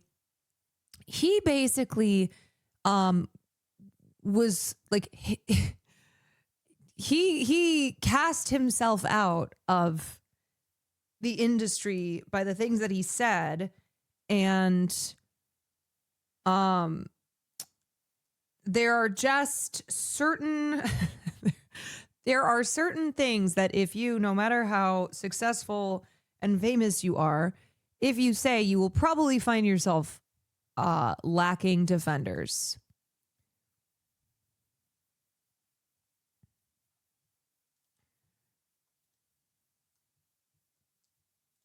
Anyway, it's okay. like this idea, and I have had to catch myself with it too, of like treating your children as just extensions of yourself, Right. as objects of pride or shame. You know, it's like, oh, don't behave that way because it makes me look bad, or look at what my kid's doing because it makes me look good. You know, and then the loss of The patience neo-Nazis to be will able still to defend just, him, of you know, course. scream at a child, you know, and to You won't to have Oscar-nominated- lose your shit, you know, with your kids. Now this Or is future an extreme version of Oscar-nominated that, where actors, so. he never thought past creation, right? It was just like, I have to do this one thing, and if I can do this Yeah, one and then thing, once you everything got will it, make was like sense. you put all that work in just to like, Yeah. all right, go just go in the to basement. be horrified by it, because Yes. all he can see is himself, right? It's just all so it's like he a is mirror. yeah, it's just like ego construct. All he sees is like, I'm going to be judged by this, and I don't understand that, and I just want to run away from it. And so the way you run away from it is you like lock it down there. I'll just like kind of pretend it's not really there, and you know, it's also kind of addict behavior where you like compartmentalize this thing and you put it away so nobody can see it, and you go in there and you like poke around at it. You and running see. away from your true self. Exactly, You know, and it's a reflection of you. Not the pureness, but like, yeah, just what you created. You created this thing that's just like, yeah, I have to run away from it now. Well, I mean, Perfidia has to go through that I as know, well, right? That's She why I'm leaves like, the baby. But that's what I'm saying. Like walking away from my baby, it was hard. It was a hard scene because I wanted to cry. Yeah. It was like, Perfidia don't cry. Yeah, you know that's what I'm where the saying? So it's like- tension is right there, Exactly. right? So that was difficult. So I was just wondering if that scene was hard because that's like the impact in me. Like No. it would have took like 30 takes for me to like get through that. Yeah, yeah. Y'all would have been mad at me. Y'all would have been like, yeah. yeah.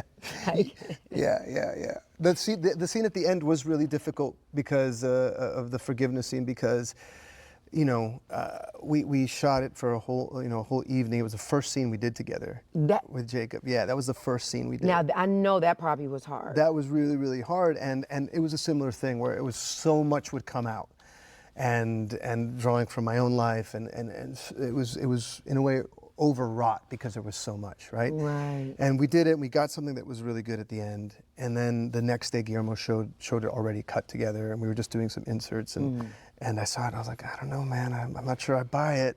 No, but I feel what you're saying, and then though, we went and we shooting, did yeah. it again. Right, but shooting out of order. I think if you would have went through all of that and then did that, because just the level of like grace, you know, from the monster was, I don't even want to call him monster no more. because, I mean, No, I think Oscar Isaac does such a good job in his portrayal of Victor Frankenstein, where just the film overall, but the man being the monster and the monster being the man, right? The human being.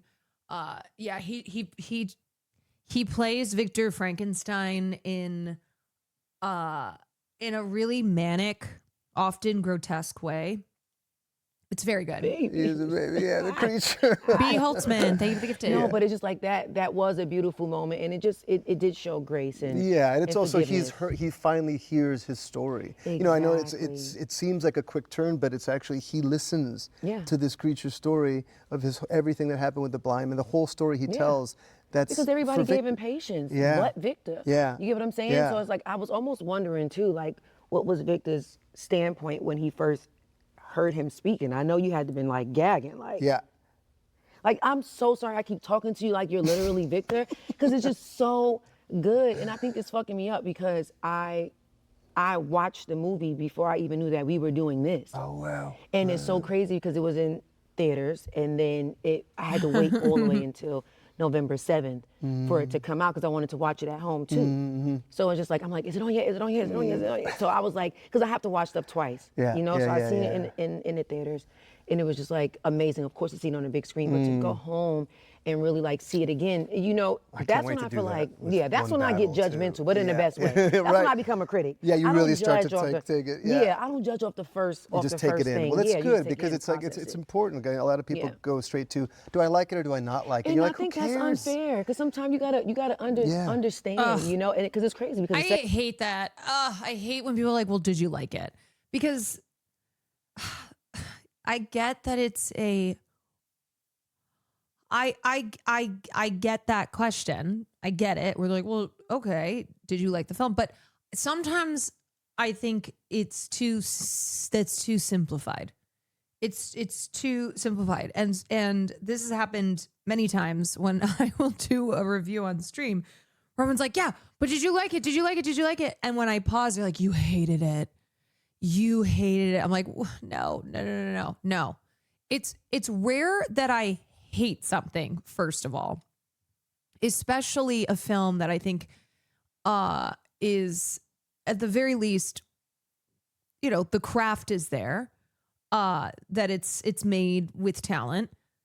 So I am not extreme in that way where I hate something aside from Amelia Perez. Aside from Amelia Perez. Fuck that movie. But sometimes too, I need to cook. I feel the same way she does, where not every time, but sometimes I need to watch a movie again, because when I sit in a theater, I'm experiencing it. I'm like immersing myself in it. And if you go into critical brain, it can kind of take you out.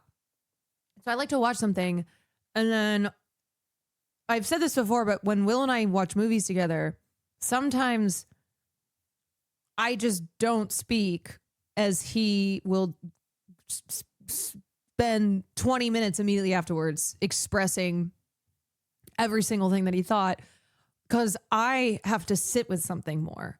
And sometimes I have to sit with something for a long time, and then sometimes I need to watch it again. It's just, there's no one size fits all.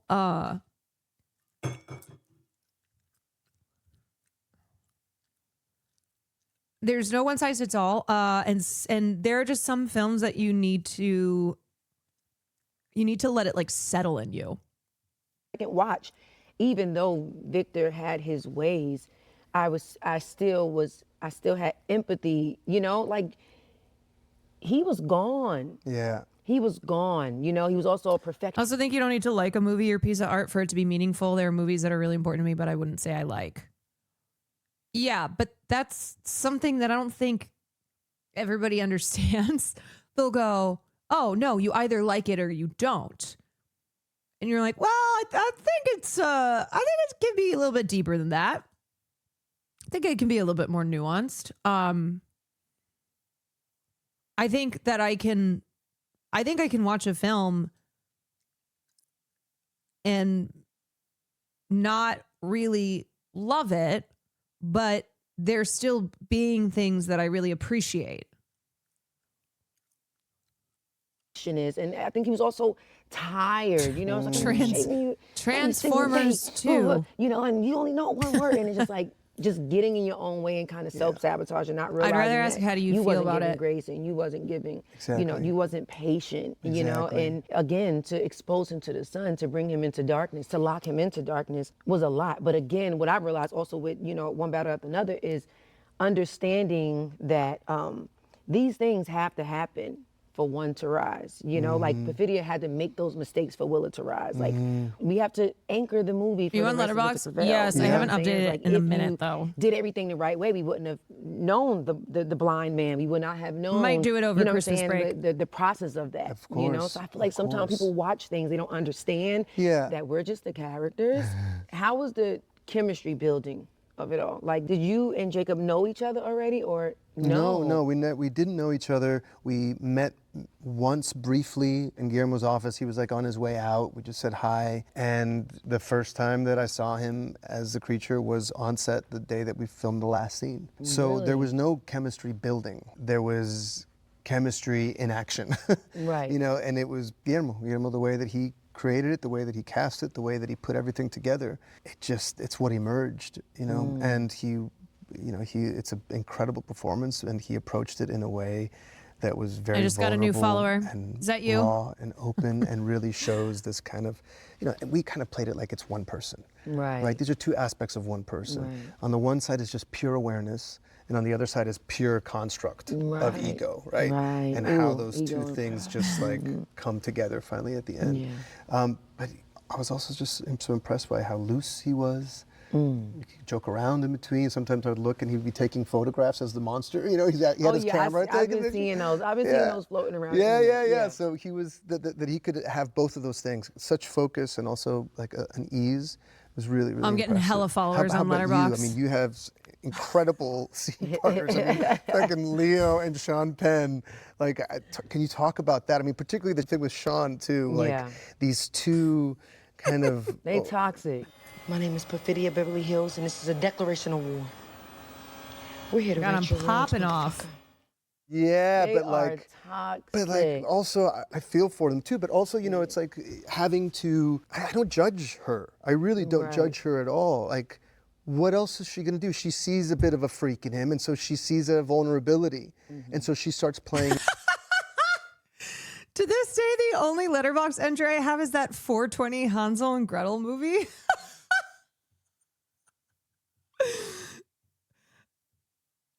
Because it's the only movie you've ever seen. Can you imagine? The only movie you have seen ever is that stoner Hansel and Gretel movie that we watched on 420. It's maybe the only movie you need to see. That vulnerability right off at the very beginning. You're like, oh, is that how you want to play? And then you start moving in that direction. I have a gun to your head. Exactly. You calling me sweet thing. That's the first problem. Exactly. You get what I'm saying? Yeah. And you can tell with them two, speaking of pride, they both, I feel like it was a pissing contest. Yeah. I feel like they both had a lot of pride and was very warriors. egocentric. Exactly, two fucking warriors. And it was about power for Perfidia. And I think at one point she just got greedy. Yeah. You know, but it's crazy because the bathroom scene was our first time ever meeting each other. So he was already in gear, and I remember seeing him from the back, and I was like, oh, I'm not bothering him, you know, because some people just want to be in character and then get on the scene, so I didn't know. So he had to shoot like some type of shot before I was in it, and I remember when they yelled cut, then he walked out, and he turned this way, he was like, I love you. God, one thing with One Battle After Another that I wish was different was that Perfidia's, a lot of her character arc not being accomplished through voiceover.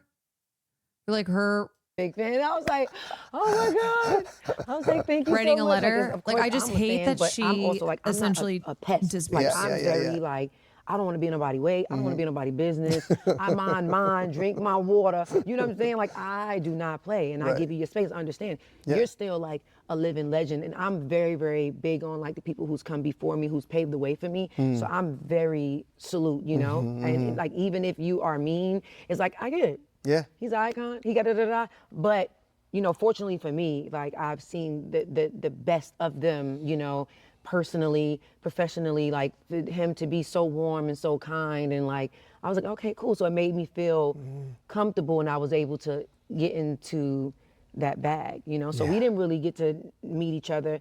Or me and rehearse? Leo, no. No. Okay. And I like to film the rehearsals too. Yeah. I tell PT, I say, catch every fucking thing. Catch everything. Because I think I'm more relaxed. And it's something about, all right, quiet on set, boom, boom, boom. And then it's just like my nerves just go. Yeah. And as Because soon as then the it- camera not on me, I'm killing it. A lot of it's because it's obligation, right? And so a lot of it's like, how do you free yourself from any obligation? Like just because they Exactly. say action doesn't mean you have to act. Exactly. Right? It's just roll. So I'm like, film the Yeah. rehearsals, but Yeah. it's like a mind over matter. Because now Yeah, my yeah, yeah. mind, no, it's just a rehearsal. Yeah. So now like my comfort levels, it's like, I really want to say that a lot of Perfidious shots probably, majority of them probably were like the shots that were like just Yeah. loose with it. You know what I'm Yeah. saying? Or knowing, or like affirm me. You know, I'm like, I'm just a girl, you know, I want reassurance. So it's just like, once you try something, Yeah. and it's like PTA love it, it's like, yeah, do that thing that you do. I'm like, okay, now I can sit in that moment because again, I'm gonna always respect the set that I'm on. So I try and go and do what I'm told and keep it at that. So when Yeah. I know I can play, Yeah. I wanna feel that you want me to play. Yeah. You know what I'm saying? And not like me just coming and doing my own thing. Yeah, but it's So- something that you have too, man. Yeah. It comes from music and choreography. It's just your timing. You know, I mean, I even think Exactly. about when he opens that door and your hands are there and just the way that you wait. Yeah. You know, the way that you wait and then slowly Yeah. start to turn. Exactly. You know, I mean, all that is And then just the little beautifully timed. screwdriver grab, like, do I want to stab this am I gonna motherfucker or stab? not? Exactly. You Yeah, know what all I'm that saying? Yeah. timing is just, Yeah. it's beautiful. And then the way that he lets that all play out. Yeah, but it's crazy that you say that because timing is everything. And on sets, I used to feel like the moment they yell action, I had to hurry up and Right. like it always felt like a rush. Mm-hmm. But it's like Paul really let you take your time, and he actually give you music while you acting too. Oh, cool. Like when he played Soulja Boy and I threw Sean up against the wall, it's like I love that you get the whole thing. versus Sean just up like, against oh the yeah, wall. we're gonna add the music in later. Like Yeah. he sets the scene, and it's like maybe because I'm such a like visual artist, it's just like everything being in place. I And just how about the let dynamic loose. with Leo? Oh man, the dynamic was dope. So me and Leo was already buddies like for a long time, but we never worked together before. So again, stepping onto set, I don't bring personal into set. This is not like, oh, that's my homie, so I'm about to, Yeah. you know. So being on set, this is still a legend. This is still Leonardo DiCaprio, you know, and I'm just still little old me. So, you know, I'm on set like nervous, but we have a conversation, you know, and again, he's another one, like just his gentle leadership and how he mentors and, you know, how it doesn't feel like one is above the other. You know, he meets me where I'm at. And I feel like my job is to be present, you know, be present for my scene partners and be present for my director and my DPs and, you know, the village, you know, and I think I work good under pressure. So being there with Leo, it's like nervous or not, a bitch got to do what she got to do. You know what I'm saying? And I want to be able to hold my own. I don't want nobody holding my hand through this shit. We're going to have a conversation. We're going to talk through it. So we I talk truly hope like, she gets more you know work what I after mean? this. I pissed She you off will. today. So he's talking to me as if he's Bob and I'm Perfidious. So then when PTA yell action, we're already in it. So we don't really like talk about, so this scene should go like this. Yeah, We yeah. start having the conversation. We start making the scene go. That's why I love to film the rehearsals. Yeah, she's Yeah. she's starring in PTA's next film that comes out in 2026 alongside Ben Affleck.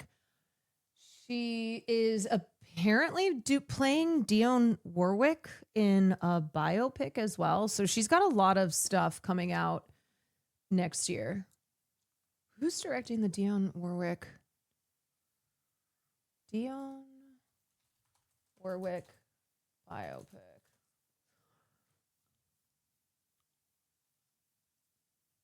Who's directing this? Da-da-da-da-da-da. Why can't I find director?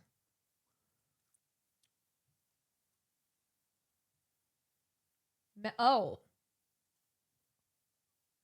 no, this is from like 2016. Is there a director attached? If anyone finds it. Then the thing what you guys do together, and that is he's so lost and you're so driven, and he's just trying to catch up and just can't catch you, you know, and you just gone. Exactly. Yeah, it's beautiful. Working with that. All I see is big Melvin belly. Van Peebles from, but what's this is from funny 2016. the challenge is like, but also she's somebody that's not too worried about having that big belly, At right? all. You see, she Also, Melvin Van Peebles died 4 years ago. So definitely not him. 2016 was a decade ago. Yeah.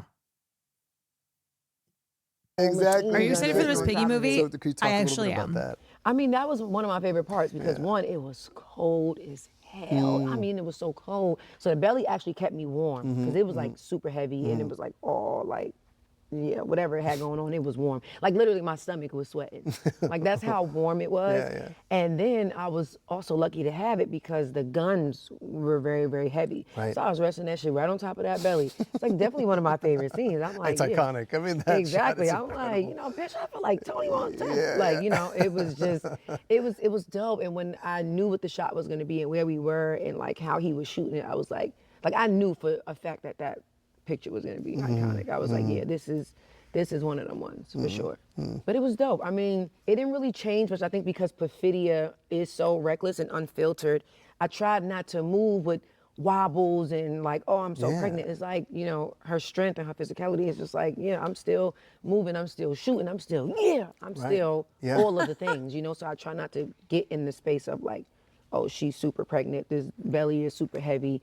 I tried to stay strong, you know? Yeah, it worked perfectly because, you know, and then that's what Bob says. He's like, I don't think she knows she's pregnant. But what does she say? It's very, yeah. No, that's a fact. Yeah, that's great. That's what it needed to be. And even that was a fun night when we shot that fire pit scene. I think that was actually our last day of shooting. Yeah, so I had a little shot. Yeah, I had a little shot of tequila.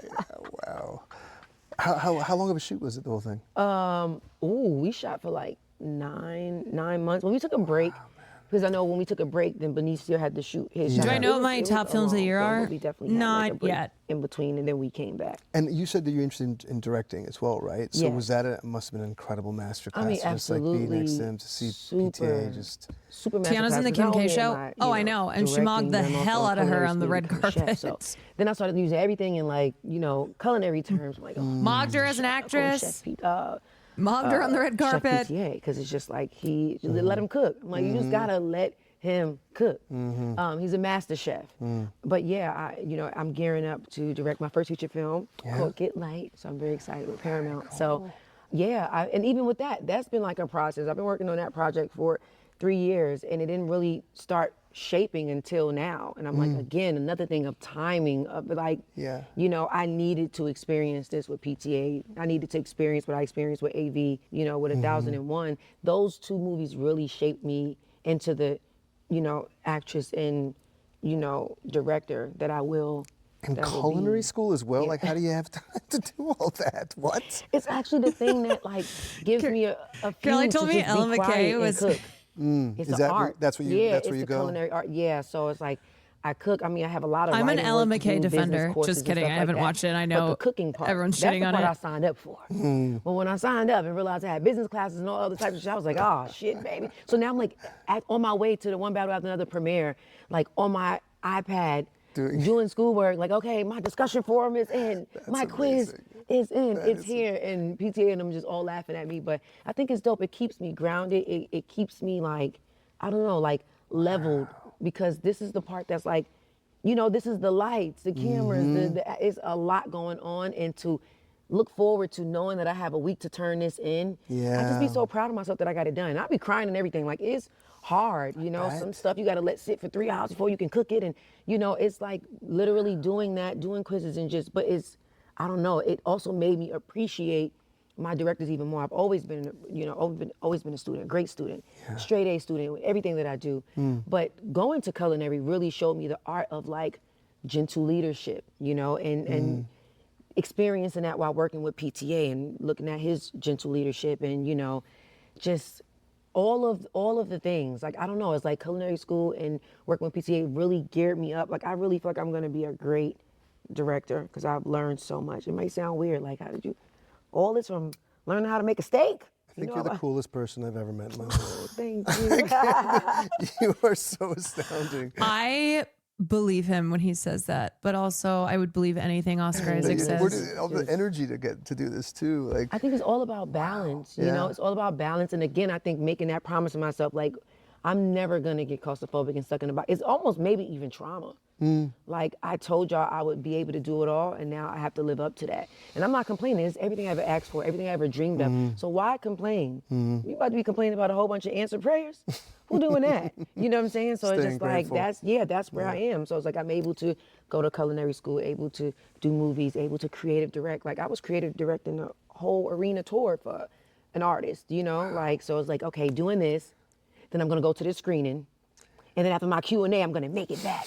Because they on stage till about 11, So I'm like literally, all of these things is happening at one time. But this is what I was saying about the source. Like, there's a source with you that all these things are elements of that thing, but it's like keeping that thing, being true to that is what's really inspiring. I think that's why I loved Victor. Like, I mean, I didn't agree with a lot of his ways, but like, just his passion to get it the fuck done. Like, I don't even need nobody in this room. Like, actually, I work better alone. Get out of my way. You get what I'm saying? Like, let me just, how you are in there is like me in culinary school. Like, I want everything to be perfect. No, sawing the this should be centered. Yes, this should be centered.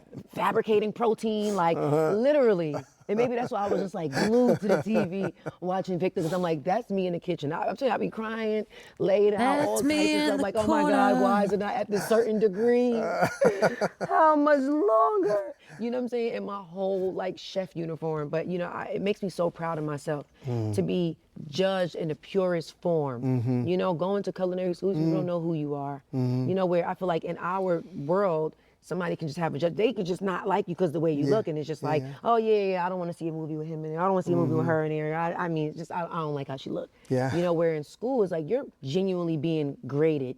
You know what I'm saying? And that's also how I feel about critics too. Like, they're just genuinely judging the art. And that's what I appreciate. Good, bad, or indifferent. And I think that I don't let that get lost on me. I don't say, oh, they're just haters. No, I really appreciate critics. And I think that they should get flowers more, because they're really coming from an aspect of judging the art and not the Some person. of them. Some of them. I wouldn't say well, all the good of them ones. are judging The good ones. The good ones, There's a lot of them out here now. I mean, but for me, in the industry that I'm in with this singing and stuff, people just hate on you just because. You know what I'm saying? So it's actually like people, the internet is actually not in streaming, luckily. Luckily, people don't hate on you just to hate on you. That never happens. Way more. They make critics look like angels. They make critics look like Jacob, and then the haters look like Victor. You know what I'm saying? So it's just like, it is still like a pureness, and it's like, you judge the art, and I mean, the most I can do is respect how you feel about that. It's not going to change how I feel like the job that I've done. But this is different for me, because I am coming from a whole different world into this. So you get what I'm saying? So, yeah. This has been so amazing. I could like talk to you for hours. I love the energy of this Actors on Actors, where she is so filled with excitement and passion and just talking a million miles an hour, and he's genuinely transfixed by her. Like, I think he loves hearing that excitement. Yeah, that was. I have so many questions. Thank you for doing this. Thank you. Thank you so much. Appreciate you. We'll keep it going. Thank you. Yes. Yeah, they vibed. They definitely vibed.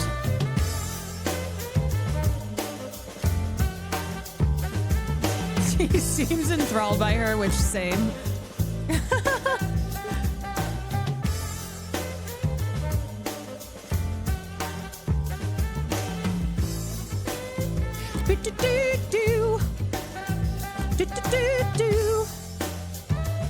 Also, he is a yapper, though. I've seen other interviews with him. He's a yapper, but it's cool when yappers know when to let another yapper go on. Yeah.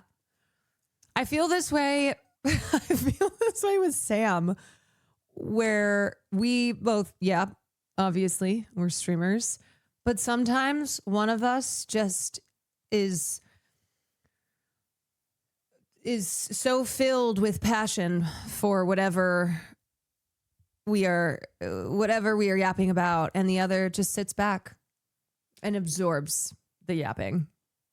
When two yappers link up, it can be a very beautiful thing. Indeed. Hey, I'm Ahmed from Gaza. Hey, Ahmed from Gaza. I hope you're doing well. Welcome in. That was Let Me Know every week. Yes, that's true. We did have... No, I have one selfish... We did have a place to yap together, listen to the other yap.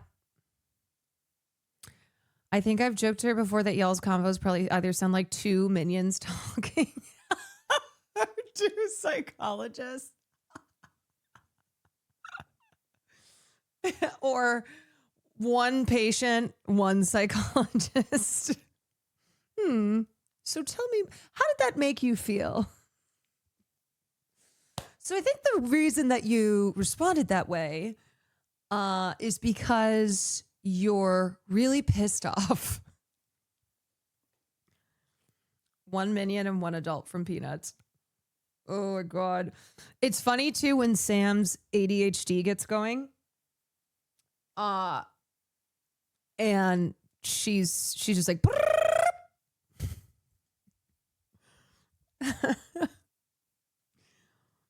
when she gets seized, when she is seized by the ADHD. My mom, a therapist, would say, okay, let's reflect on this for a second here. Let's take a moment and think about that. I'm trying to contact you via Instagram. I will try and check. I do get a lot of messages on Instagram, and normally I have messages filtered into different categories. Just once I started streaming, and then once I started streaming politics, don't really check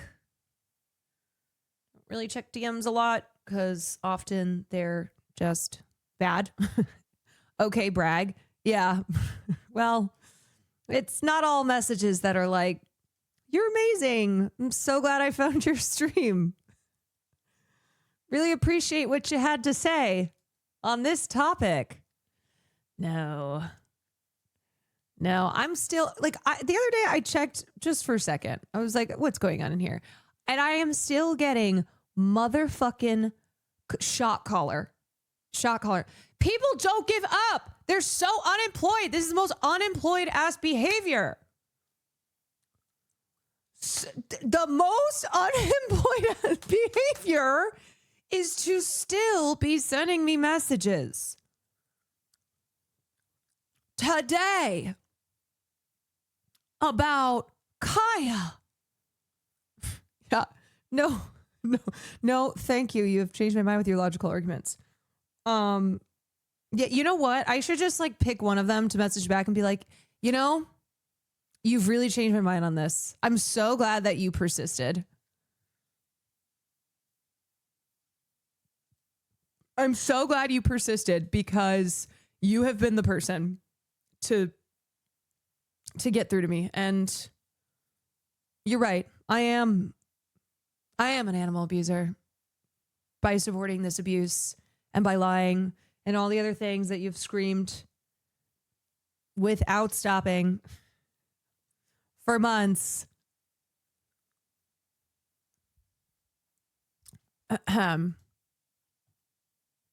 Why did that just pull up?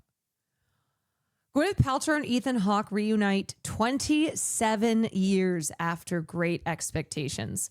See, this is what I haven't even watched this yet, but this is kind of what I was trying to say for the actors on actors with Gwen and Jacob, where I was just like, I wish that she had been paired with somebody who she like came up with or shares, you know, is her age, shares a history with. Not that you can't, one of her peers, one of her contemporaries. Not that you actors on actors can't produce interesting results by mixing generations, mixing gender, etc. But this, especially with Gwyneth returning to acting, not even knowing the Safdies because she's so out of the loop. And it just didn't really feel like there was any connection with Jacob Elordi and Gwyneth Paltrow. How old is Ethan Hawke? Ethan Hawke is 55. Ethan is 55 and Gwyneth is 53. I like that he's wearing black and she's wearing white. Question I have to ask about this movie. You kiss Timmy Chalamet in Central Park. Yes. Did you shoot it in Central Park? Yes. Did you kiss him in the same place he kissed me? No, honey, never. I think it's the same damn location. I think it is. I never would have done that. I would never would have desecrated our makeout spot like that. Like there's already just, it's already just the vibe, you know, there's already the connection there. You're wearing white and I'm in black. I just said that. She's in white, he was in black. I just did an interview where somebody asked me about the greatest kisses and screams. You know what? We should have put Jacob Elordi and Sydney Sweeney together. Then they could have talked about Euphoria. And also probably sat there awkwardly. If we had put Gwyneth and Ethan and then Sydney and Jacob. History. And I said, you know what? I say that goes to us. Well, unfortunately, to talk about when Gwyneth and I first met, I'm embarrassed to be old enough to have to say that it's actually hard. And I remember that I met you through Robert Sean Leonard, who was my co-star in Dead Poets Society. Yes. And you guys were friends. And We were dating, right? Well, I didn't want to say it. That's okay. Yeah, you know. Ethan was very famous, from Dead Poets Society, so we were all like a little intimidated. Like he had made it, I thought I'd made it too. So I acted like it. We grew up in this time in New York City in the early 90s. It was so fun and specific, and there was like a whole big bunch of us, and we all just kind of fell in with each other, and it was all the kids. So many. It's the thing that for young people right now, the thing that I most would like to give them is community. There was about a 6-month period where I would run into you at 6 or 7 different places, at somebody's house, at a party, at a play opening, at the Corner Bistro or this other bar. It was so much fun. Oh my God, it was. There were no phones. I mean, all these ridiculous. That's the first time we made out. Remember at Truth or Dare in my apartment on Prince Street? Yeah. What a highlight. It was. I was I didn't want that to happen on that stupid game. I had different plans for that moment. You're drooling. So, Ben Bell in New York. That's right. So Ethan was already cast, he was the star, and I remember meeting with Alfonso and very excited. And then there was a little blip where someone at the studio thought I wasn't pretty enough to do it, remember? That's the kind of shit that happens all the time. Yeah, and then I think he was convinced otherwise, and then I finally got the part. But it was cool because we were already friends. Yeah. And it was strange for both of us, to be honest. And I'm kind of proud of us. We really believed in Alfonso. He was a lunatic, is a lunatic. I'll say that on record. A wonderful lunatic. But we did recognize a major talent. Oh, I remember when I went to do my costume fitting for the movie, and I was like, wow, everything is green. And Juliana, the costume director, would say, oh, right, he always leaves it to me to tell everybody. To explain this everything you're going to wear is green in the entire movie. I know. Even to the point where I was like, I think my character smokes Marlboros. And he was like, no, he doesn't. What do you mean? He smokes menthols. I'm like, I don't like menthols. Like, no, forget that. He's like, no, I can't have a red package. It's got to be a green package. Do you remember Alfonso pitching you the love scene? Oh my God. He's like, and then he's going to go down on you. And I was like, oh my God, my father's He's going to go down on you. And the camera goes going to go down your belly, and then it's going to go up your breasts, and then it's going to go on your face as you reach ecstasy. And when you reach ecstasy, the light will explode like to the sun. And I remember looking, going to like, Alfonso, I'm never going to do that. But you know, I had, in my early career, I was really self-conscious about my dad and grandfather seeing this kind of stuff. Like, it really bothered me. Now I wouldn't care. I think that you had, in regards to like that scene, you had an awareness of how the business worked and the ways in which those kind of images could be manipulated and what it meant to your dad. Yeah. And you were amazing the way you handled that, which was that you weren't petulant. You were just saying, like, look, I'm not going to do this. Maybe I was too prudish in the moment, but I don't think you are. I was definitely worried about it. But you know, Ethan was always so interesting because you really never sold out. Like a lot of us did for whatever reason. You know, I mean, it's sort of an ugly word, but like, I always admired so much how you never did that. And you know, you're so ruled by your artistic integrity, and you were brave in your choices, and as a writer, as a director, like, he never compromised. Do you regret turning down some of those like big movies that you turned down? I just love that she goes, Ethan was awesome because he never compromised his artistic values for money. He never sold out. You're so He turned down interesting. a lot of really big movies. There are days in my past that I regret. She's like, he could have made so much more money back then, but he didn't. I thought those offers would Isn't always he in a Marvel show now, though? And there's been many years where they were not. Right. Where I was like, damn it, I didn't know that door closed. Right. You know, and those, there were some hard days in there, and then I found out that they were. He could have been Iron Man. They weren't closed. I could keep, you just keep putting one foot in front of the other. You know, you find a way. Yeah. I don't regret. I mean, I guess there are a couple of movies that I did that I'm not particularly proud of. Yeah. Definitely some things that I don't feel like, oh, that was just great. But when you look back, even at some like great, amazing careers of, you know, stars from the 40s and 50s, like I was looking at this the other day, and some of them have been in like 3, like classic, amazing, and that's enough. And I feel like I was in at least 3, maybe 4, maybe 5, you know, where it's like these movies that were kind of indelible somehow. It's so hard to make one great movie.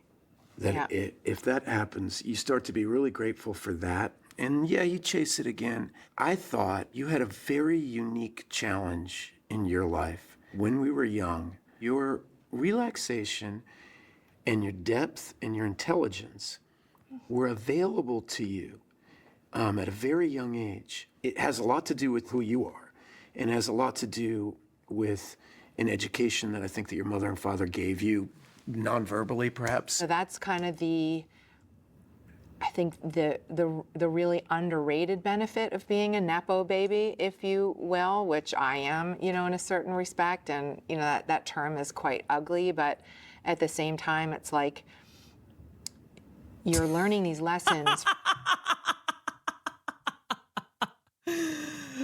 Gwyneth.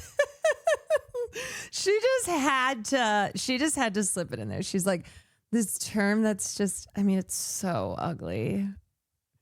It's so From ugly. your parents who are approaching a career with so much integrity and seriousness and such an incredible work ethic. People think it's about doors being open for Nepo them. baby in a certain respect. That doesn't matter. Doors get open and closed for people, and they either blow it or they don't. But everybody has a deck given a hand of cards. How do you play it? Yeah. You know, and that's up to you, and that's very difficult to do because there's a lot of disadvantages that come with being Blythe Danner's daughter. Yeah. You know, and you have to handle those well. And The thing about celebrity that people don't really understand is how isolating it is. And it's kind of punishment. And you're getting lots of things that people imagine that they want. And that is nice, but you're getting them behind a glass wall. What I felt so excited about seeing Marty Supreme in regards to our characters, I think both of our characters are people who are on the back nine of their celebrity. We write together for a quarter of a century. In the first show, he writes with someone else. He's got You can, especially after her last interview where she stressed that the casting agent didn't know who her parents were, you can really tell how she feels about the Nepo Baby label. She's said, I swear she has said other comments. Gwyneth Paltrow defends Nepo Baby culture. Nothing wrong with doing what your parents do. This is 2 years ago. 3 years ago, Gwyneth Paltrow defends Nepo babies. Gwyneth Paltrow rejects Nepo baby term. Yeah, she has she's got a lot of thoughts. She's got feelings on the term Nepo baby. to be the biggest hit he ever had. Am I bitter, Larry? Yes. There's a line that Linklater uses about our movie, which he wanted to be the tagline on the poster, which is forgotten but not gone. You know, which is when you're still in the room and you still think you're fabulous, but everybody else has moved on. Yeah, and I think my character in the film, she walked away, you know, but her fame is what makes this young kid interested in her. You know, it's not her. You know, it's fame. I bet you can't name one film I've done. What we said. Because I stopped acting before you were born. Really? That's really interesting. You know, I have one selfish question I have to ask about this movie. That's just kind of an ironic line with it being Gwyneth. You kiss Timmy Chalamet in Central Park. Yes. Yeah, the N word, Did you which shoot is in Central Park? nepotism. Did you kiss him in the same place you kissed me? No, honey, never. I think it's the same damn location. Never. I think it is. I never would have done that. I would never would have desecrated our makeout spot like that. Okay. To change the subject, this director is so talented. He is. And I have to admit, when the movie started, like I'm watching 10 minutes of it, and it feels good to be in the hands of somebody who knows how to cut a movie. Yeah. How do you live? Well, I live with the confidence if I believe in myself, the money will follow. And what do you plan to do if this whole dream of yours doesn't work That out? doesn't even enter my consciousness. If there was a biopic about me, I don't know. I think I sort of exist in these tropes, you know, in the culture in a lot of ways. Like, it would probably get a lot of things wrong. Like, I think very few people understand who I am unless they really know me and have known me for a long time and have, you know, known my insane sense of humor and have seen me, you know, in all kinds of scenarios. I feel like so much gets projected on me. I also think the idea that the biopic would say so much more about the people who made it than it would about me. So brilliant. They would be using me to some end that they found. I feel like when I've done some, like if Larry Hart were to see this movie. I'm trying to be charitable in that with what she just said. I do feel I have to say though, Gwyneth has herself very much painted a picture of who she is when she says things like, "No, I'm not relatable," and that's kind of also the charm, I would say, of Gwyneth, is that she is like, no, Gwyneth Paltrow is not like the other girls. Gwyneth Paltrow is not a star who's just like us. No, not at all. I mean, because Gwyneth has done a lot of interviews and just the perception of Gwyneth Paltrow, her playing a role in what that perception is. You know what? Let's get that biopic. Let's get that biopic so we can see it all. I would think he would say, "Wow, I just learned a lot about Richard Linklater." Right. You know, I don't think he'd think he learned a damn thing about himself. E-Wolf, thank you for the 4 months. Yes, Goop is different from Supergoop. Do you still eat Taco Bell? All right, that's really funny. My idea when Gwyneth and I met of a special night Like, I got a part in a Broadway play. We're going to Taco Bell. I remember when I finished The Hottest State, my first novel, when it's like, well, what'd you do when you finished? It's like, went to Taco Bell. And It's a sick. That's because Taco Bell I is think it's remarkable how delicious. we haven't changed. And I think that like I was just saying to you, that I'm proud of that. Do you think Ethan Hawke gets the Doritos Locos tacos? We were two extremely idealistic young people who had a great vision for what we wanted to do and how we wanted to contribute. And you were never ordinary.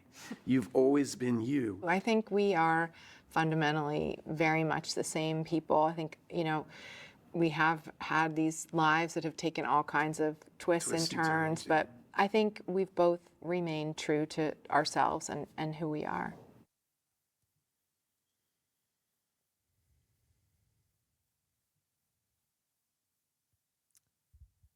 Yeah, I mean, I just think it's a stark difference, especially for someone like Gwyneth, who's very much out of the loop on the current goings on in Hollywood, pairing her up with someone that she has a history with, that she was in a film with when they were both much younger, and is also Ethan Hawke. Ethan is he's very charming. He's very gregarious. You think he gets the Crunchwrap? Do you think he gets Crunchwrap with 2 Doritos Locos tacos? Because that's what I get. That's my order. There are certain people in heaven: Doritos, tacos, inventor, nerds cluster. Oh, nerds clusters. Forever grateful to be alive at the same time that nerds clusters have existed. I'm the sweet tart rope person. Yeah. I mean, that's my final meal right there. You ask me what the last thing I want to eat is. There you go. Doritos, Locos, tacos, and some nerds clusters. And I'll die happy. I used to confuse Ethan and Tony Hawk, because both of them have the last name of Hawk. What about actual hawks? And you're like, someone mentions you're in school and hawks are brought up. You're like, I'm getting confused though. And then what about when Hawk Tuah came along? Hawk Tuah, girl. There's too many hawks. Oh God, it's just one too many hawks. I can't do it.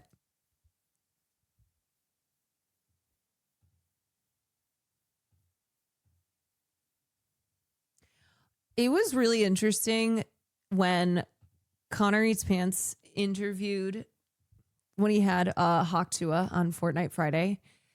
And afterwards I had a conversation with him, and I thought this initially, but I do believe this to be the case, that Hawk Tuah is an example of a person who truly was just living the most normie ass life, and then suddenly became a viral sensation, and all the grifters descended, all the opportunists descended, and next thing she knows, she's like in Hollywood. She's got management and yeah, these vultures. And I think she's just a young, naive, doesn't know what the hell is going on girl who has just had people around her making decisions. I mean, it's her name, so she has to bear the responsibility for that. But I will say I did have more empathy for her, but also it confirming what I had already kind of suspected to be the case, that like, I don't want to go into too many details with it, but Connor was just telling me some things that had me raising an eyebrow. And if Hawk Tuah comes back to Los Angeles, I'm going to be... I told Connor, I was like, we need to have coffee. We need to have coffee and not have anyone from her team there. You have to like... you cause a distraction over here. We'll grab her. Go have a coffee. Tell her, hey, this is what's going on. Yeah. Literally swat the vultures off. Yeah. Man, that's how I...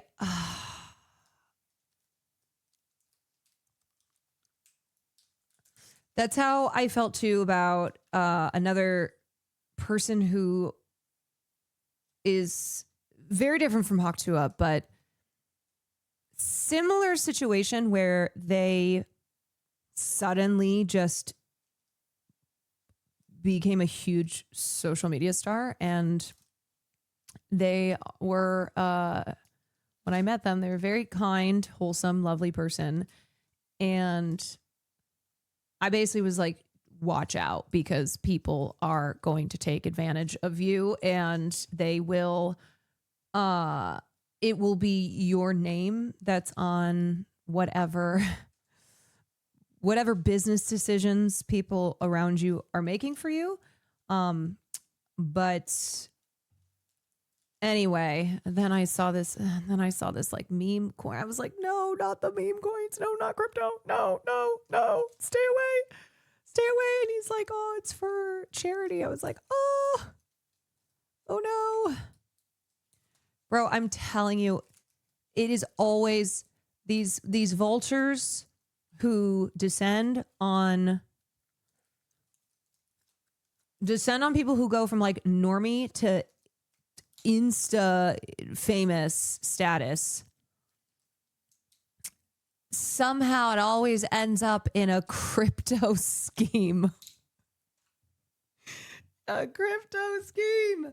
And if you just like don't really know what's going the hell on, and you don't have anyone around you who's like, hey, giving you actual good advice, you're just left to these vultures. Random viral people aren't morally wrong for being clueless and trusting wrong people. Yeah, and I just got like more deets on that whole thing and the people around Hawk Tuah. And like I said, you know, it's her name that's on this stuff. So she, at the end of the day, bears responsibility, but she does not know what the hell is going on. I truly believe that. I truly believe that she's just being told all these things. She's like, oh, okay. You know, she's like 20. Born in 2004. God.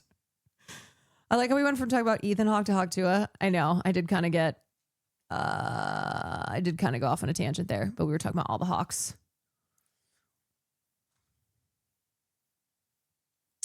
Yeah. Anyway. Okay. No gaming for me tonight, 'cause I got some stuff to do right now. I have to end stream and get some stuff done, but I shall return tomorrow. Hopefully we can do some gaming tomorrow. Oh yeah, I have Sonic Racing on Friday, which will be fun. No game that you love so much. Poppy has one more chance. If I do more Poppy tomorrow and that game is still fucking with me, it's game over. And I'm going to have to move on to something else. Peggy gets one last chance. And then I'm putting her in the ground. It's time for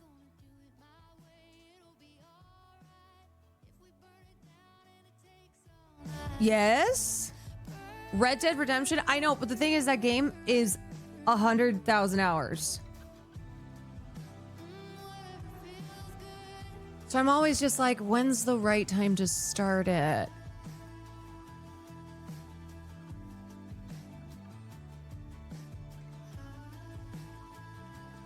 I don't know. I think what I'm going to do next is one of the Resident Evil games. RE3 is an 8-hour game max. Yeah, that's probably the one that I'll play. Maybe once a week for the next 10 years of my life, I'll play some Red Dead.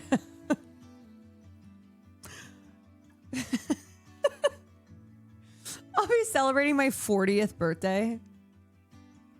You did spend 6 months playing L.A. Noire. I spent 6 months playing L.A. Noire. I spent 9 months on Elden Ring, which actually isn't really that much. Oh, the raid is sending. All right, y'all. I'm sending you Lord Spew. I'll see you tomorrow night. Peace out.